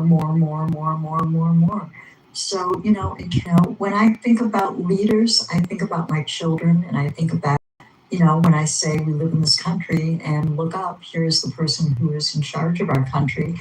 All y'all is a rope bitches. All right, thank you for that, Fully Boy. I don't think we'll be inviting Fully Boy to the stage ever again. L, continue, please. What I was saying is that when I, especially when my children were younger and I saw them, and I tried to really, make sure that they were aware of what was going on in our government. I always thought in terms of, well, our president is really the person I would want them to look up to be an example, to be a role model. So I would say, ethically, he's getting an F minus. And I'll close with a quote by John Quincy Adams in response to leadership. And what he said was, if your actions inspire others to dream more, learn more, do more, and become more, you are a leader. Thank you. Thank you. I have to do a fact check here on something somebody said earlier. Billionaire investor Bill Ackman, following Mamdani's July 4th national address, delivered behind George Washington's historic mahogany desk at City Hall, posted on social media criticizing Mamdani, claiming that sitting on that specific side proved the mayor has not held a job and was using the furniture incorrectly. However, it turns out that that desk, which is frequently referred to as a Washington-style desk, is actually a traditional partner's desk. Marshall, do you know what a partner's desk is as an historian? A partner's desk is specifically engineered to be open and completely identical on both sides. This is according to reporting by, of all places, the Times of India. It features matching drawers and knee holes on the front and back so that two people, originally a government official and their working clerk, could sit facing one another and share the same workspace simultaneously. So the characterization of Mamdani not knowing which side of the desk to sit on, made by a previous caller, is incorrect. And that's my imitation of a buzzer. Dr. Mitch. Hey, Gary, everybody. I've heard this really nice and rational conversation in here today, Gary. It kind of makes you wonder, where is that type of thought and consideration, at the highest levels of government? Would you trust this person to walk your dog or buy a tube of toothpaste for you? If you want to make that comparison, Dr. Mitch, and I appreciate the comment, I will tell you, and I've observed this before, that I don't know if the president himself joined us today, he would remain on the stage, or whether I would be forced to remove him for violating our rules of conduct. Right. Yeah, right, exactly.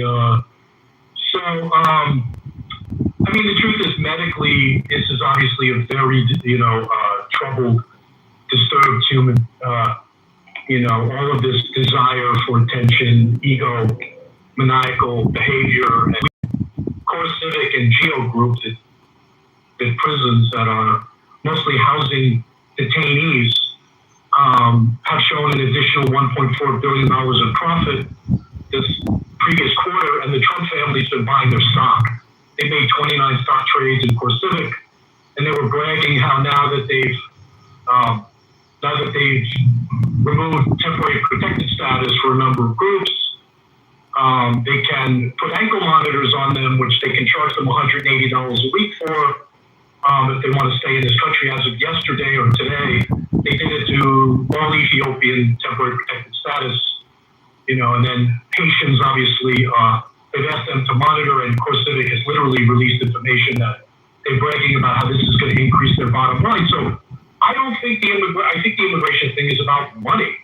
They've reported that it's $307,000 a bed. There are 66,000 current immigrant detainees. Okay, so let me just interrupt you there, Dr. The goal is 100. Hang on. The goal is 100,000. Can I interrupt you just for a second to underscore what you just said? I want to underscore what you were saying. So, according to Citizens for Responsibility, private immigration prisons have made historic amounts of money, and Donald Trump personally holds financial investments in them. Is that a question? Think about that for a moment. Your responsibility is to remove yourself from ethically, I'm speaking. I'm not talking legally, because as a previous caller wanted to make sure, even though I had said it a half a dozen times, under the current law, what the president is doing is not illegal.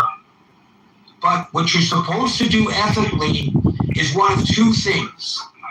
Either remove your financial investments from a company that's doing business such as this with the government,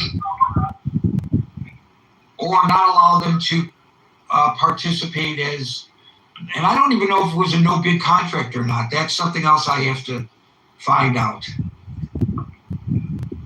But go ahead. But that's just stunning information. A lot of it is shrouded. A lot of it is shrouded in, moves of certain interests to trust and family members. Nobody's buying it. I'm in the financial. I started as a Wall Street guy. I'm in the financial business. Nobody believes it. The Associated Press reported that these were no bid contracts by and large. So there you go. Good, yeah. So the immigration thing has nothing to do with criminals and murderers and rapists. By and large, they're picking people up in the courthouses or at their immigration meetings and detaining them. And 52 family members of service members have been abducted by ICE, and they've had to, go on leave, and they can't concentrate. I mean, you mean taken into custody, not abducted? Let's say that, okay? Let's be polite, or correct with our words. Yeah, taken into custody. Not exactly abducted, but the immigration system moves very, very slowly. It's really inefficient. They're granted some type of status. Not suggesting, it could be 20 years, but what I'm saying is there's a huge financial incentive to incarcerate immigration detainees and refuse to give them rights, legal rights. Donald Trump's target is 100,000. It's currently 66,000. So to him, you guys can look this up, but this is the real thing that's going on with this immigration policy. It's actually about money and profits to private contract. Dr. Mitch said it was such an excellent contribution to today's discussion. You just hit with that anecdote the core of the problem right there. You don't have to know anything else about this controversy, about whether he is ethical or not, whether he's making money for the nation or not, whether he's building up the military or not, as a previous caller tried to switch the conversation. Right there is, I don't understand why it's not like blazing headlines. An earlier caller, Simon, said, why isn't this stuff getting covered? And I looked it up, and it turns out it is all being covered. What you just articulated, the reason you know it is not because you personally researched it. You know it because the media have covered it. And yet, and I would argue it's because of all these Truth Social and other pronouncements and diversions that the president throws in our face. It doesn't take hold. And remember, he started his political career with attacking the mainstream media. The fake news, fake news, fake news, fake news. So now he controls the message because the biggest fake news site in the country is Truth Social. So it's no longer the mainstream media that's the fake news. And so stories such as this, which it used to be, there weren't all these everyday another red alert for us to discuss.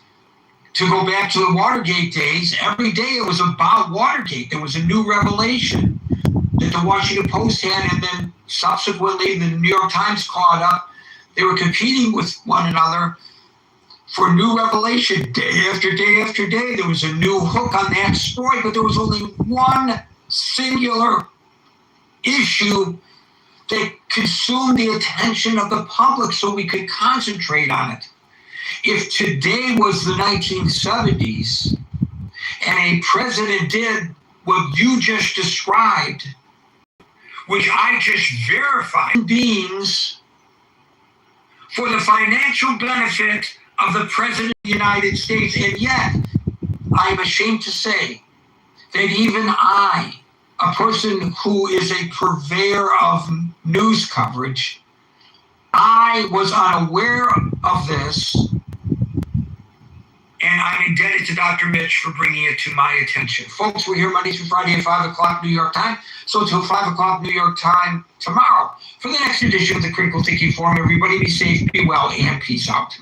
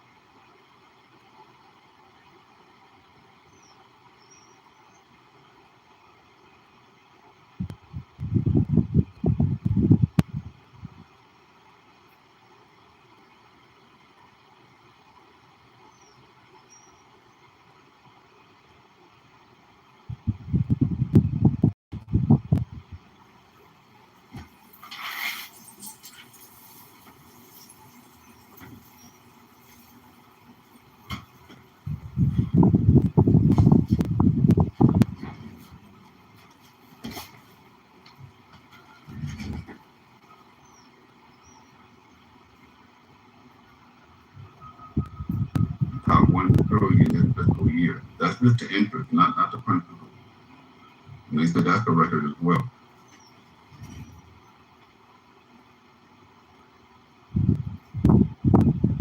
So I'm willing to bet, this is breaking news, I'm willing to bet we're going to hear the spin that this was Biden's fault. I want to see how this is going to play out on these on Fox News and all that. This is going to be interesting. What's today? Wednesday? So probably by Friday. We'll hear them up there. Maybe even tonight. This is interesting. So yesterday Trump said no negotiations with Iran. Today he said they may return to negotiations with Iran. That's deep. Taco. Taco. He does this hopscotch with them other. The funniest thing is the way that they call him out when he says that, and they're like, "No, we're not about to have any discussion." They've been at home so many times when he claimed they just made an agreement, they just made a phone call, just made a secret pact, and then they always smile like, "No, we didn't. We really didn't."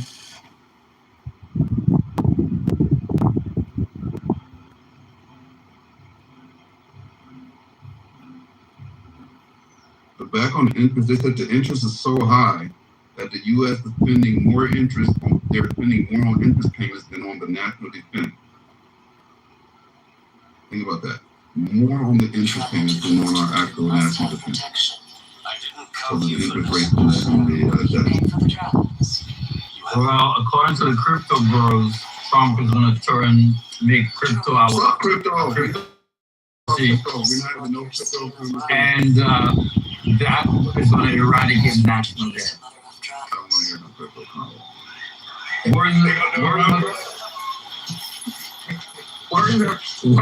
Warren Hakima. I'm glad they crypto the way I do it. I do have a $600 in crypto, but it's not a $600 that I can afford to lose. And I just ignore it because I don't need to fucking catch it. It's just going to be there. And then when I hear it's going up, I'll look again. Because I don't want to see me red when I look at my account. So I'll just wait. And no, that's just a full-time job. Man, once you log in once, I was looking at my different wallets like daily to the point I'm like, no, I can't do this. Exactly. That's the part they don't tell you. Just let that thing go. Make sure I got my logins up to date, and that's it. I don't need to look at it.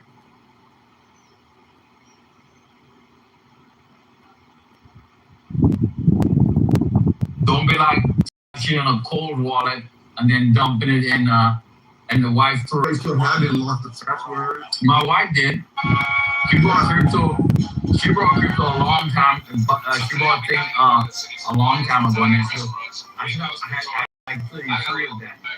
So what's about 33? How much will count? She had it on the phone. Let's see if she lost access to it. It's gone. 33. Yeah. And now GA said United States crowd.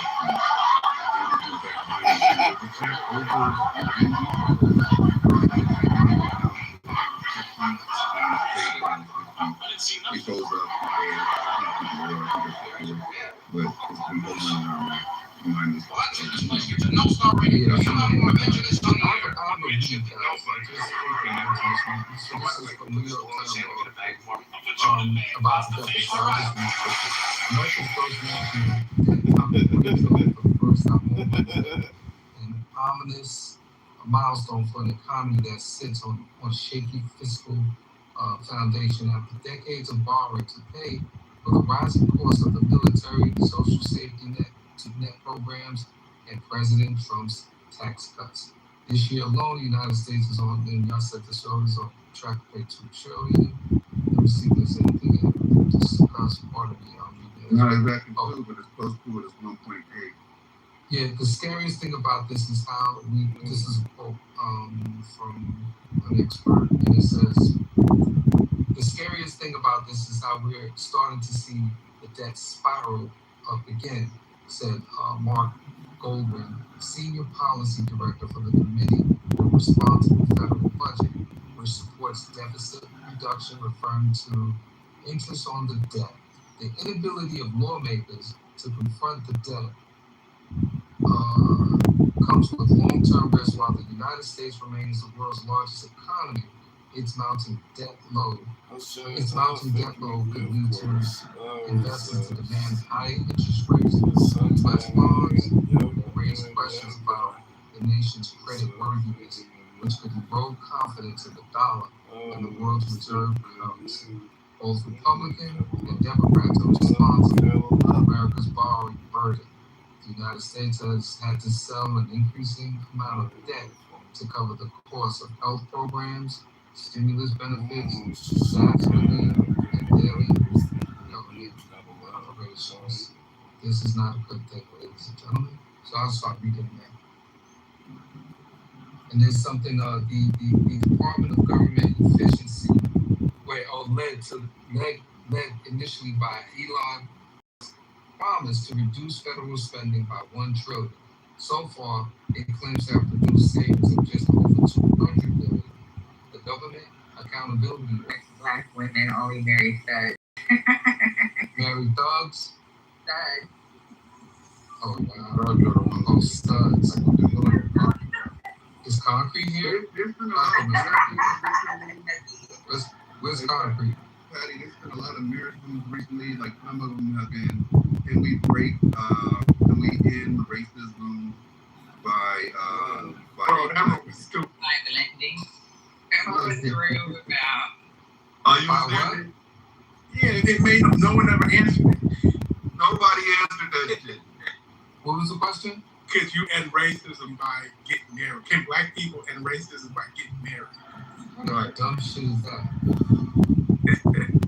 know what's weird though? It be some angry black women on this app. I think it's this app. Oh yeah. Because I interact with black women all the time. They're cool as fuck. Like walking into the post office, they hold the door. Like they walk back to hold the door. I don't have like they cool as fuck. Into our corridor storm. In real life, I'm here on this app. Like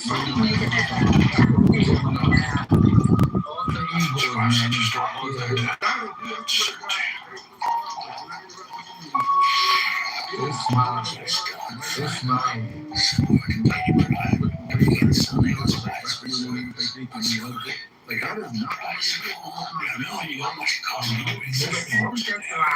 And then even when they say stuff like, I do know some people that aren't but it's very easy. I don't know. Maybe it's good, but listen. One of my friends they got their own thing. Get it on this. You gotta recuse yourself. I don't think. My friends that do their own bills, they gonna be like, I need to find a rich like, they just be like, now, don't get me wrong, they will judge you based off certain things, but that's because they don't want that shit in their life. That's not because you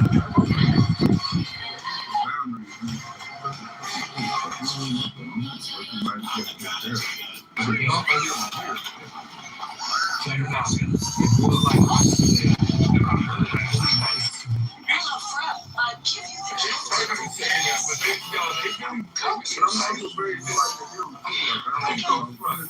Hello, I'm practicing analytics. Hurry up now.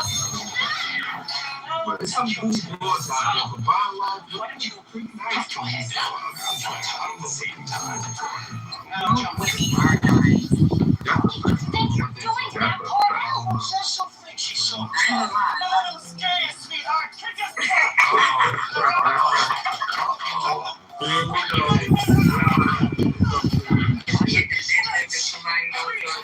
Y'all are very like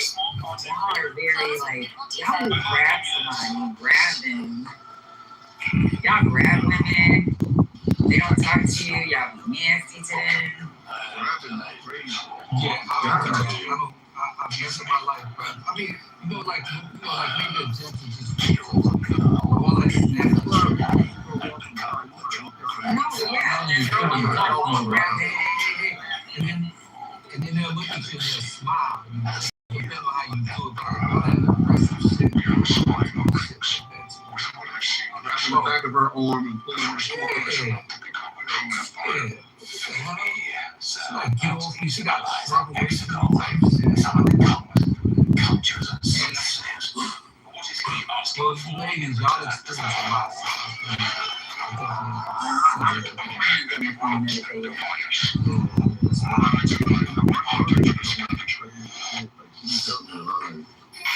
The way dudes reacting to the first thing. Let's find out what strangers do when they have $0 in their bank.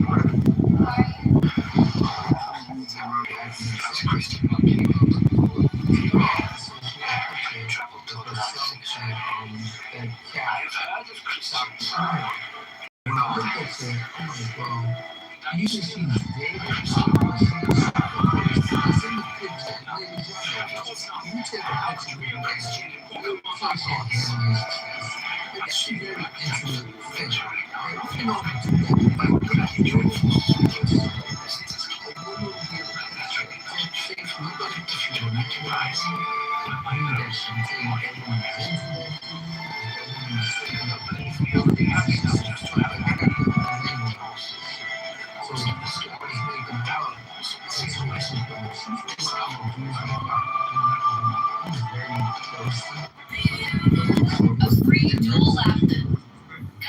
well, she was just saying that with negative things about black men. Like, she was just saying very negative. Like what? Generalization is stereotypes. Yeah, all the regular shit you get in the clubhouse and then You have a lot of young fans. Yes, I did it. And now I'm working I don't know whether it was big over here, but it was very big in the United States and Germany and China and Japan. Called Thriller. Michael Jackson. Number one, what is the fake one for the team thing? From my understanding, y'all want to have like a Korea y'all and 3-year-old, and just that one over there. The dude will still do whatever, just show his friends.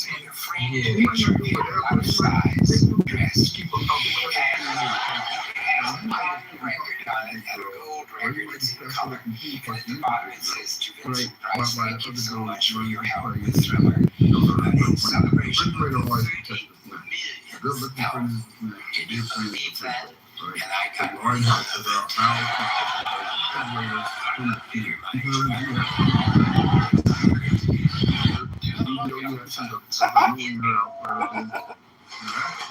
$30 million. Yep, I've done it. You know what? Girls will never do that. Girls will never do that. No, they be saying, we gotta go. That's what they're like, If your friend touch me, I'm a customer. Or they be like, you're not part. Yo, so Gemini, you know what's dope if you talk to if it's a bunch of women, and in that group there's one woman that you like, each other, right? Her girlfriends, if they give you out, and if they don't, they're like, hey, then you good. But if they don't like you, man, you got a group, you buy everybody a drink. Yeah. But if the group don't like a man, they will let that dude know. Even if he buying drinks and he's a gump, they'll just let him buy drinks and then just diss him all night and play jokes with him, all of that. Meanwhile, you just spend money away. They ain't none of them taking him seriously. They're like, yo, we got one, ladies. They'll sucker a woman into talking. Like they'll be like, go with me. And his friend might, I don't care if his friend's doing it. I'll go with you if you're scared, but I'm not his friend. No. Like, I don't know a girl that takes 13. When I hear that take one 13, y'all just like. That's a good wingman. That's just keep her company and be nice to her and just keep her company and just like chill. Like, big girls are ugly and desperate. Big girls. Zero. When interference, when they are not the chosen, you have to accommodate them on some level. Otherwise, they dig.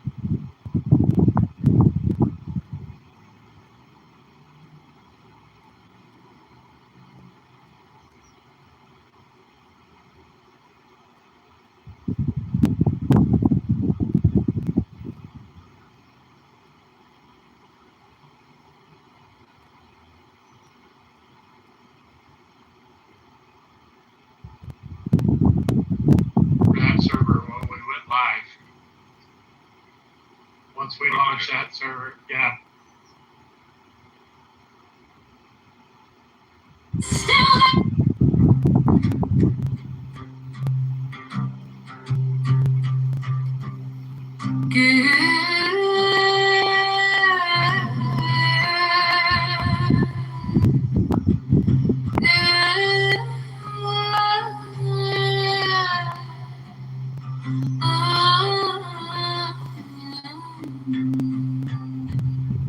Give me the sign of the open eye, token erector, thorny thigh, and word of madness and mystery. Open,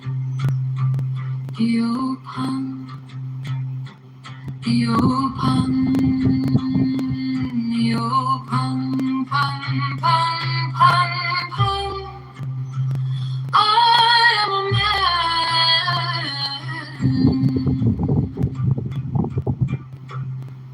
Do as thou wilt, as if great God can. Open, open, open, pun. I am awake in the grip of the snake. The eagle slashes with beak and claw. The gods withdraw. The great beasts come. Heal blood, I am born to death on the horn of the unicorn. I am done.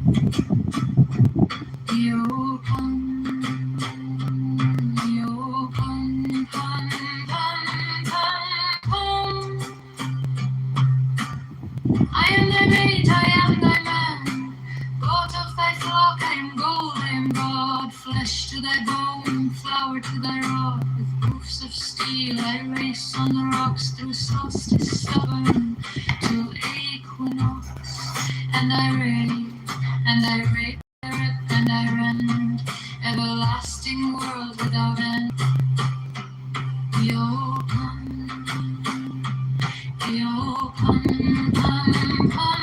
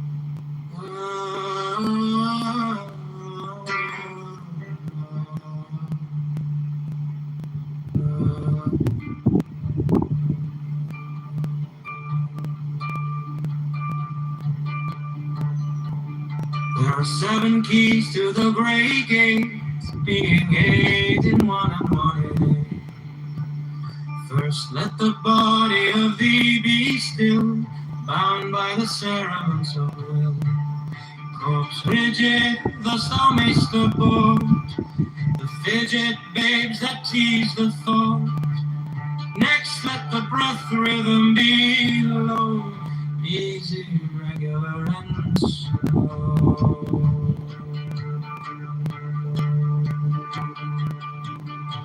So that thy being be in tune with the great sea's Pacific storm.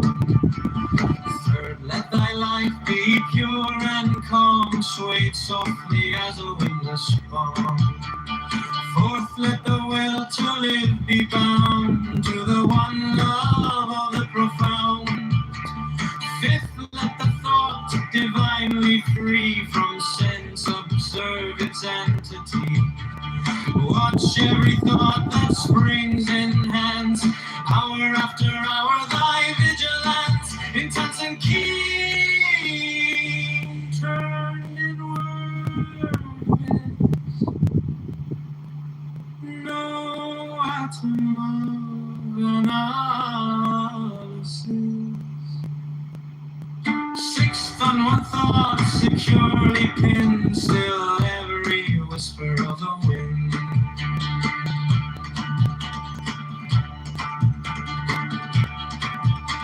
So like a flame straight and unstirred, burn up thy being in one word. Next, still an ecstasy, prolong thy meditation, steep and strong. Slaying even God should he distract thy attention from the chosen act. Last, all these things in one o'erpowered time, let the midnight blossom not do amiss. If thou restrain the expression, shoot thy glance rapture's darkling root, discarding name from sight and stress, even of its high consciousness. Here's to the heart I leave thee here. Thou art the master I revere, thy radiance that rolls afar. Oh, brother of the silver star.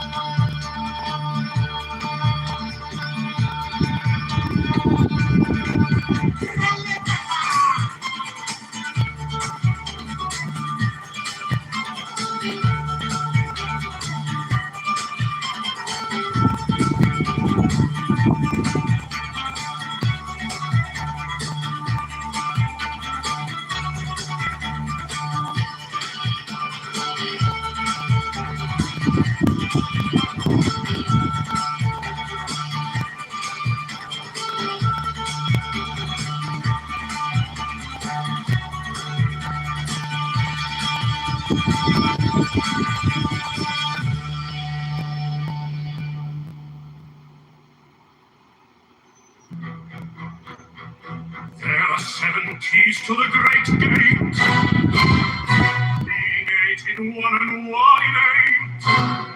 First, let the body of thee be still, bound by the cerements of will. God's rigid thus thou mayst abort the fitted babes that tease the thought. Next, let the breath rhythm be low, easy, regular, and slow, so that thy being be in tune with the great sea's Pacific swoon. Third, let thy life be pure and calm, swayed softly as a windless palm. Fourth, let the will to live be bound to the one love of the profound.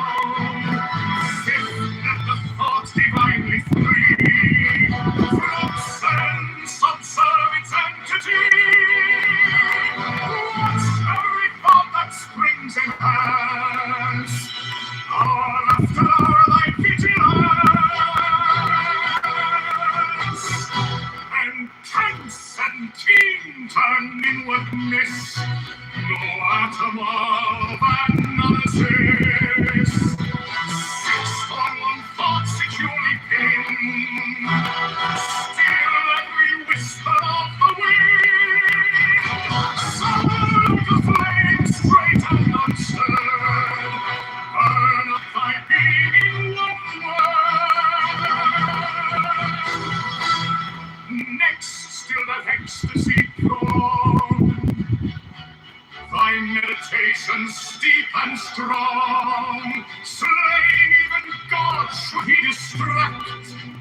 thy attention from the chosen act.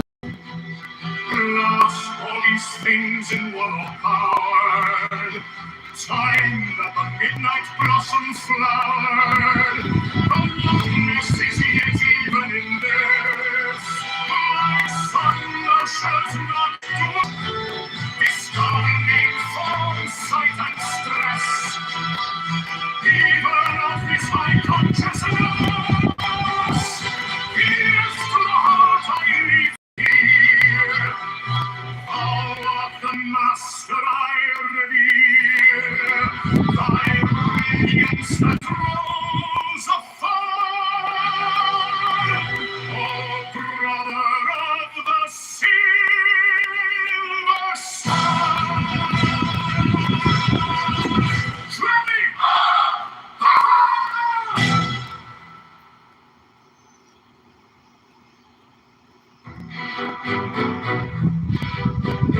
There are 7 keys to the great gate, being 8 in one and 1 in 8.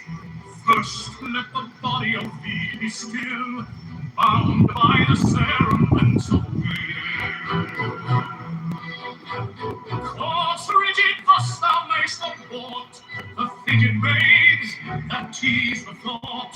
Next, let the breath rhythm be low, easy, regular, and slow. So that thy being be in tune with the great sea's Pacific swoon. Third, let thy life be pure and calm, sway softly as a windless spark. Fourth, let the will to live be bound to the one love of the profound. Fifth, let the thought divinely free from sense, observe its entity. Watch every thought that springs, enhance hour after hour thy vigilance. Intense and keen of inwardness, thou as a mother madness sits on one thought securely pinned, still every whisper of the wind. So like a flame straight and unstirred, burn up thy being in one word.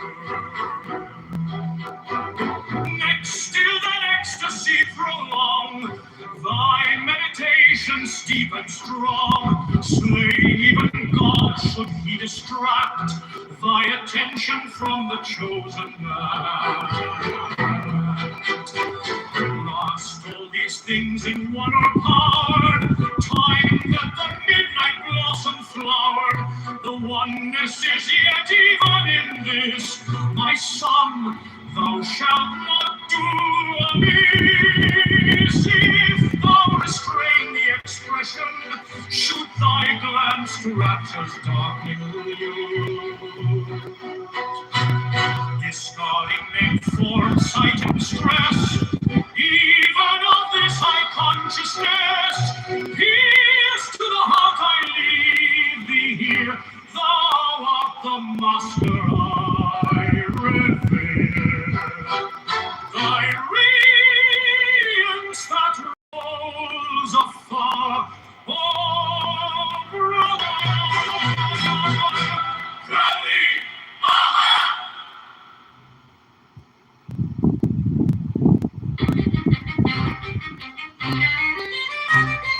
Give me the sign of the open eye and the token erect of thorny thigh and the word of madness and misery.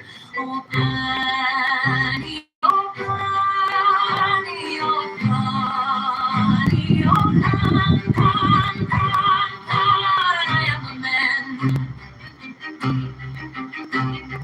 Do as thou wilt, as a great God can. Oh, Connie, oh, Connie, oh, Connie, oh,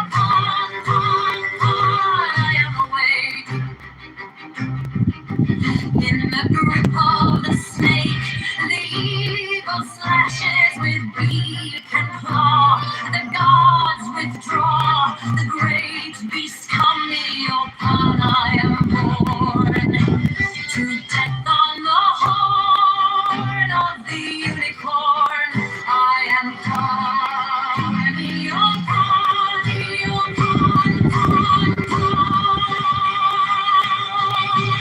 I am thy maid, I am thy man, God of thy flock, I am gold, I am God, flesh to thy bone, flower to thy rod, with hoofs of steel I race on the rocks, through solstice stubborn to equinox, and I rave and I rape and I rip and I rend, everlasting world without end.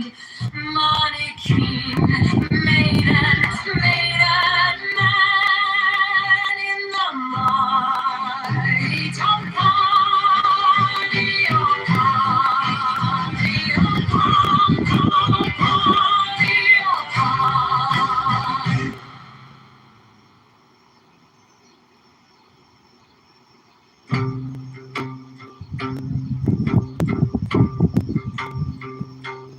Give me the sign of the open eye and the token erect of thorny thigh and the word of madness and mystery. Open, open, open, pam, pam, pam. I am a man who was the wilt as a great God can. Open,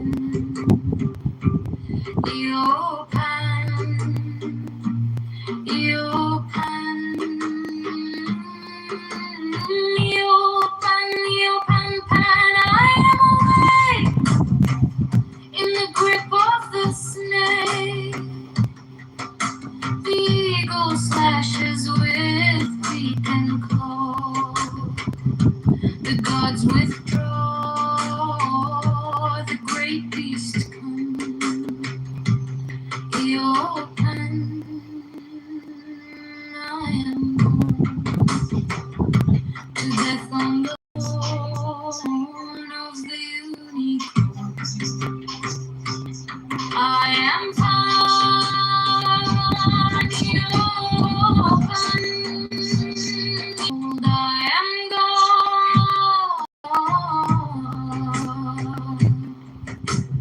flesh to thy bone, flower to thy rod, with hoofs of steel I race on the rocks, through solstice stubborn to equinox. And I rave and I rape and I rip and I rend, everlasting world without end. Manikin maiden, in the might of man, the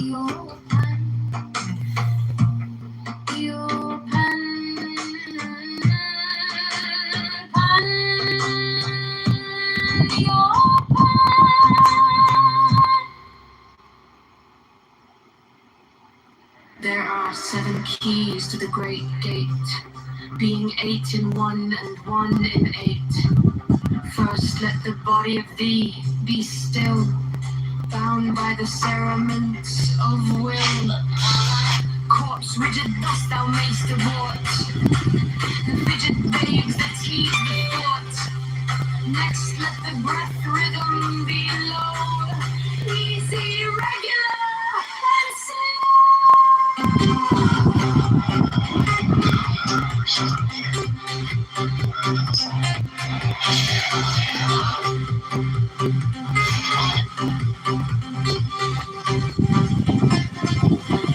So that I be in tune with the great sea's Pacific swoon.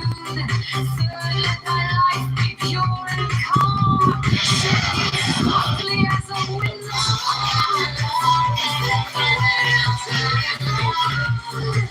to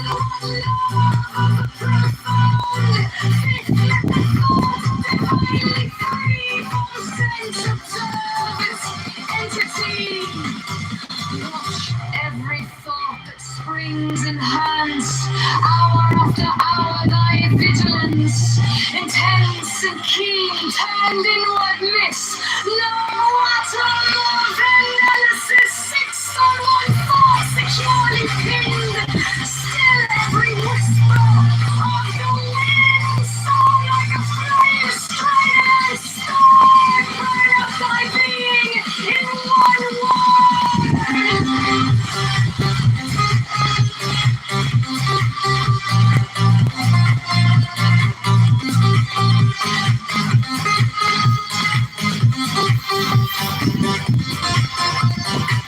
Next, stilled ecstasy, prolonged by meditation, steep and strong, slaying even God, should he distract thy attention from the chosen act.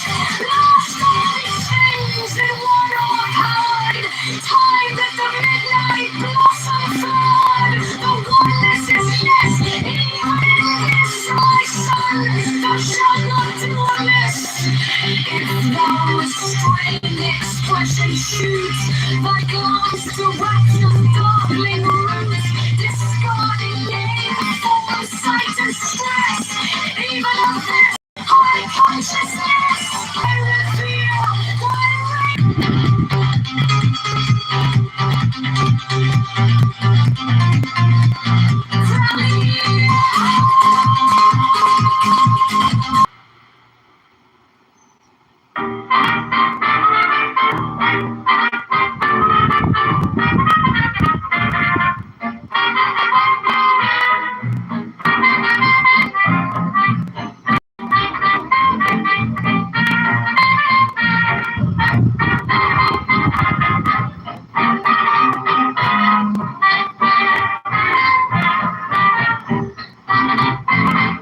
Give me the sign of the open eye and the token erect of thorny pie and the word of madness and mystery. Open, the open, we open, the open, pam, pam, pam, pam. I am a man. Do as thou wilt, as a great God can. Open, the open, the open, the open, the open, pam. I am awake in the grip of the snake.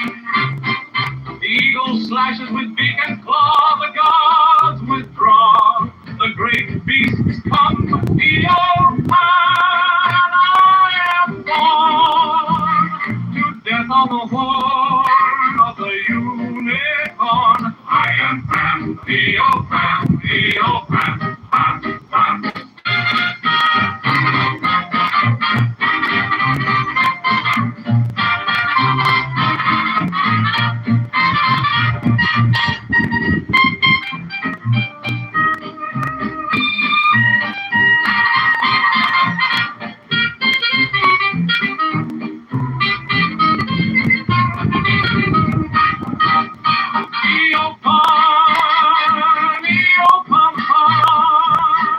I am thy mate, I am thy man.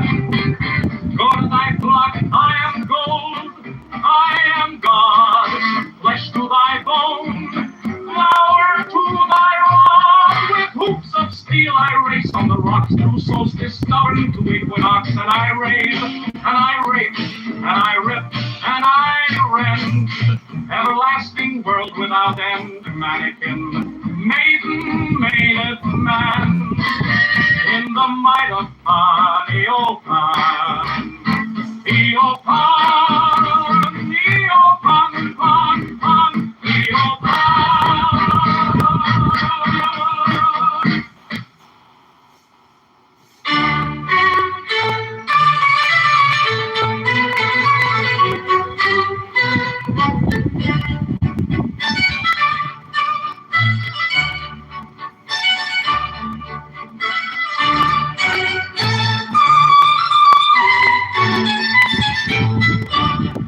There are 7 keys to the great gate, being 8 in 1 in 8. First, let the body of thee be still, bound by the cerements of will. Corpse rigid, thus thou mayst abort the fidget babes that tease the thought. Next, let the rhythm be easy, regular, and slow. Be pure and calm, swayed softly as a windless palm. Fourth, let the will to live be bound to the one love of the profound. Fifth, let the thought divinely free from sense observe its entity. Watch every thought that springs and hangs. Hour after hour thy vigilance.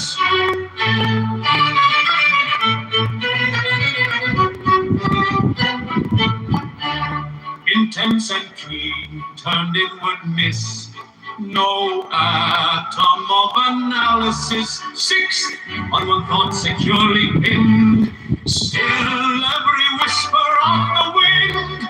So like a flame straight and unstirred, burn up thy being in one word.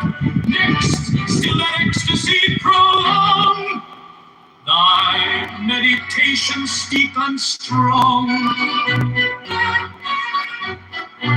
Slay even God, should he distract thy attention from the chosen act. Lost all these things in one o'erpowered, timed at the midnight blossom flowered. The oneness is yet even in this, my son, thou shalt not do amiss. If thou restrain the expression, shoot thy glance to rapture's darkling root, discarding name, form, sight, and stress, even of this high consciousness.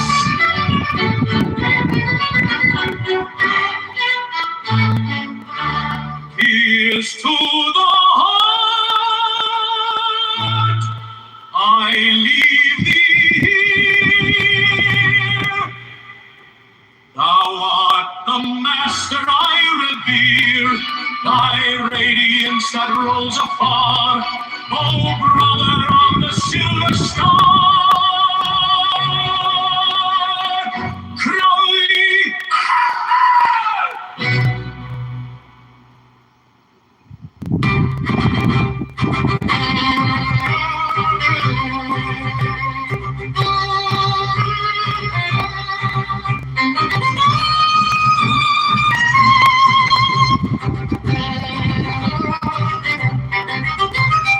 Give me the sign of the open eye, and the token erect of thorny thigh, and the word of madness and mystery. Open, ye open, ye open, ye open, pan, pan, pan, pan. I am a man. Do as thou wilt, as a great God can, O Pan. He, O Pan. He, O Pan. He, O Pan, Pan. I am awake in the grip of the snake. The eagle flashes with beak and horn, the god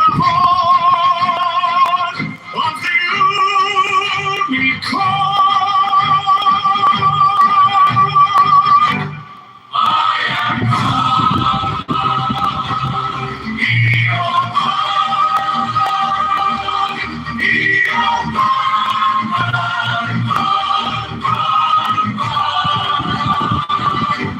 I am thy knight, I am thy man, goat of thy flock, I am gold, I am God, flesh to thy bone, flower to thy rod, with hoofs of steel I race on the rocks, through solstice stubborn to equinox, and I rave, and I rip, and I rip, and I rant, everlasting.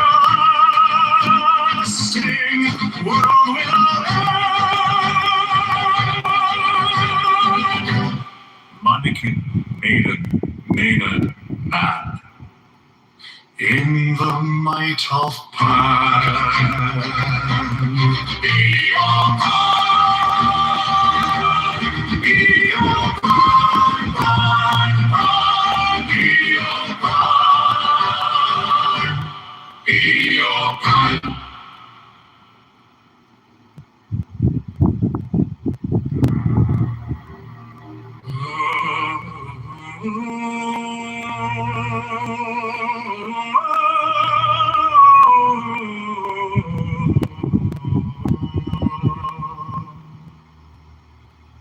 Give me the sign of the open eye and the token erect of thorny thigh and the word of madness and mystery.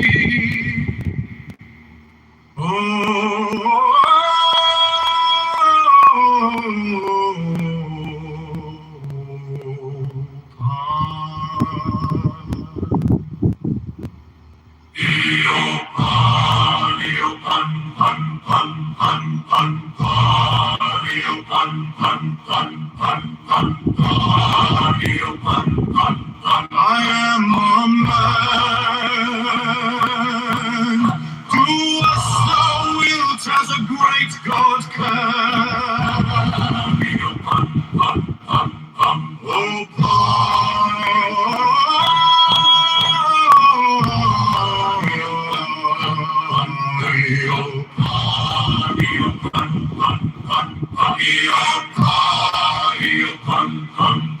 I am awake in the grip of the snake. The eagle slashes with beak and claw. The gods withdraw. The great beast come, kneel upon. I am born to death on the hold of the unicorn. I am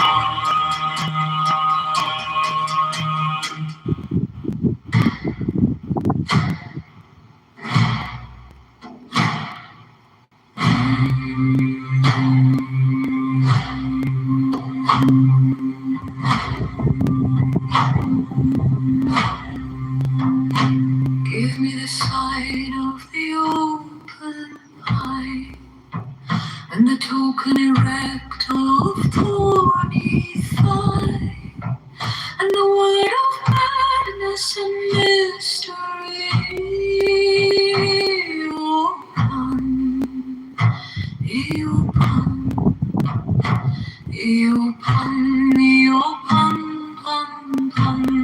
Open, I am a do as thou wilt, as the great God can. Open,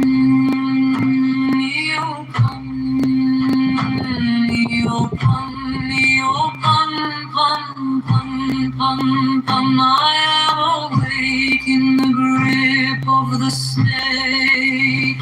The eagle slashes with beak and claw. The gods withdraw. The great beast come, open, I am born to death on the horn of the unicorn.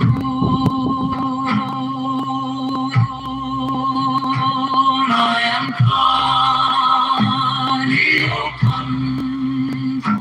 Io pam pam pam pam pam. I am thy maid, I am thy man. Gold of thy flock, I am gold, I am gold. Flesh to thy bone, flower to thy God. With hoofs of steel I race on the rocks. Through solstice stubborn to equinox, and I rave and I rave and I rave and I rend, everlasting world without end. My king made and made a man in the might of Pan.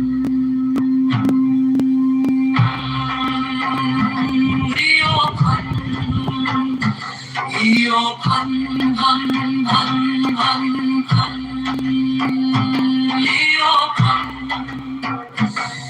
pan pan pan pan pan.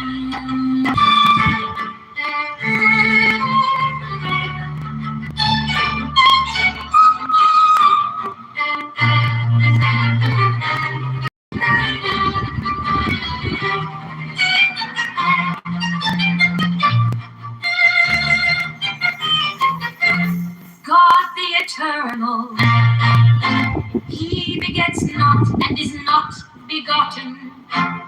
Nor is there like unto him anyone. Unity uttermost showed. I adore the might of thy breath, supreme and terrible God, who makest the gods and death to tremble before thee.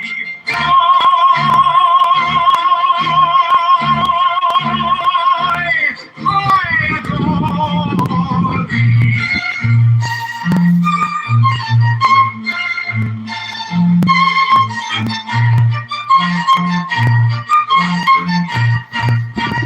God the eternal, he begets not and is not begotten, nor is there like unto him anyone.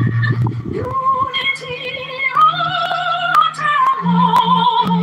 I adore the might of thy breath, supreme and terrible God, who makes the gods and death to tremble before thee.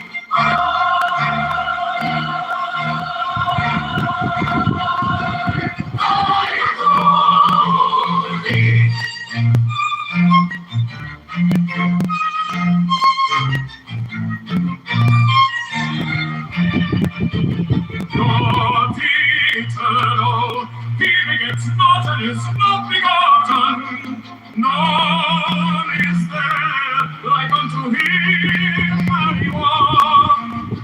Unity uttermost. I adore the might of thy breath, supreme and terrible God, who makest the gods and death to tremble before thee.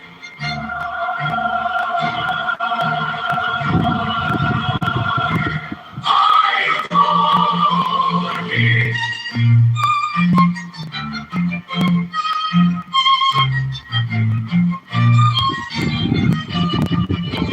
God the eternal, he begets not and is not begotten, nor is there like unto him anyone. Unity uttermost. I adore the might of thy breath, supreme and terrible God, who makest the gods and death to tremble before thee.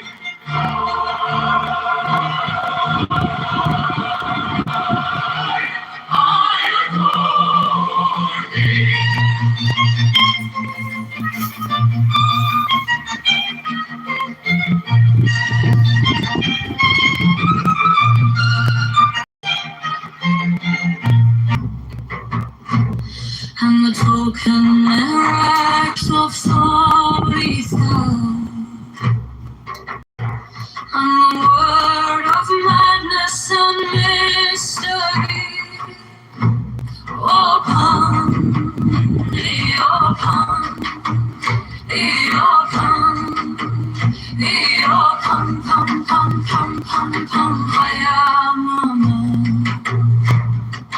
Do as thou wilt, as a great God can.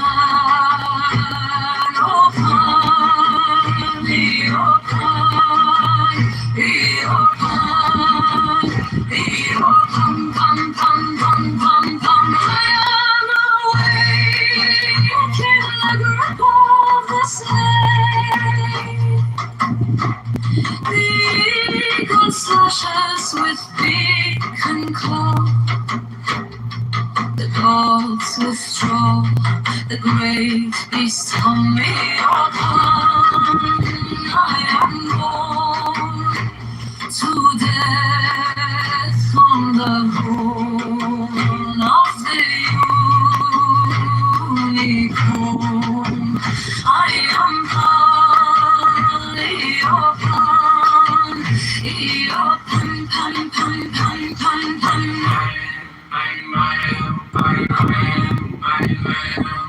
I am thy mate, I am thy man. God of thy flock, I am God. Flesh to thy bone, flower to thy rod. With hoofs of steel, I race on the rocks. Through solstice severed to equinox, and I rave and I rape and I rip and I rend, everlasting world without end. Mannequin, maiden, maiden, maiden, the might of Pan. Eopan, Eopan, Eopan, Eopan, pam, pam, pam, pam, pam, pam, Eopan. Give me the sign of the open eye,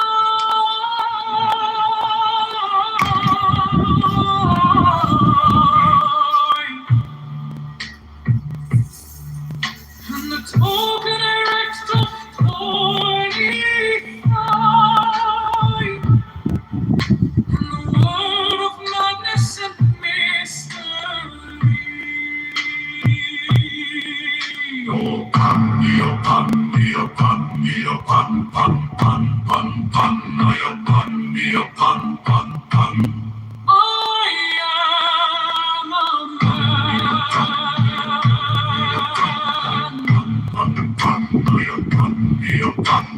To us thou wilt as a great God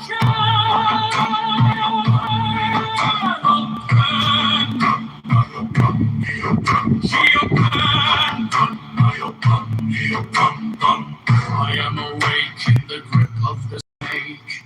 The eagle slash on. I am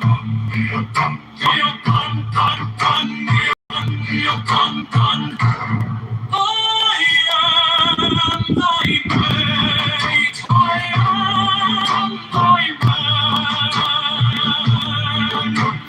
God of thy flock, I am gold, I am gold. Flesh to thy bone, fire to thy rod. With hoofs of steel, I rise on the rocks. To solstice, covenant to equinox. And I rave and I rave and I rip and I run, everlasting world without end. Mannequin, maiden, maiden, maiden, the might of God. Eopan, Eopan, Eopan, pan, pan. Eopan, Eopan, Eopan, Eopan, Eopan, pan, pan, Eopan.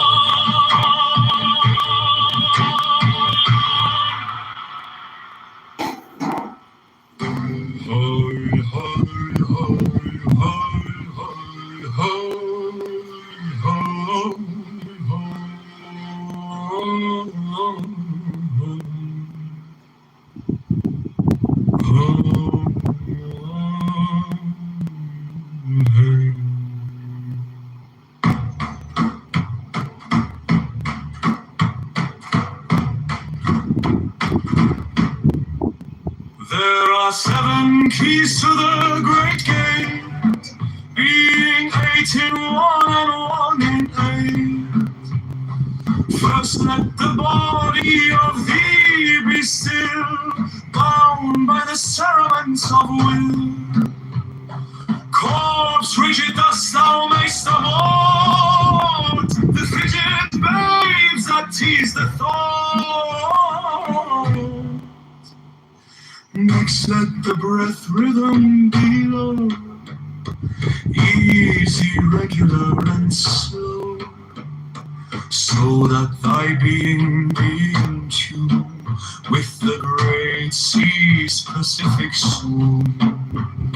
Third, let thy life be pure and calm, swayed softly as a windless palm.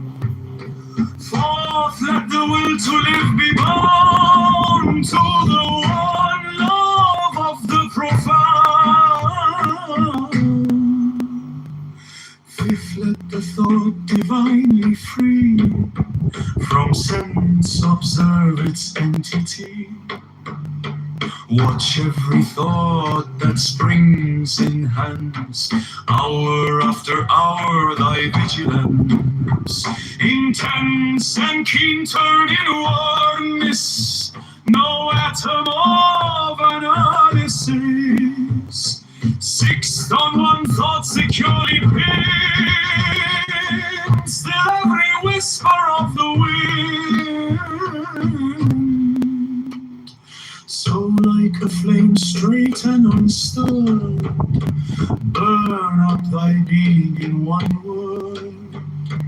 Next, still that ecstasy prolong, thy meditation steep and strong.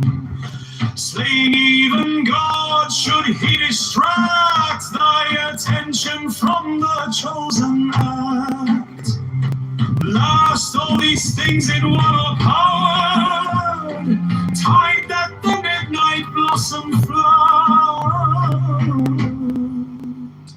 The oneness is even in this, my son, thou shalt not do amiss. If thou restrain the expression, shoot thy glance to rapture's darkling root. Discarding name, form, sight, and stress, even of this high consciousness. Pierce to the heart, I leave thee here. Thou art the master I reveal. Thy radiance that rolls afar, O brother of the silver star. Krali, ha ha.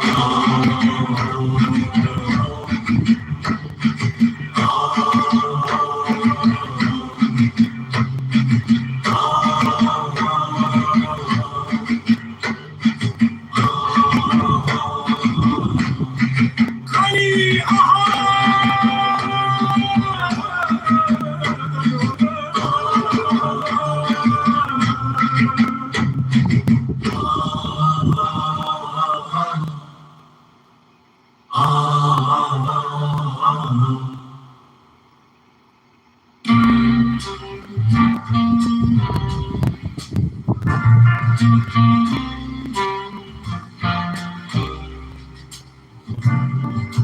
There are 7 keys to the great gate,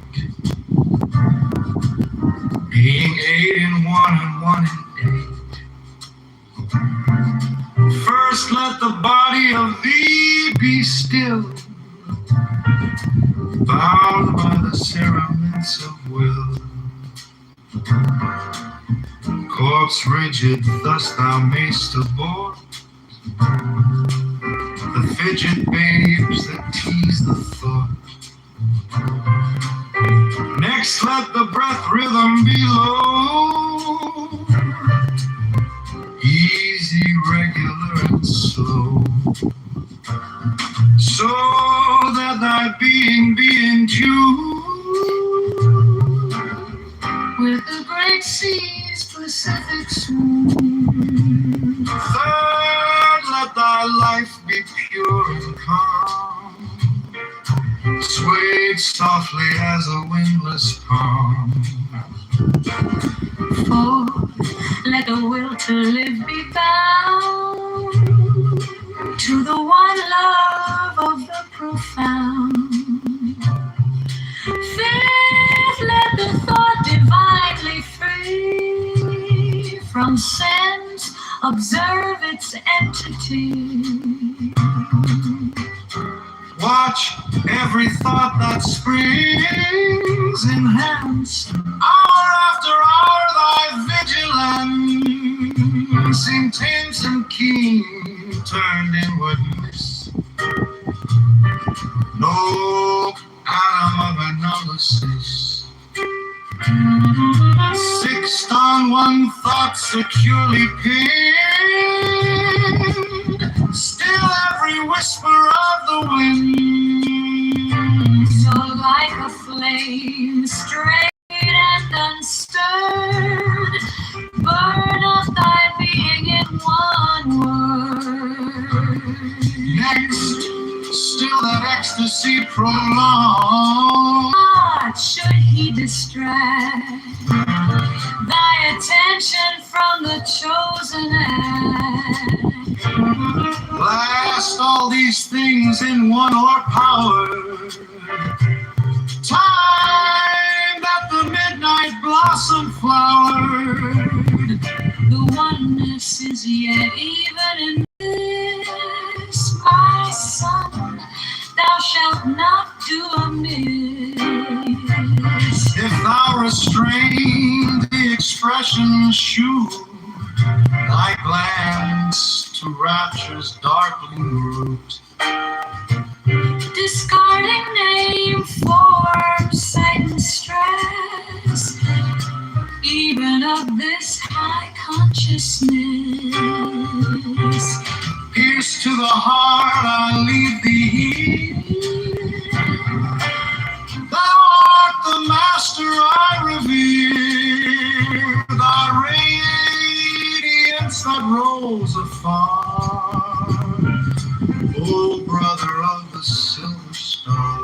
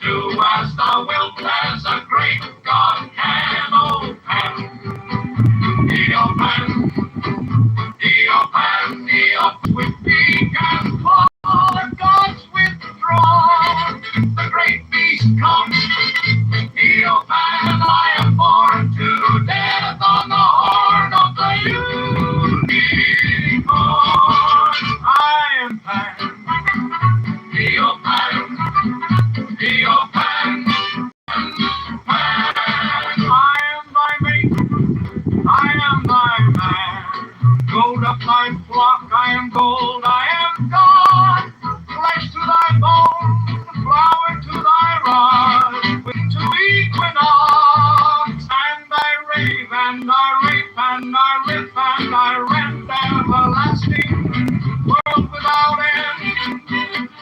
Mannequin, made a man in the mind of Pan. Peter Pan, Peter Pan, Pan, Pan, Peter Pan.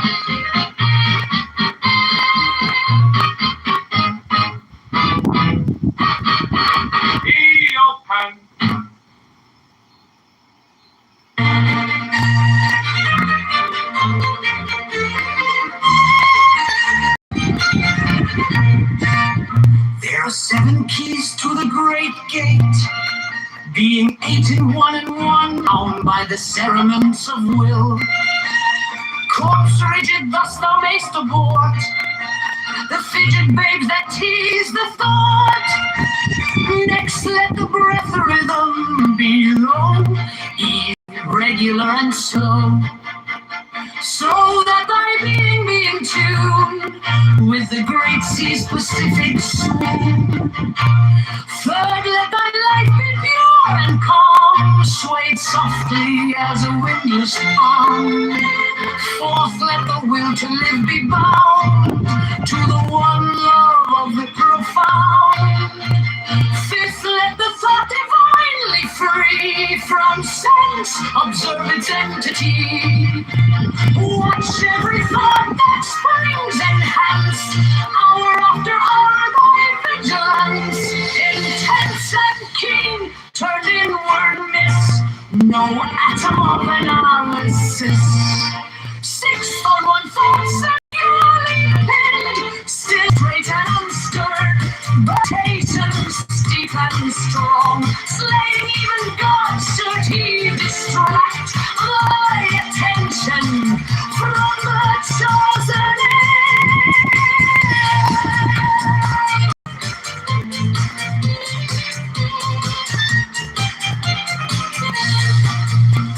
Last, all these things in one o'erpowered, time that the midnight blossom flowered. The oneness is yet even in this, my son, thou shalt not do amiss. If thou restrain the expression, shoot thy glance to rapture's darkling root, discarding name, form, sight, and stress, even of this high consciousness. Ears to the heart, I leave thee here. Thou art the master I revere. Thy radiance that rules afar, O brother of the silver star. Great!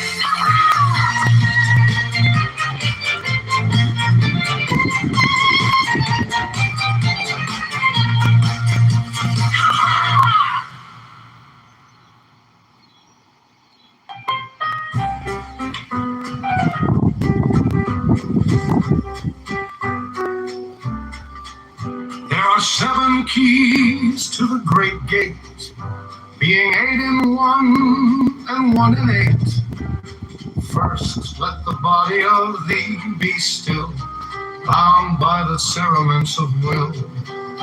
Corpse rigid, thus thou mayst abort the fidget babes that tease the thought. Next, let the breath rhythm be low, easy, regular, and slow,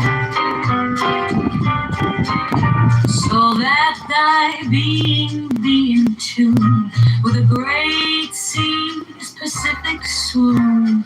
Third, let thy life be pure and calm, swayed softly as a windless palm. Fourth, let the will to live be bound to the one love of the profound.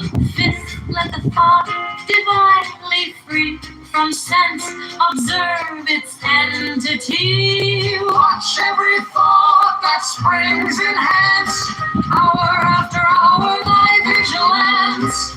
Intense and keen, turned inwardness, no atom of analysis. 6 on one thought securely pinned, still every whisper of the wind. So like the flames unrestrained and unstirred, burn up thy being in one word.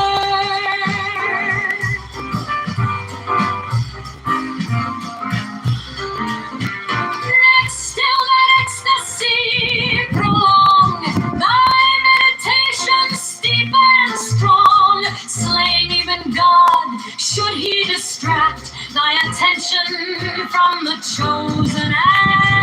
Ask all these things in one o'erpowered time that the midnight blossom flowered. The oneness is yet even in this, my son, thou shalt not do amiss. If thou restrain the expression, shoot thy glance to rapture's darkling root. Discarding name, form, sight, and stress, even of this high consciousness. Here's to the heart I leave thee here. Thou art the master I revere. Thy radiance that rolls afar, O brother of the silver star.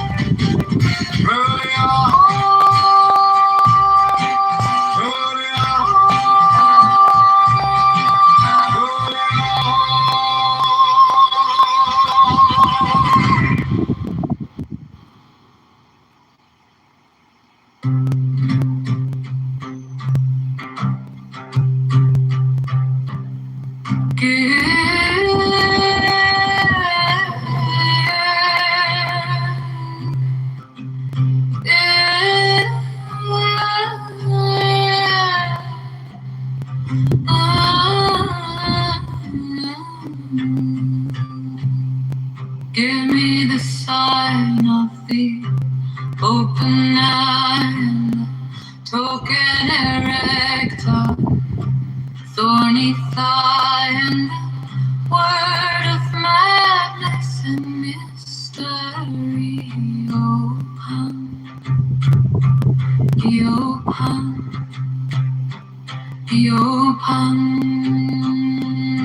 open, pum, pum, pum, pum. I am a man.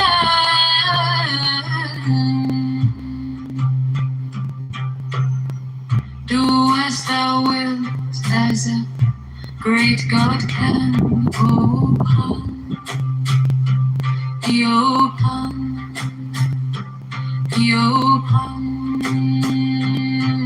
open, I am awake in the grip of the snake. The eagle slashes with beak and claw, the gods withdraw, the great beasts come. Hereupon I am born to death on the horn of the unicorn. I am pum, pum, pum. I am thy mate, I am thy man. Goat of thy flock, I am gold, I am God. Flesh to thy bone, flower to the rod. With hoofs of steel, I race on the rocks through solstice stubborn to equinox. And I rape, and I rape, and I rip, and I rend. Everlasting world without end. Mannequin, maiden, maiden, man. The might of Pan. Yo, Pan, Pan, Pan, yo, Pan, yo, Pan.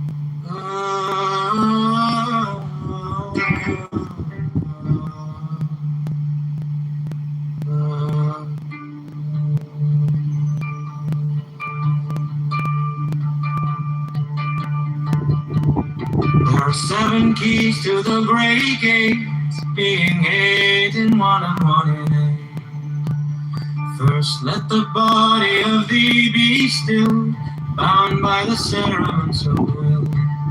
Corpse rigid, thus thou mayst abort the fidget babes that tease the thought. Next let the breath rhythm be low, easy, regular, and slow.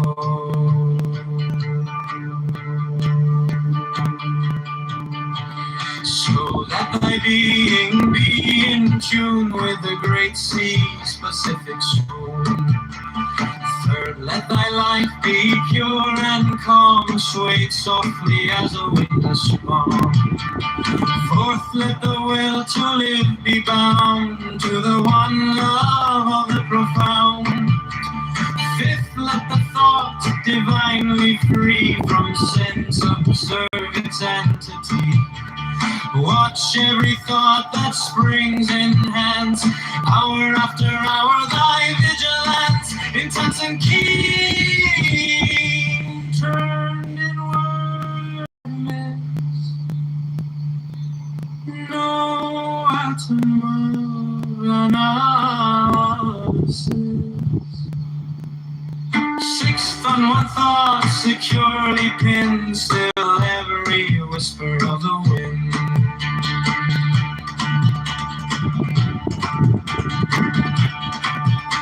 So like a flame straight and unstirred, burn up thy being in one word.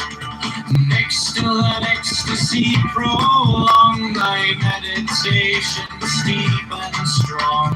Slaying even God should he distract thy attention from the chosen act. Last all these things in one o'erpowered time that the midnight blossom flowered. The oneness is yet even in this, my son, thou shalt not do amiss. If thou restrain the expression, shoot thy glance to rapture's darkling root, discovering name, form, sight, and stress, even of his high consciousness.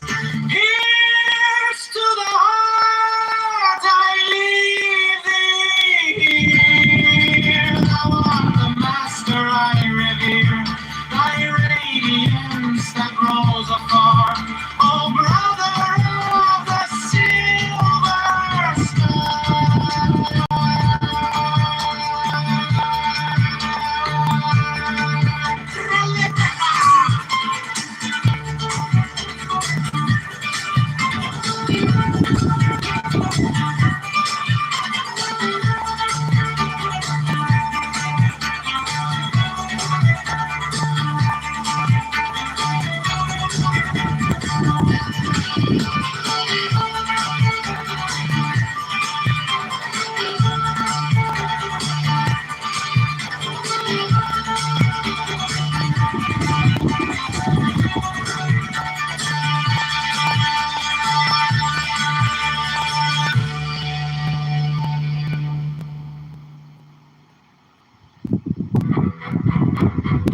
There are 7 keys to the great gate, being 8 in 1 and 1 in 8. First, let the body of thee be still, bound by the cerements of will. Frigid thus thou mayst abort the fitted babes that tease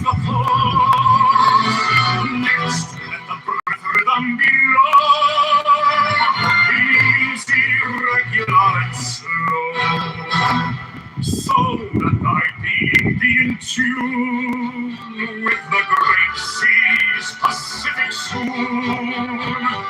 Let thy life be pure and calm, sway softly as a windless palm. Forth let the will to live be bound to the one love of the profound. Fifth, let the thoughts divinely free from sense observe its entity. Watch every thought that springs in hands, hour after hour thy vigilance,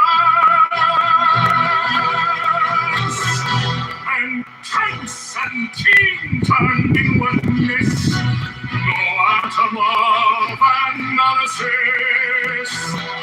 Six on one securely pinned, still and we whisper of the wind. Even God, should he distract thy attention from the chosen act, grasp all these fingers, the oneness is yet even in this. My son, thou shalt not dwell. Restrain the expression, shoot thy glance to rapture's darkly root, discarding for sight and stress, even of this high consciousness. Pierce to the heart, I leave thee here, thou of the Master I revere, thy radiance that rose afar, O brother of the silver star. Ready?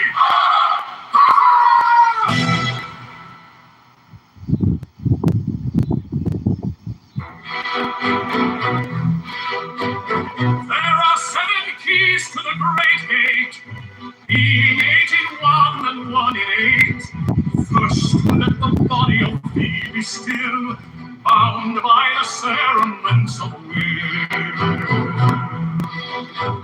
Cause rigid thus thou mayst abort the fidget waves that tease the thought. Next, let the breath rhythm be low, easy, regular, and slow. So let thy being be in tune with the great seas, Pacific swoon. Third, let thy life be pure and calm, swing softly as a windless spark. Fourth, let the will to live be bound to the one love of the profound.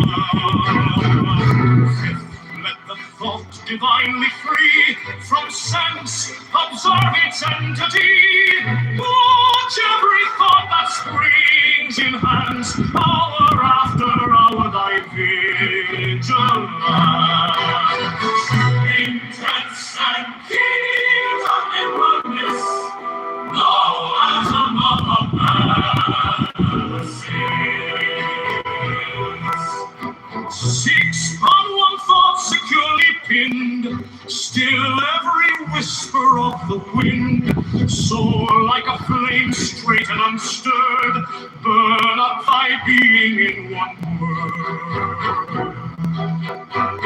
Next, still that ecstasy prolong, thy meditation steep and strong, slaying even God should he distract thy attention from the chosen act.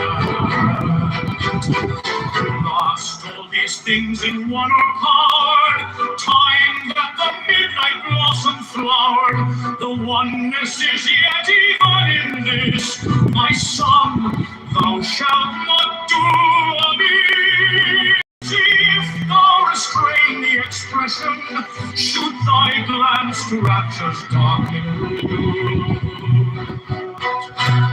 Discarding name, form, sight, and stress, even of this high consciousness, pierce to the heart I leave thee here,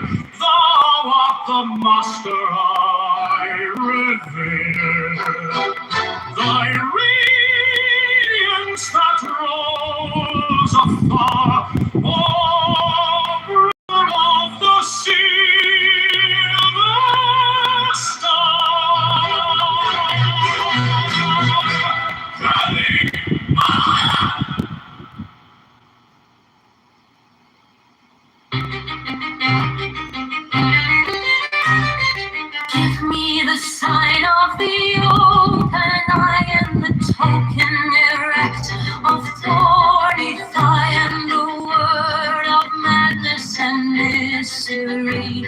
Oh, Pani, oh, Pani, oh, Pani, oh, Pan, Pan, Pan, Pan. I am a man. Do as thou wilt, as a great God can. Oh, Pani, oh, Pani, oh, Pani, oh, Pan, Pan, Pan. I am awake in the grip of the snake. The eagle slashes with beak and claw. The gods withdraw. The great beast coming upon. I am born to death on the horn of the unicorn. I am Pani, oh, Pani, oh, Pan, Pan, Pan. I am thy mate, I am thy man. God of thy flock, I am gold, I am God. Flesh to thy bone, flower to thy rod. With hoofs of steel, I race on the rocks. Through solstice stubborn to equinox. And I rave and I rape and I rip and I rend. Everlasting world without end. Mannequin, maiden, maiden, man in the might of Pani, oh, Pani, oh, Pan, Pan, Pani, oh, Pan.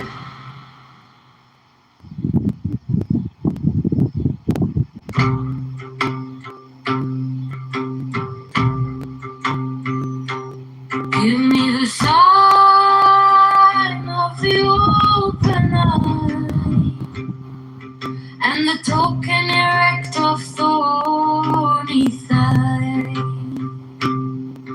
and the word of madness and mystery. Open, open, open, pam pam, pam pam pam. I am a man. Do as thou wilt, as a great God can. Oh, Pan, oh, Pan, oh, Pan, oh, Pan, Pan, Pan. I am awake in the grip of the snake. The eagle slashes with beak and claw. The gods withdraw. The great beast comes. Your pen, I am born to death on the horn of the unicorn. I am Pan,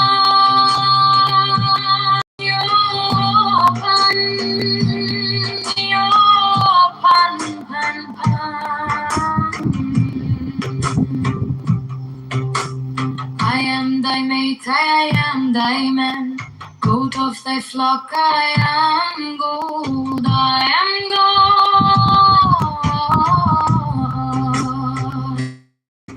gold. Flesh to thy bone, flower to thy rod. With hoofs of steel, I race on the rocks. Through solstice stubborn to equinox. And I rave and I rape and I rip and I rend. Everlasting world without end. Mannequin maiden, made of man. In the might of Pan, the old Pan, the old Pan, Pan, the old Pan.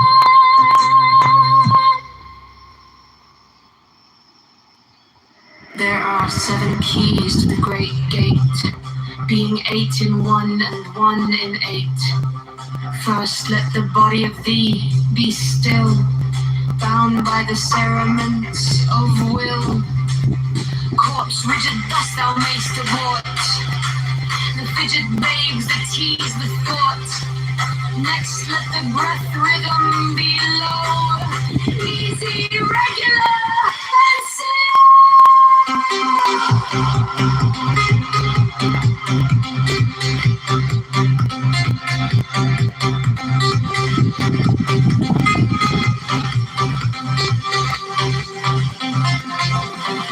so that thy being be in tune with the great sea's Pacific swoon. Third, let thy life be pure and calm, sway softly as a windless palm. Fourth, let the will to live be bound to the one love of the profound. Fifth, let the thought divinely free from sense observance entity. Watch every thought that springs enhance, hour after hour thy vigilance, intense and keen, turned inward miss, no atom of analysis, fixed on one thought securely pinned, still every whisper of the wind, so like a flame stranded and stored, burn up thy being in one word.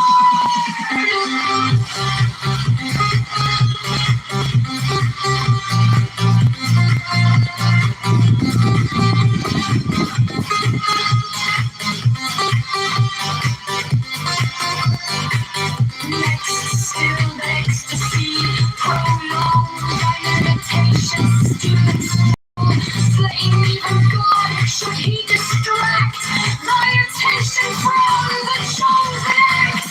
Last all these things in one overpowered, timed at the midnight blossom flood. The oneness is yes, no restrained expression shoots, thy glance to rapture darkling roots, discarding game, form, sight and stress, even of this our master. Oh, brother of the silver star.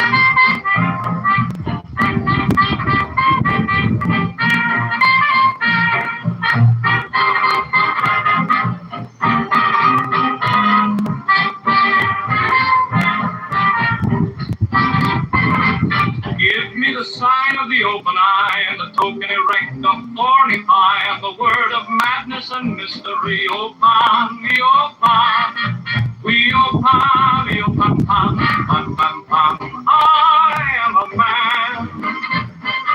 Do as thou wilt, as a great God can. Open, we open, we open, we open, we open, pam. I am awake in the grip of the snake. The eagle slashes with beak and claw, the gods withdraw.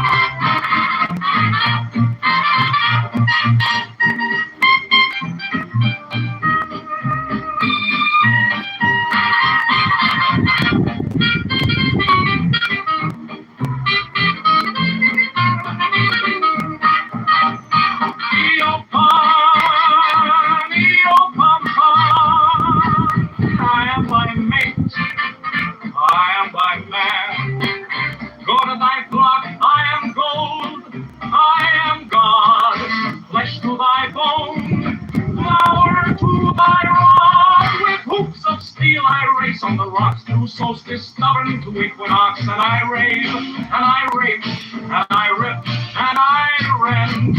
Everlasting world without end, mannequin, maiden, maided man, in the might of Pan, Eopan, Eopan, Eopan, Pan, Pan, Eopan.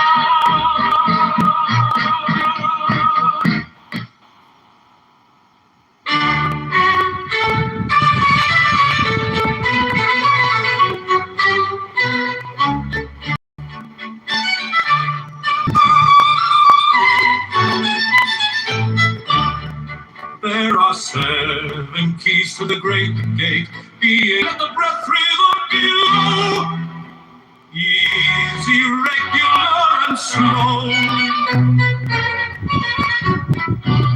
so that thy being be in tune with the great sea's Pacific swoon. Third, let thy life be pure and calm, swaying softly as a windless palm. Fourth, let the will to live be bound to the one love of the profound. Fifth, let the thought divinely free from sense, observe its entity. Watch every thought that springs and hands, hour after hour thy vigilance.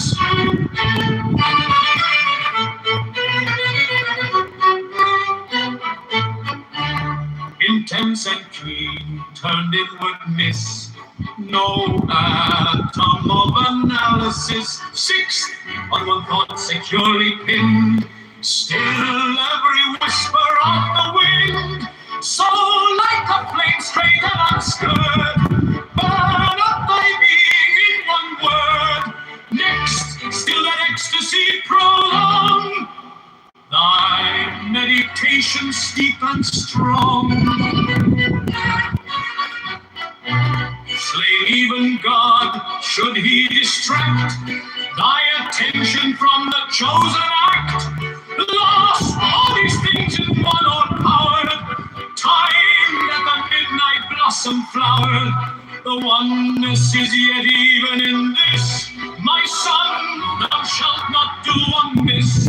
If thou restrain the expression, shoot thy glance to rapture's darkling root, discarding name, form, sight, and stress, even of this high consciousness.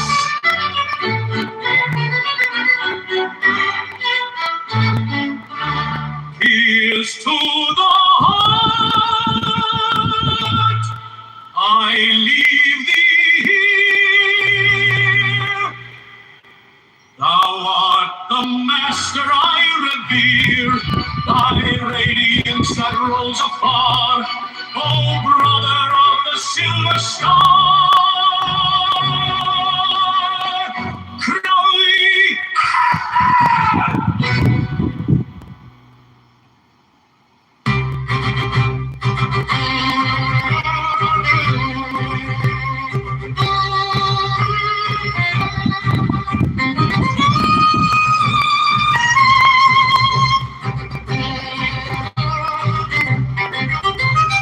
Give me the sign of the open eye, and the token erect of thorny thigh, and the word of madness and mystery, O Pan,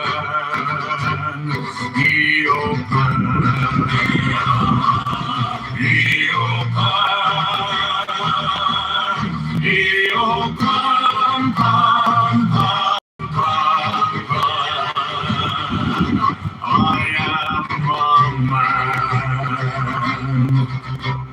Do as thou wilt, as a great God can, O Pan.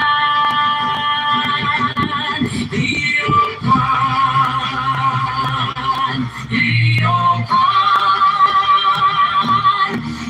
O Pan, Pan. I am awake in the grip of the snake. Feel slashes with beak and claw.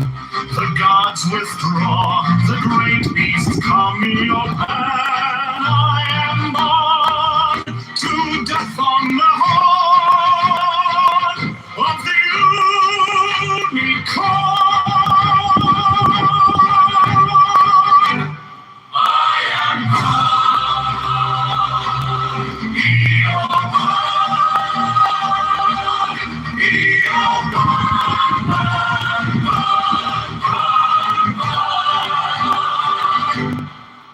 am thy mate, I am thy man. Goat of thy flock, I am gold, I am God. Flesh to thy bone, flour to thy rod. With hoofs of steel I race on the rocks, through solstice stubborn to equinox. And I rave, and I rip, and I rip, and I rant, everlasting world without end. Mannequin, maiden, maynard, man. In the might of Pan, be your God, be your God, Pan, Pan, be your God, be your God.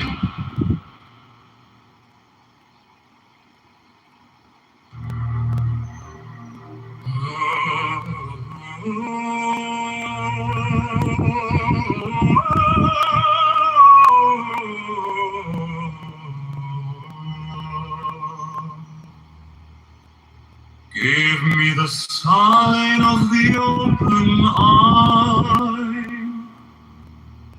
and the token erect of thorny thigh, and the word of madness and mystery.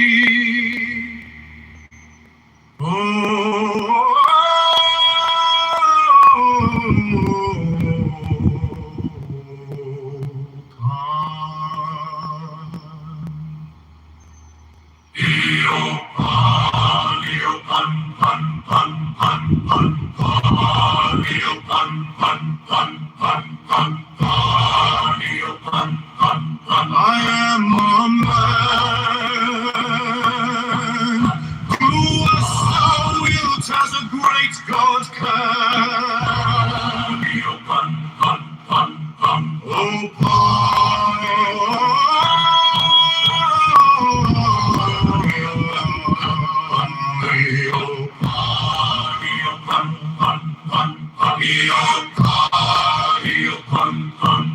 I am awake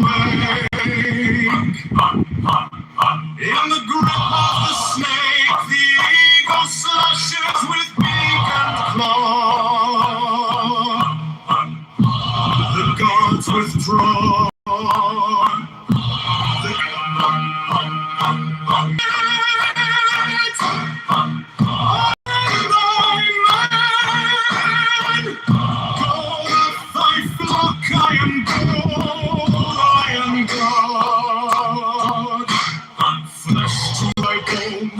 Flower to thy rod, with hoofs of steel I race on the rocks, through solstice stubborn to equinox. And I rape, and I rape, and I rip, and I rend, everlasting world without end. Mannequin, maiden, maynard, man in the might of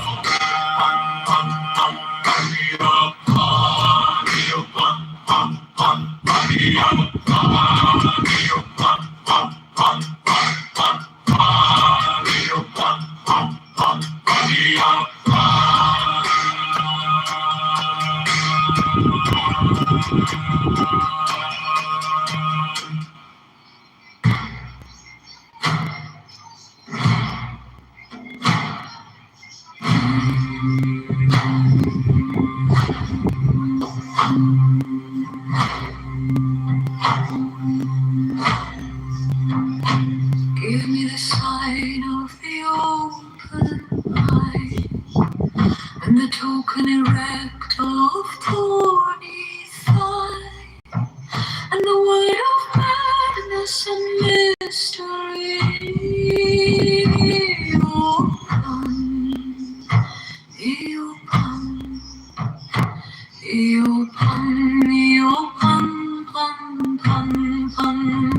I am a do as thou wilt, as the great God can. Open, open, open,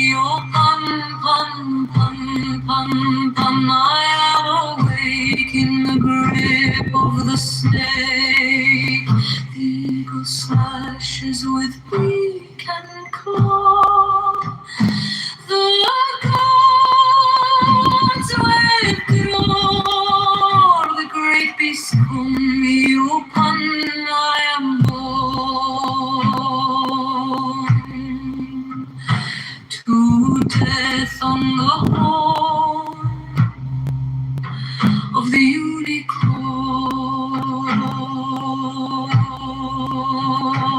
I am God, Io come, I am thy maid, I am thy man. Gold of thy flock, I am gold, I am God. Flesh to thy bone, floor to thy rod. With hoofs of steel I race on the rocks. Through solstice stubborn to equinox, and I reign in the might of Pan.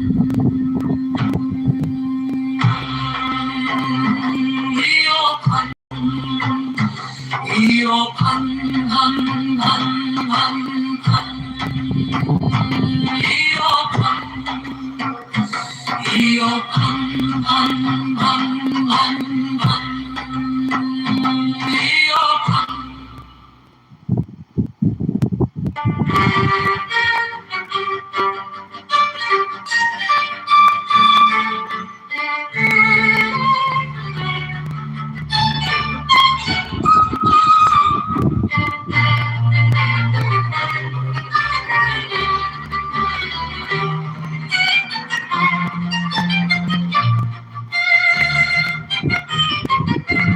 God the eternal, he begets not and is not begotten. Nor is there like unto him anyone. Unity uttermost showed. I adore the might of thy breath, supreme and terrible God, who makest the gods and death to tremble before thee.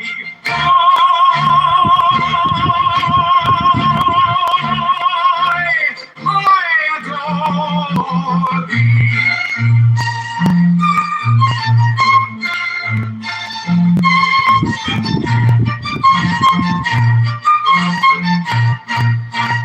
God the eternal, he begets not and is not begotten. Nor is there like unto him anyone.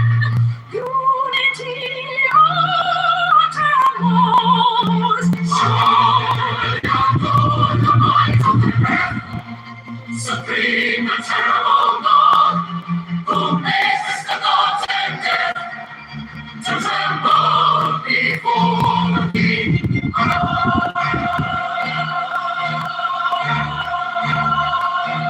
I adore thee.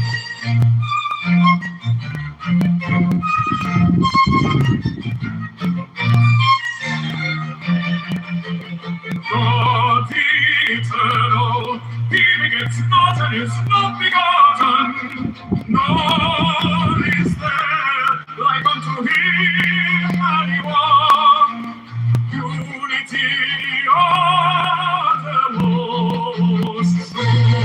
I adore the might of thy breath, supreme and terrible God, who makes the gods and death to tremble before thee.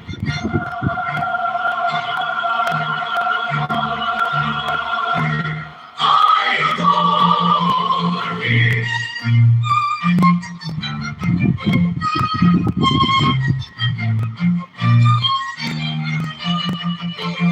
God the eternal, he begets not and is not begotten. God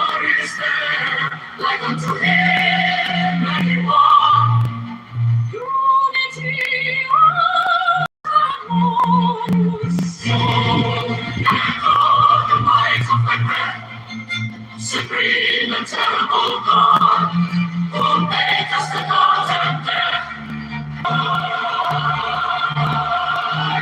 I adore thee.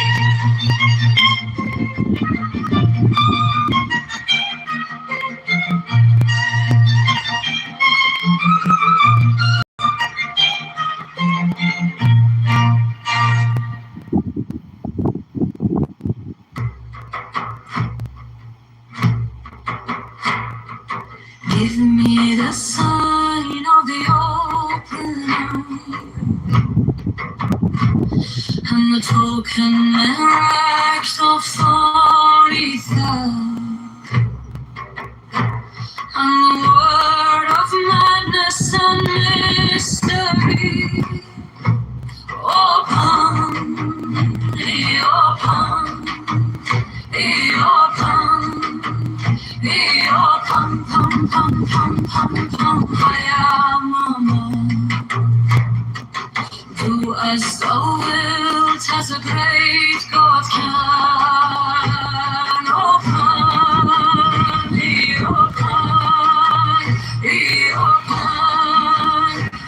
open, pum, pum, pum, pum, pum. I am awake in the grip of the snake. The eagle slashes with beak and claw. The gods withdraw, the great beast on me upon. I am born to death on the horn of the unicorn. I am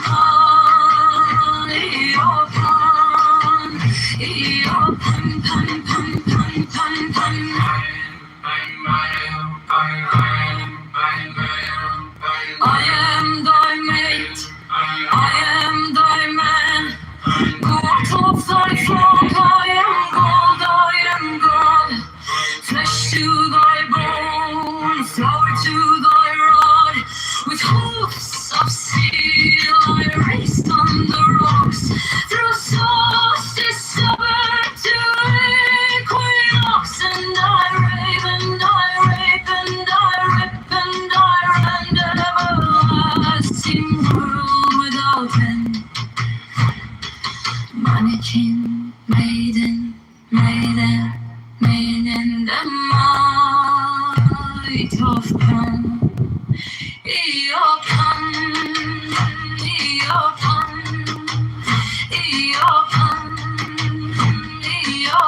pam, pam, pam, pam, pam, pam, Eopan. Give me the sign of the open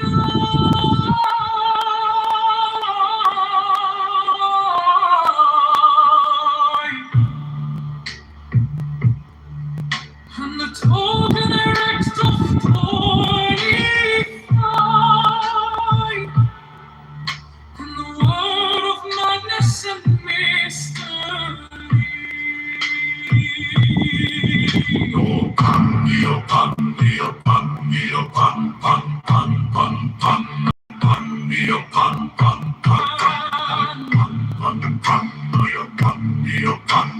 To us the world has a great God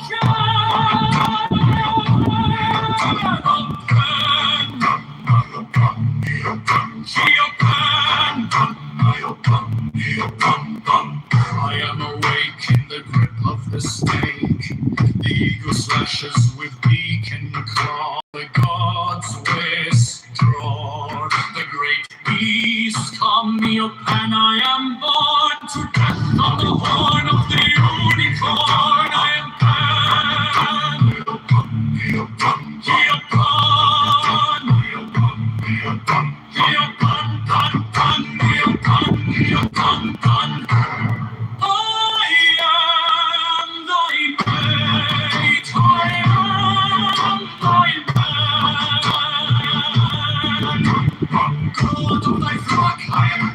I am gold, flesh to thy bone, flower to thy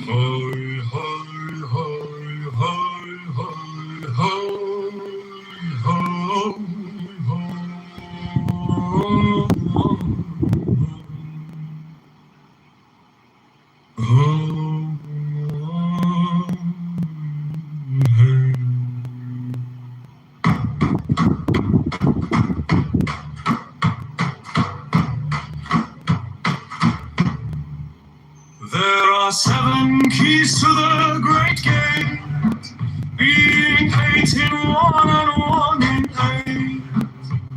8. First let the body of thee be still, bound by the cerements of will.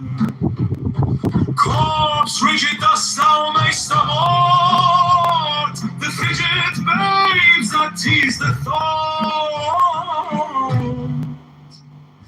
Next let the breath rhythm be low, easy, regular, and slow, so that thy being be in tune with the great sea's Pacific swoon.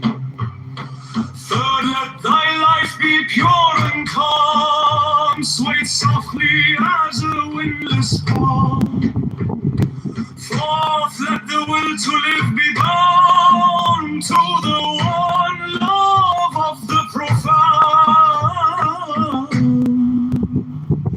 Fifth, let the thought divinely free from sense observe its entity. Watch every thought that springs in hands, hour after hour thy vigilance, intense and keen turn inwardness, no atom of analysis. Sixth, on one thought securely pinned, still every whisper of the wind. Next, still that ecstasy prolong, thy meditation steep and strong. Slain even God, should he distract thy attention from the chosen act. Last, all these things in one are powered, tied at the midnight blossom flower. The oneness is yet even in this, my son, thou shalt not do amiss. If thou restrain the expression, shoot thy glance to rapture's darkling root, discarding name, form, sight, and stress, even of this high consciousness. Pierce to the heart, I leave thee here. Thou art the master, I reveal. Thy radiance that rolls afar, O brother of the silver star. Krali, ha ha.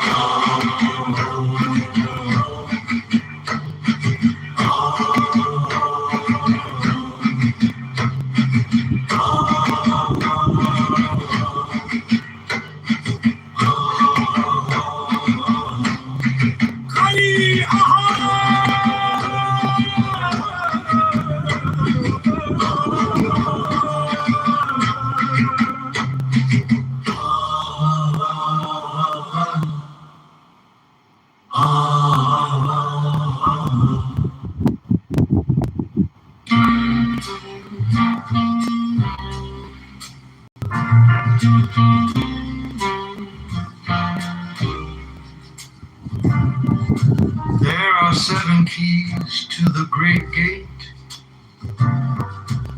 being 8 in 1 and 1 in 8. First let the body of thee be still, bound by the cerements of will. Corpse rigid, thus thou mayst abort the fidget babes that tease the thought. Next let the breath rhythm be low, easy, regular, and slow, so that thy being be in tune with the great sea's Pacific swoon. Third, let thy life be pure and calm, swayed softly as a windless palm. Fourth, let the will to live be bound to the one love of the profound. Fifth, let the thought divinely free from sense observe its entity.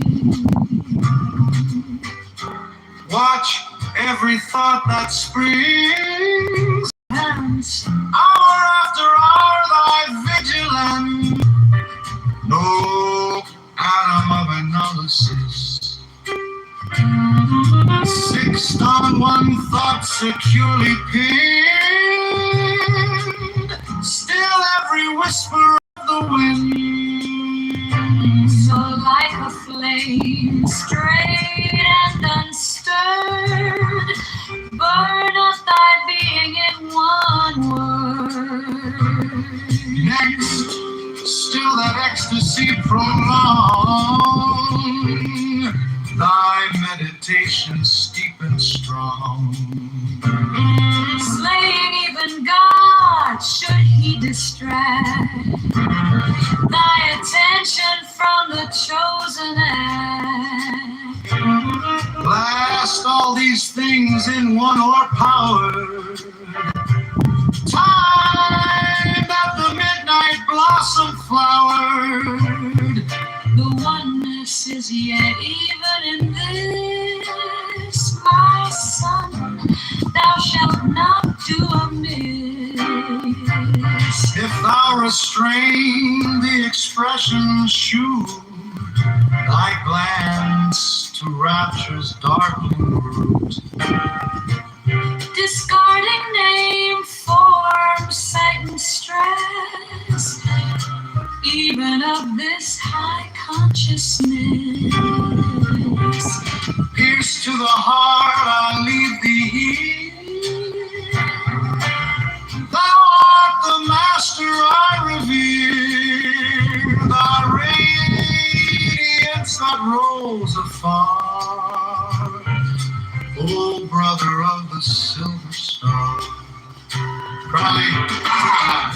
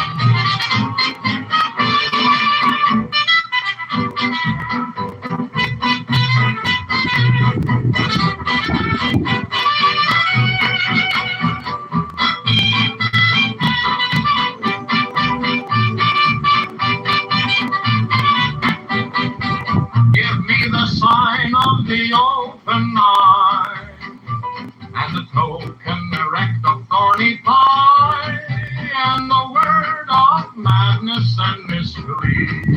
Open, Eopen, Eopen, Eopen, pan, pan, pan, pan, I am a man. Do as thou wilt, as a great God can open. All the gods withdrew death on the horn of the union. I am thy mate, I am thy man. Goat of thy flock, I am gold, I am God. Flesh to thy bone, flower to thy rod. With hooves of steel I race on the rocks. Through solstice stubborn to equinox. And I rave and I rape and I rip and I rent everlasting world without end. Man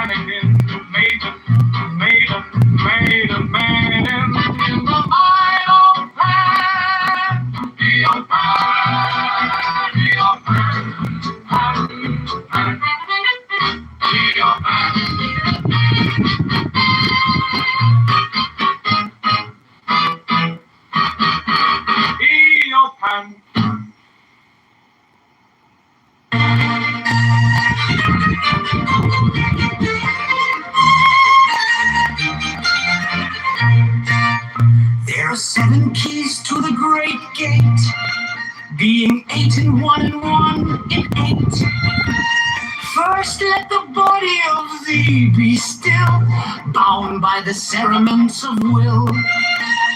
Corpse rigid thus thou mayst abort the fidget babes that tease the thought. Next let the breath rhythm be low, easy, regular and slow, so that thy being be in tune with the great sea's Pacific swoon. Third, let thy life be pure and calm, swayed softly as a windless palm. Fourth, let the will to live be bound to the one love of the profound. Fifth, let the thought divinely free from sense observe its entity. Watch every thought that springs enhanced, hour after hour thy vigilance, intense and keen, turned inward miss no atom of analysis. Sixth, on one thought securely pinned, still every whisper of the wind. Fall like a flame, straight and unstirred, burn up thy being in one word. Next, still that ecstasy prolong thy meditation steep and strong, slaying even God should he distract thy attention from the chosen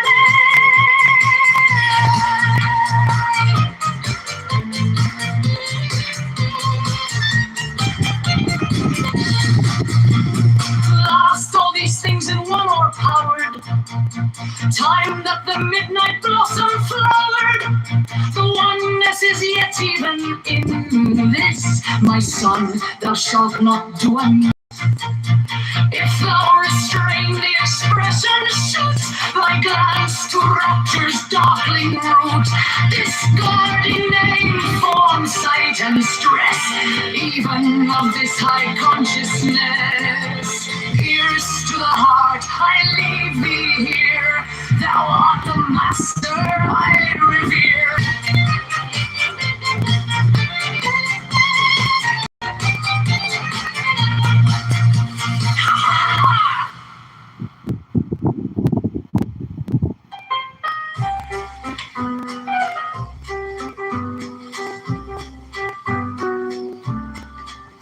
There are 7 keys to the great gate, being 8 in 1 and 1 in 8.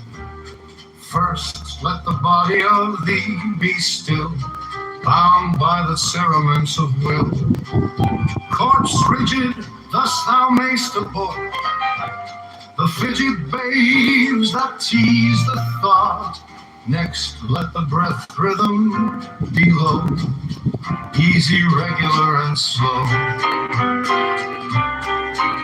so that thy being be in tune with the great sea's Pacific swoon.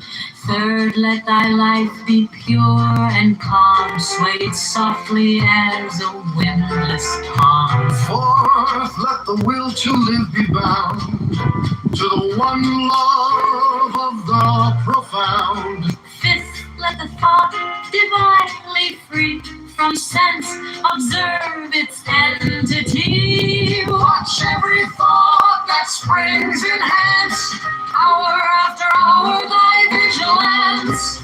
Intense and keen, turned inward miss no atom of analysis. Six on one thought securely pinned, still every whisper of the wind. So like a flame, straight and unstirred, burn up thy being in one word.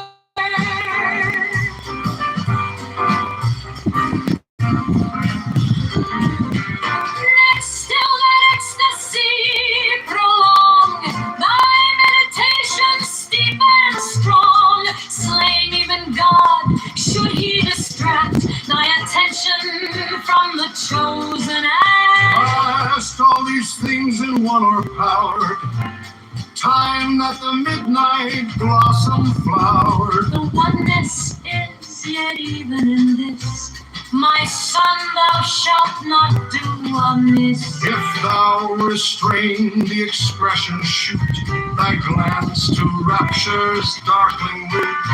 Discarding name, form, sight, and stress, even of this high consciousness. Yes, to the heart I leave thee here. Thou art the master I revere. Thy radiance that rolls afar, O brother of the silver star.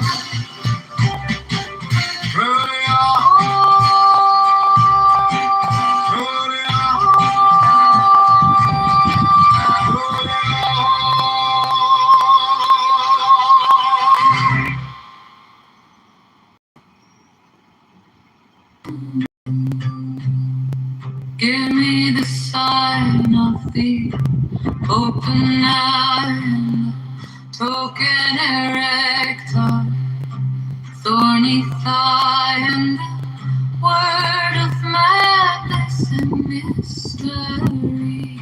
Open,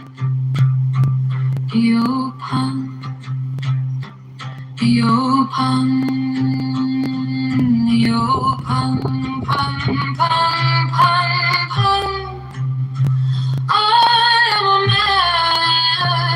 man. Do as thou wilt, as a great God can. Open,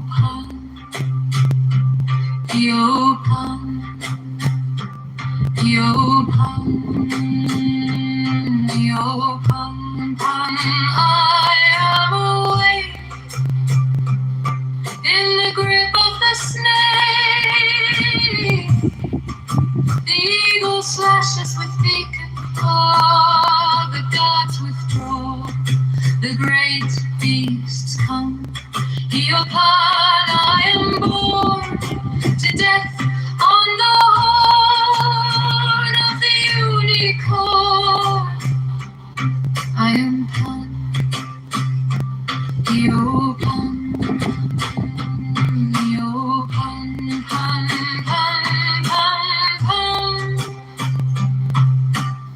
I am thy mate, I am thy man. Goat of thy flock, I am gold, I am God. Flesh to thy bone, flower to thy rod. With hoofs of steel I race on the rocks through solstice stubborn to equinox. And I rave, and I rape, and I rip, and I rend. Everlasting world without end. Mannequin, maiden, maiden, man. The might of Pan.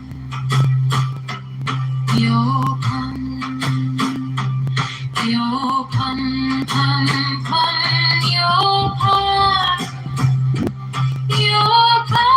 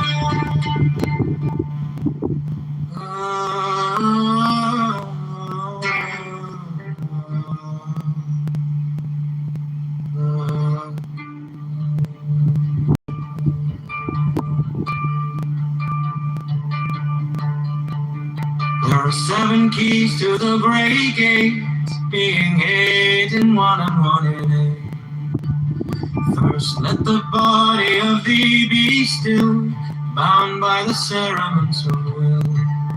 Corpse rigid, thus thou mayst abort the fidget babes that tease the thought. Next let the breath rhythm be low, easy, regular, and slow.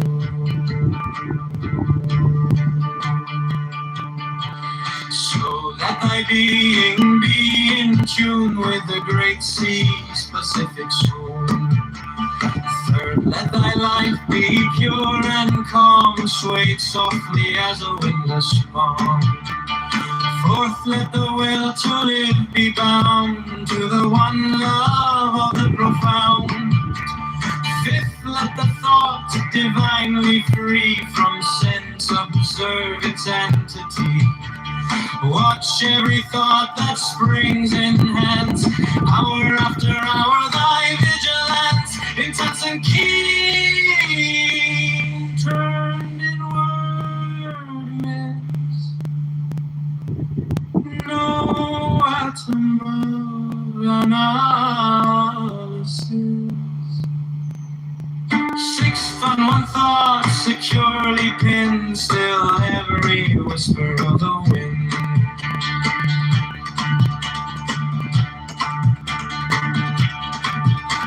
So like a flame straight and unstirred, burn up thy being in one word. Next, still that ecstasy prolong thy meditation steep and strong. Slaying even God should he distract thy attention from the chosen act. Last all these things in one o'erpowered, timed at the midnight blossom flower. The oneness is yet even in this, my son, thou shalt not do amiss. If thou restrain the expression, shoot thy glance to rapture's darkling root, discarding name, form, sight, and stress, even of his high consciousness. Here's to the heart I leave thee here. Thou art the master I revere, thy radiance that rose afar. Oh, brother of the silver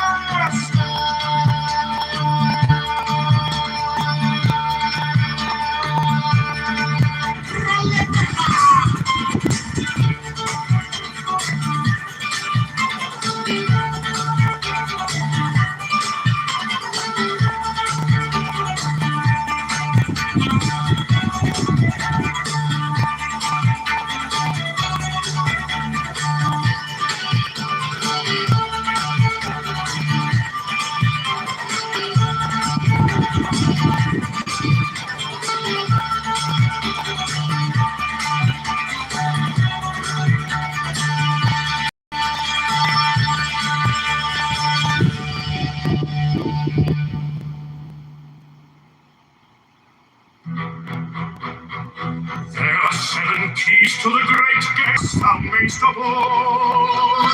The fitted babes that tease the thought.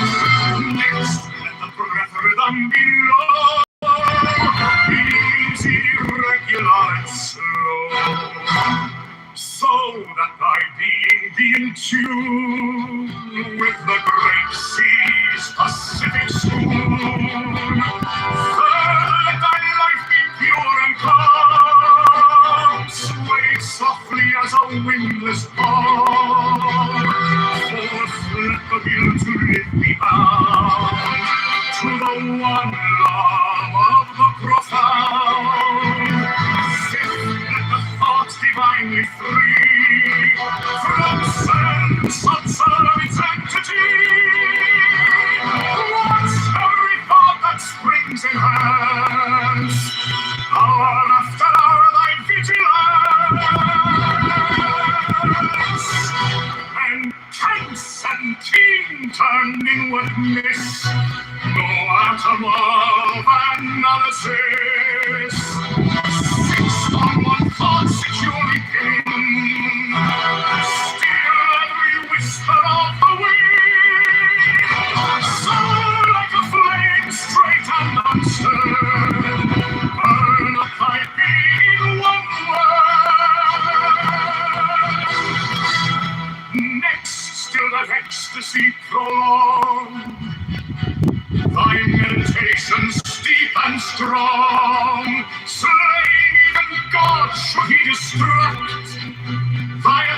sanction from the chosen act. Lost all these things in one hard time that the midnight blossom flowered. The oneness is yet even in this. My son, thou shalt not do amiss. If thou restrain the expression, shout thy glance to rapture's darkling root. Discarding form, sight, and stress, even of this high conscious loss. Yes, to the heart I leave thee here. Thou art the master I revere. Thy radiance that rose afar. Oh, brother of the silver star. Ready?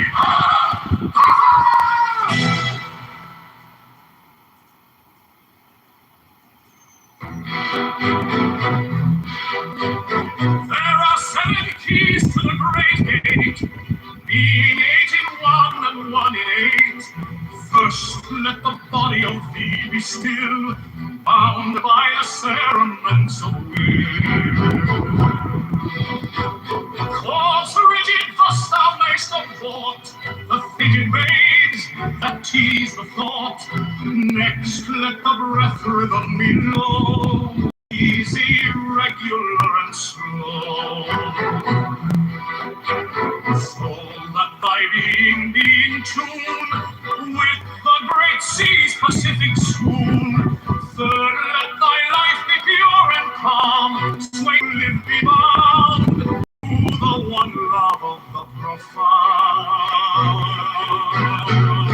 Fifth, let the thought divinely free from sense, observe its entity. Watch every thought that springs, enhance hour after hour thy vigilance. Intense and keen on inwardness, no atom of a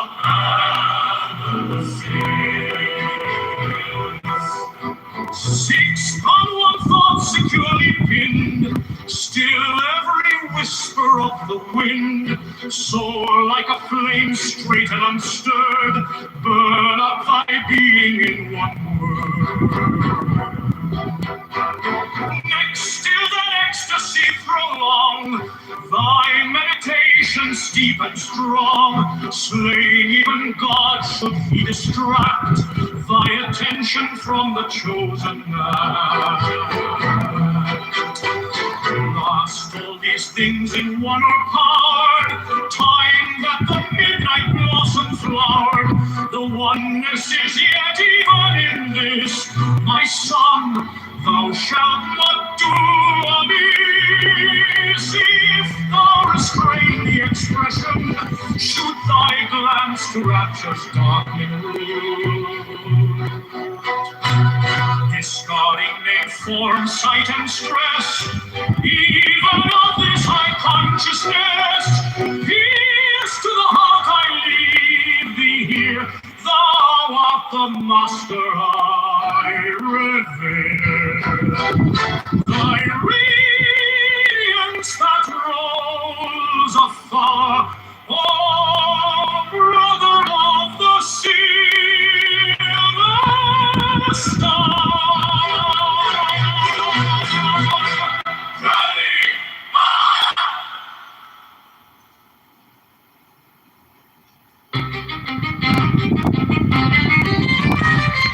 Give me the sign of the open eye and the token erect of thorny thigh and the word of madness and mystery. Oh, Pani, oh, Pani, oh, Pani, oh, Pan, Pan, Pan, Pan. I am a man. Do as thou wilt, as a great God can. Oh, Pani, oh, Pani.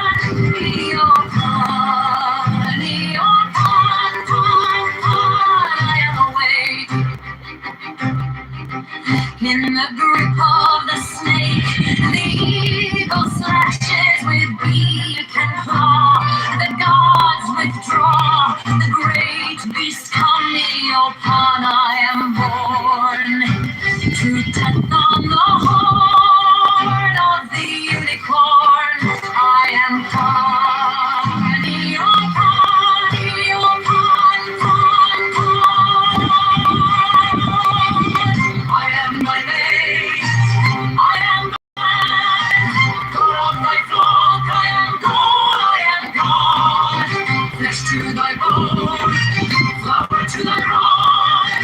With hoofs of steel I race on the rocks, through solstice stubborn to equinox. And I rave and I rip and I rip and I rend, everlasting world without end.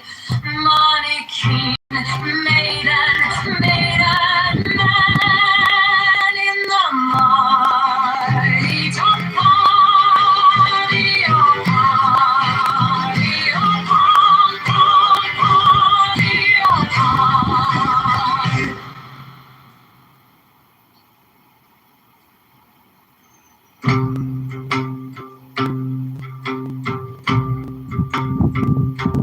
Give me the sign of the open eye, and the token erect of thorny thigh, and the word of madness and mystery. Open,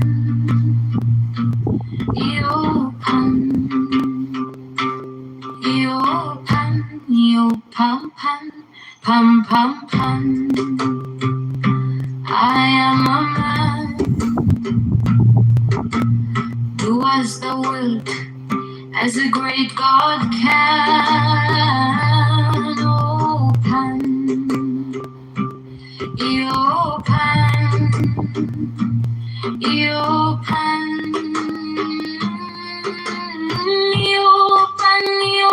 pan. I am awake in the grip of the snake.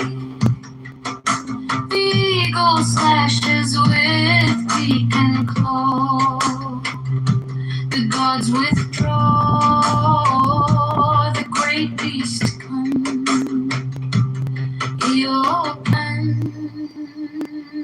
I am born to death on the horn of the unicorn.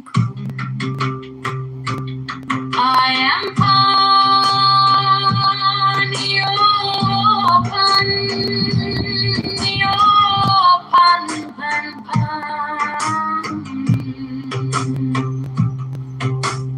I am thy mate, I am thy man, coat of thy flock, I am gold, I am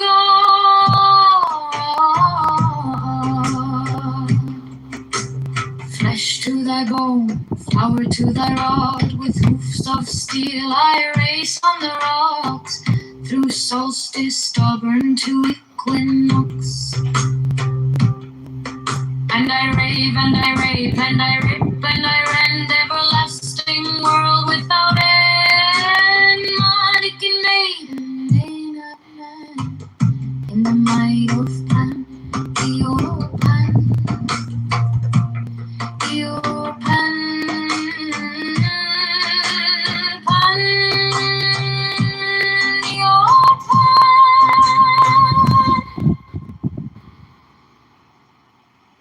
There are 7 keys to the great gate, being 8 in 1 and 1 in 8. First let the body of thee be still, bound by the cerements of will. Corpse rigid thus thou mayst avoid the fidget babes that tease the thought.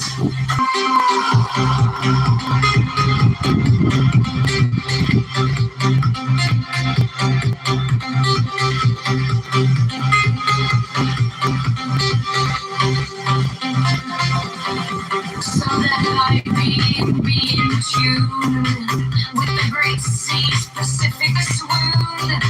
Let thy life be pure and calm, sway softly as a windless palm. Forth let the will to live be bound, to the one love of a profound faith. Let the thought divinely free from sensual service entity. Watch every thought that springs, enhance hour after hour thy vigilance, intense and keen, turned inward miss. No utter love analysis, 6 on 1 thought secure. king. Still every whisper of the wind sound like a flame straight and scorn. Burn up thy being in one word.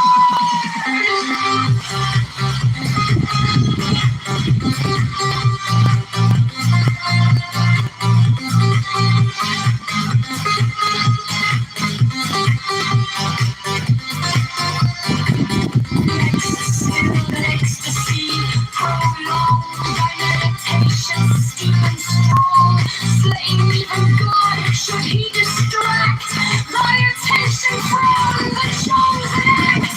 Lost all these things in one overpowered, timed at the midnight blossom flood. The oneness is yes, even in this, my son, thou shalt not do amiss. If thou restrain the expression shoot, thy glance to rats of darkling roots, discarding name, form, sight, and stress, even of this high consciousness.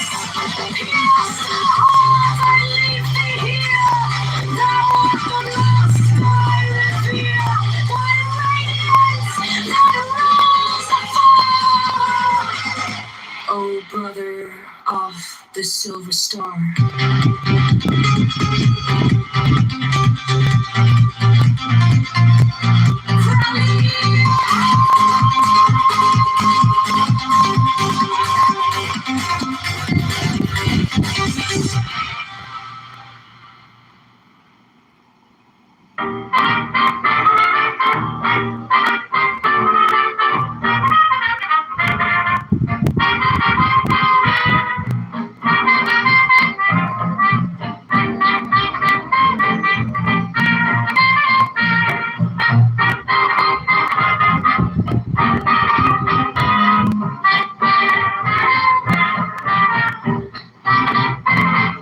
Give me the sign of the open eye and the token erect of thorny pine, the word of madness and mystery. Opan, me opan, we opan, me opan, pam, pam, pam, pam. I am a man. Do as thou wilt, as a great God can. Opan, me opan, me opan, me opan, me opan, pam. I am awake in the grip of the snake.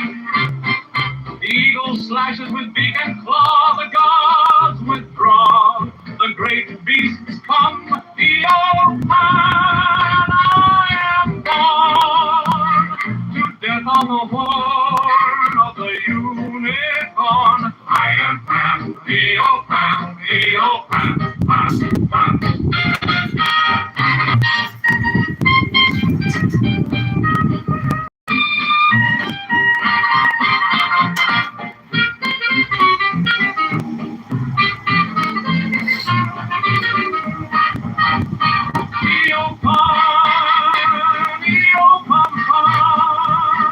I am thy mate, I am thy man. Go to thy flock, I am gold, I am God. Flesh to thy bones, flower to thy rod. With hoops of steel I race on the rocks, new souls stubborn to equinox, and I rage, and I rape, and I rip, and I rend. Everlasting world without end, mannequin, maiden, maideth man, in the might of God, Eopan, Eopan, Eopan, Pan, Pan, Eopan.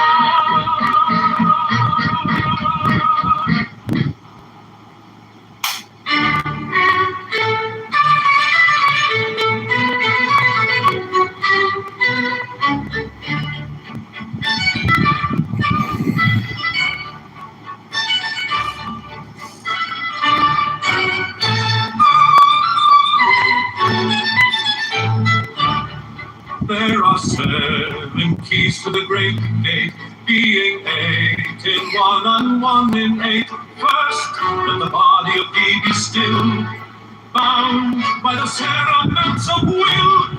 Corpse rigid, thus thou mayst abort the fidget babes that tease the thought. Next, let the breath rhythm below. Easy, regular, and slow. So that thy being be in tune with the great sea's Pacific swoon. Third, let thy life be pure and calm, swayed softly as a windless calm. Fourth, let the will to live be bound to the one love of the profound. Fifth, let the thought divinely free from sense observe its entity. Watch every thought that springs and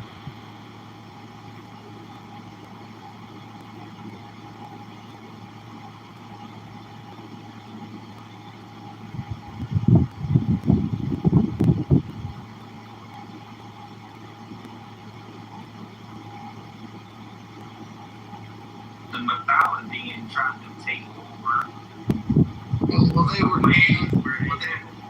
Canaanites themselves, which is similar to like Christianity in essence, is a similar story where you have a group. hands, hour after hour thy vigilance.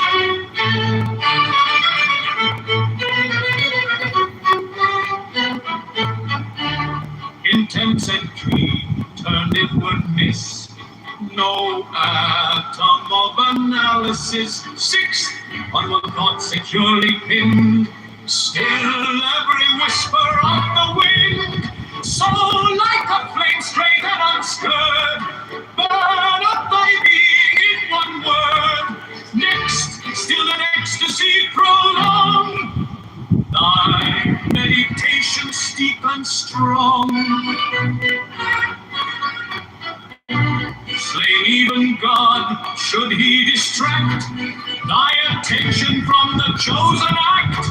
Lost all these things in one o'erpowered, timed at the midnight blossom flowered.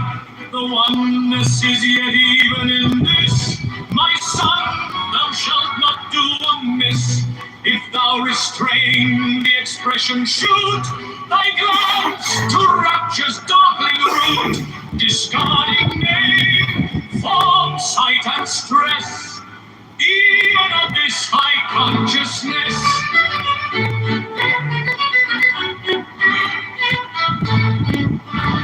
Here's to the heart, I leave thee here. Thou art the master I revere, thy radiance that rolls afar, oh brother of the silver star. Crowley,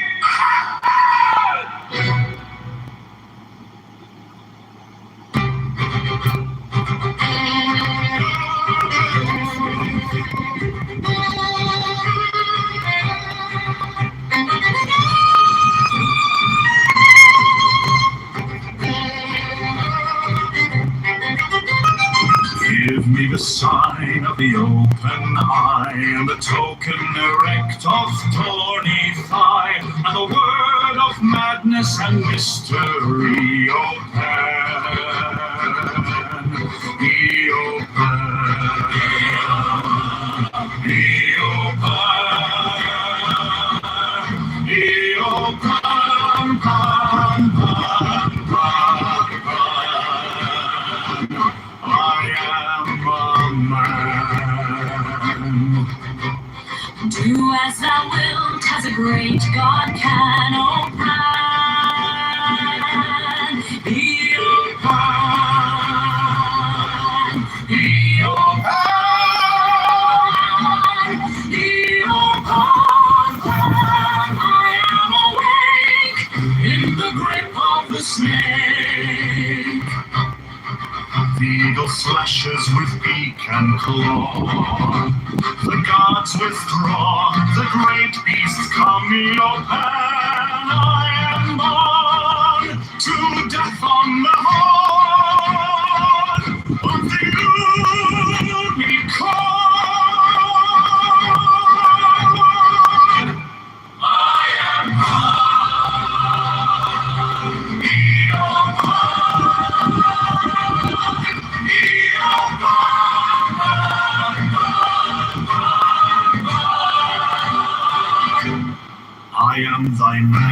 I am thy man, goat of thy flock. I am gold, I am God, flesh to thy bone, flour to thy rod. With hoofs of steel I race on the rocks, through solstice stubborn to equinox, and I rave, and I rip, and I rip, and I rend, everlasting world without end. Mannequin, maiden, maynard, man. In the might of Pan. Be your God, be your God, God, God, be your God, be your God.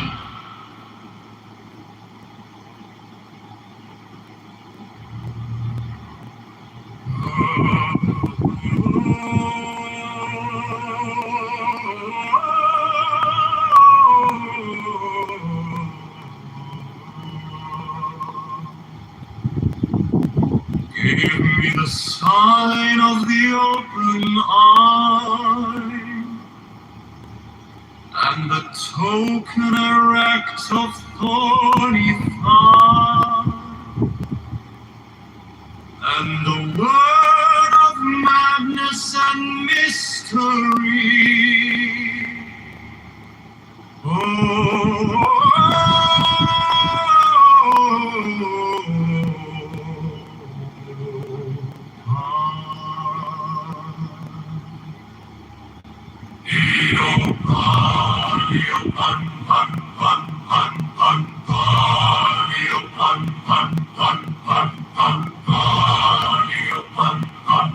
I am a man. Do as thou wilt, as a great God can.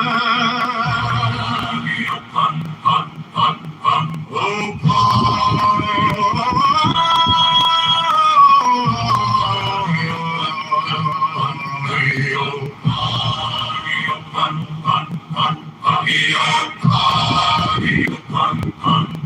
I am awake in the grip of the snake. The eagle slashes with beak and claw. The gods withdrawn. The great beast calm me upon. I am born to death of the unicorn. I am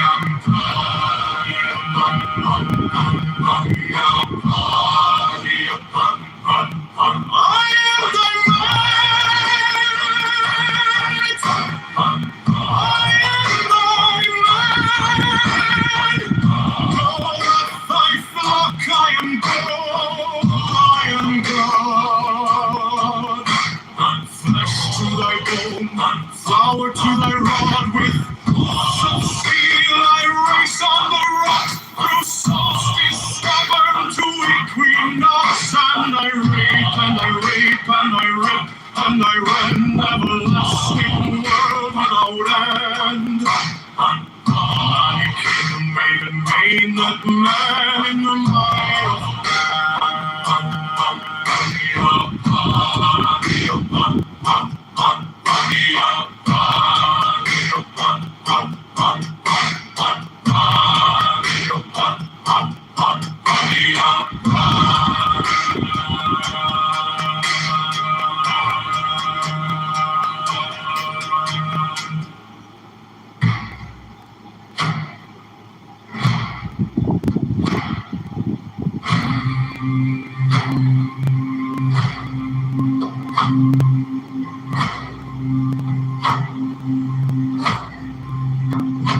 give me the sign of the open eye, and the token erect of thorny thigh, and the word of madness and mystery. Open, open, open, open.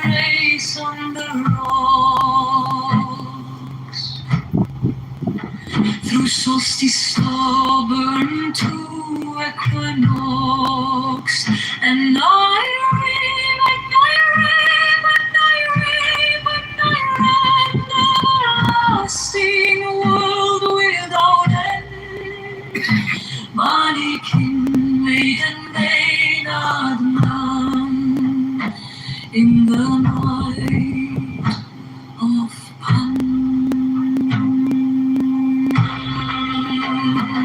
Io Pan, Pan, Pan, Pan, Pan. Io Pan, Pan, Pan, Pan, Pan. Io Pan.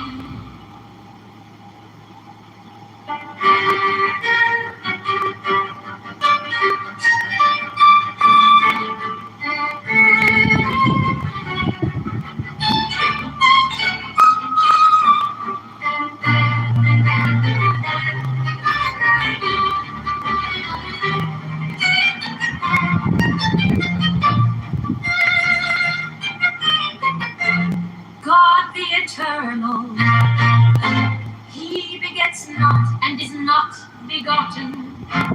Nor is there like unto him anyone. Unity uttermost show. I adore the might of thy breath, supreme and terrible God, who makest the gods and death to tremble before thee.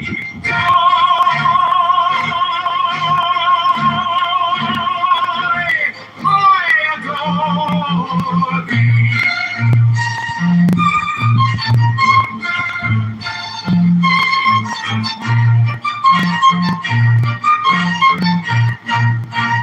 God the eternal, he begets not and is not begotten, nor is there like unto him anyone. Unity uttermost. Surely adore the might of thy breath, supreme and terrible God, who makes the gods and death to tremble before thee.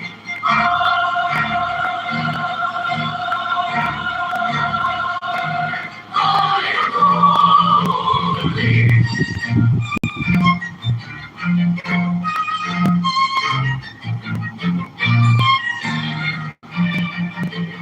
God the eternal, he begets not and is not begotten, nor is there like unto him anyone. Unity uttermost. I adore the might of thy breath, supreme and terrible God, who makest the gods and death to tremble before thee.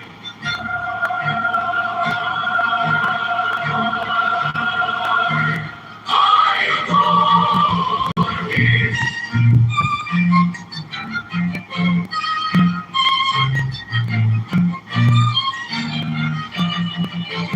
God the eternal, he begets not and is not begotten, nor is there like unto him anyone. Unity uttermost. So I adore the might of thy breath, supreme and terrible God, who makest the gods and death to tremble before thee.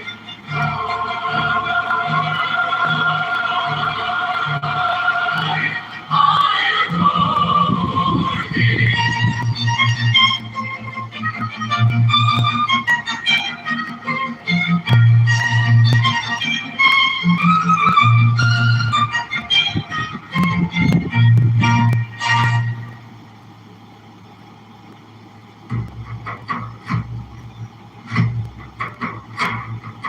Give me the sign of the open road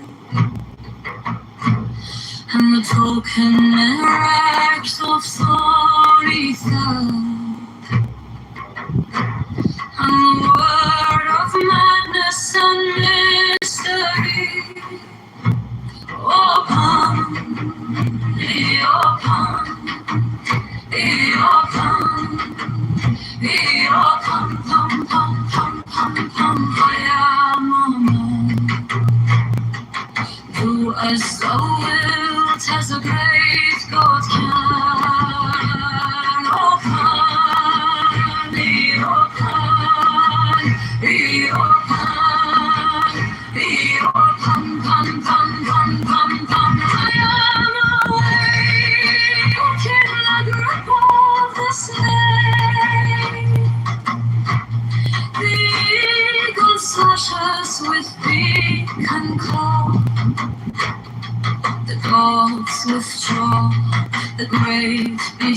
me upon, I am born to death on the horn of the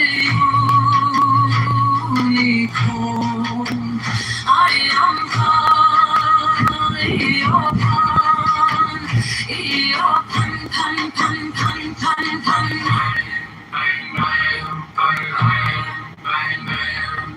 I am thy mate, I am thy man.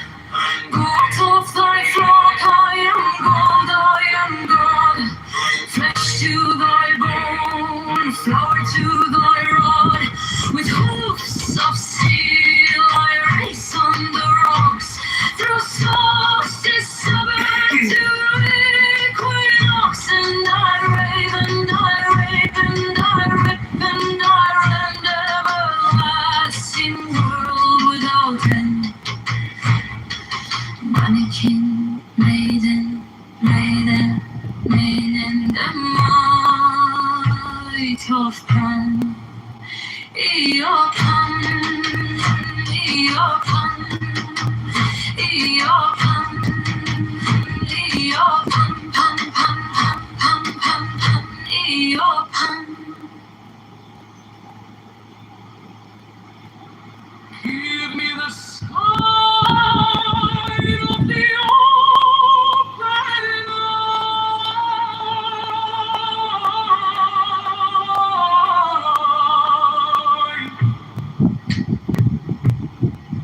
and the token erect of thorny thigh, and the word of madness and mystery.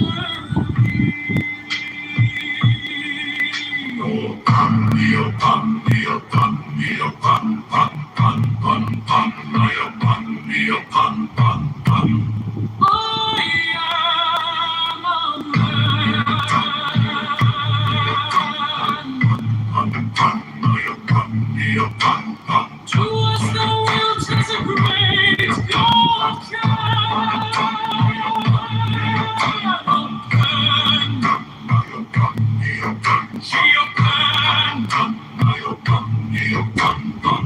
I am awake in the grip of the snake. The eagle slashes with beak and claw. The gods withdraw. The great beast come near, and I am born to death on the horn of the unicorn. I am Pan. Hereupon, hereupon, pon, pon, hereupon, hereupon, pon. I am thy mate, I am thy man. God of thy flock, I am God, I am God. Flesh to thy bone, flower to thy rod. Hoofs of steel, I race on the rocks. To solstice, coven to equinox. And I rave, and I rape, and I rip, and I rend, everlasting world without end. Money can maiden, maiden, maiden, the might of one. Eopan, Eopan, Eopan, pan, pan.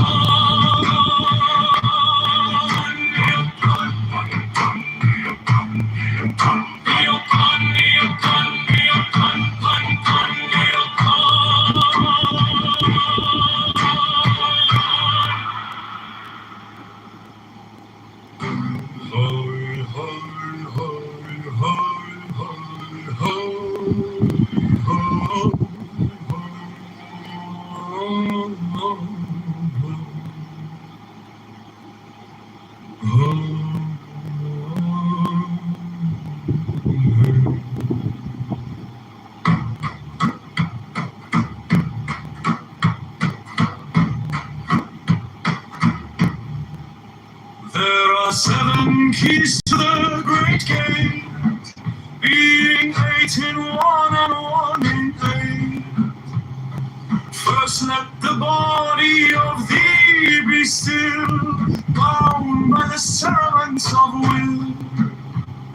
Corpse rigid thus thou mayst abort, frigid babes that tease the thought.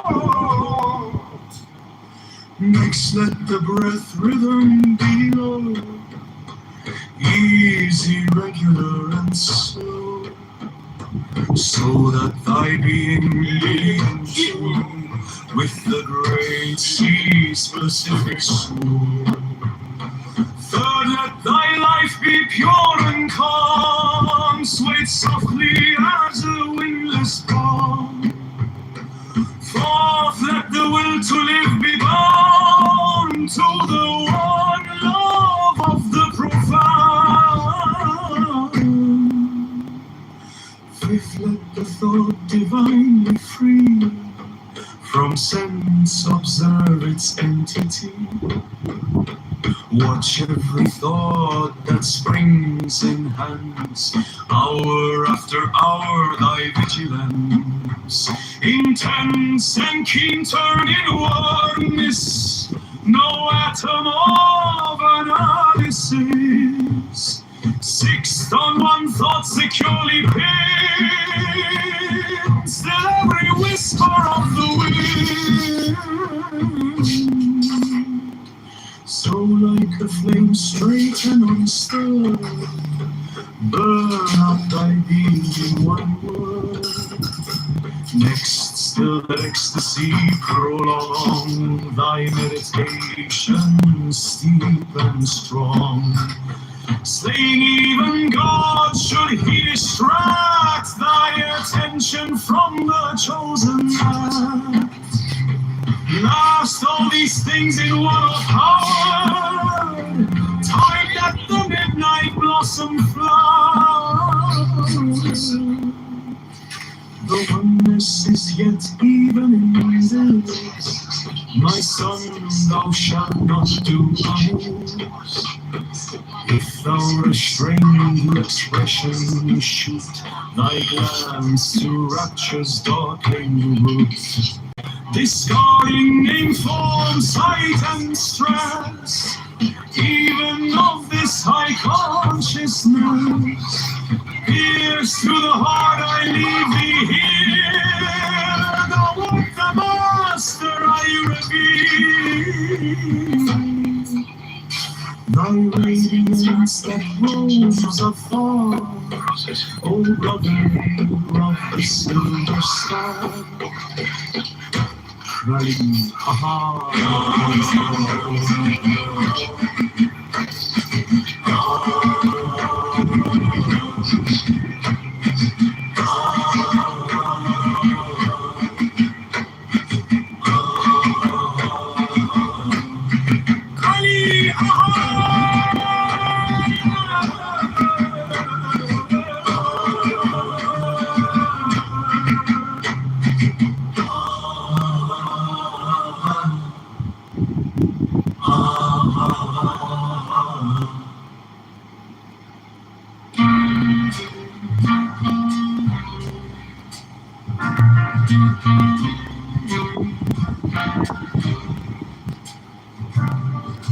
there are 7 keys to the great gate,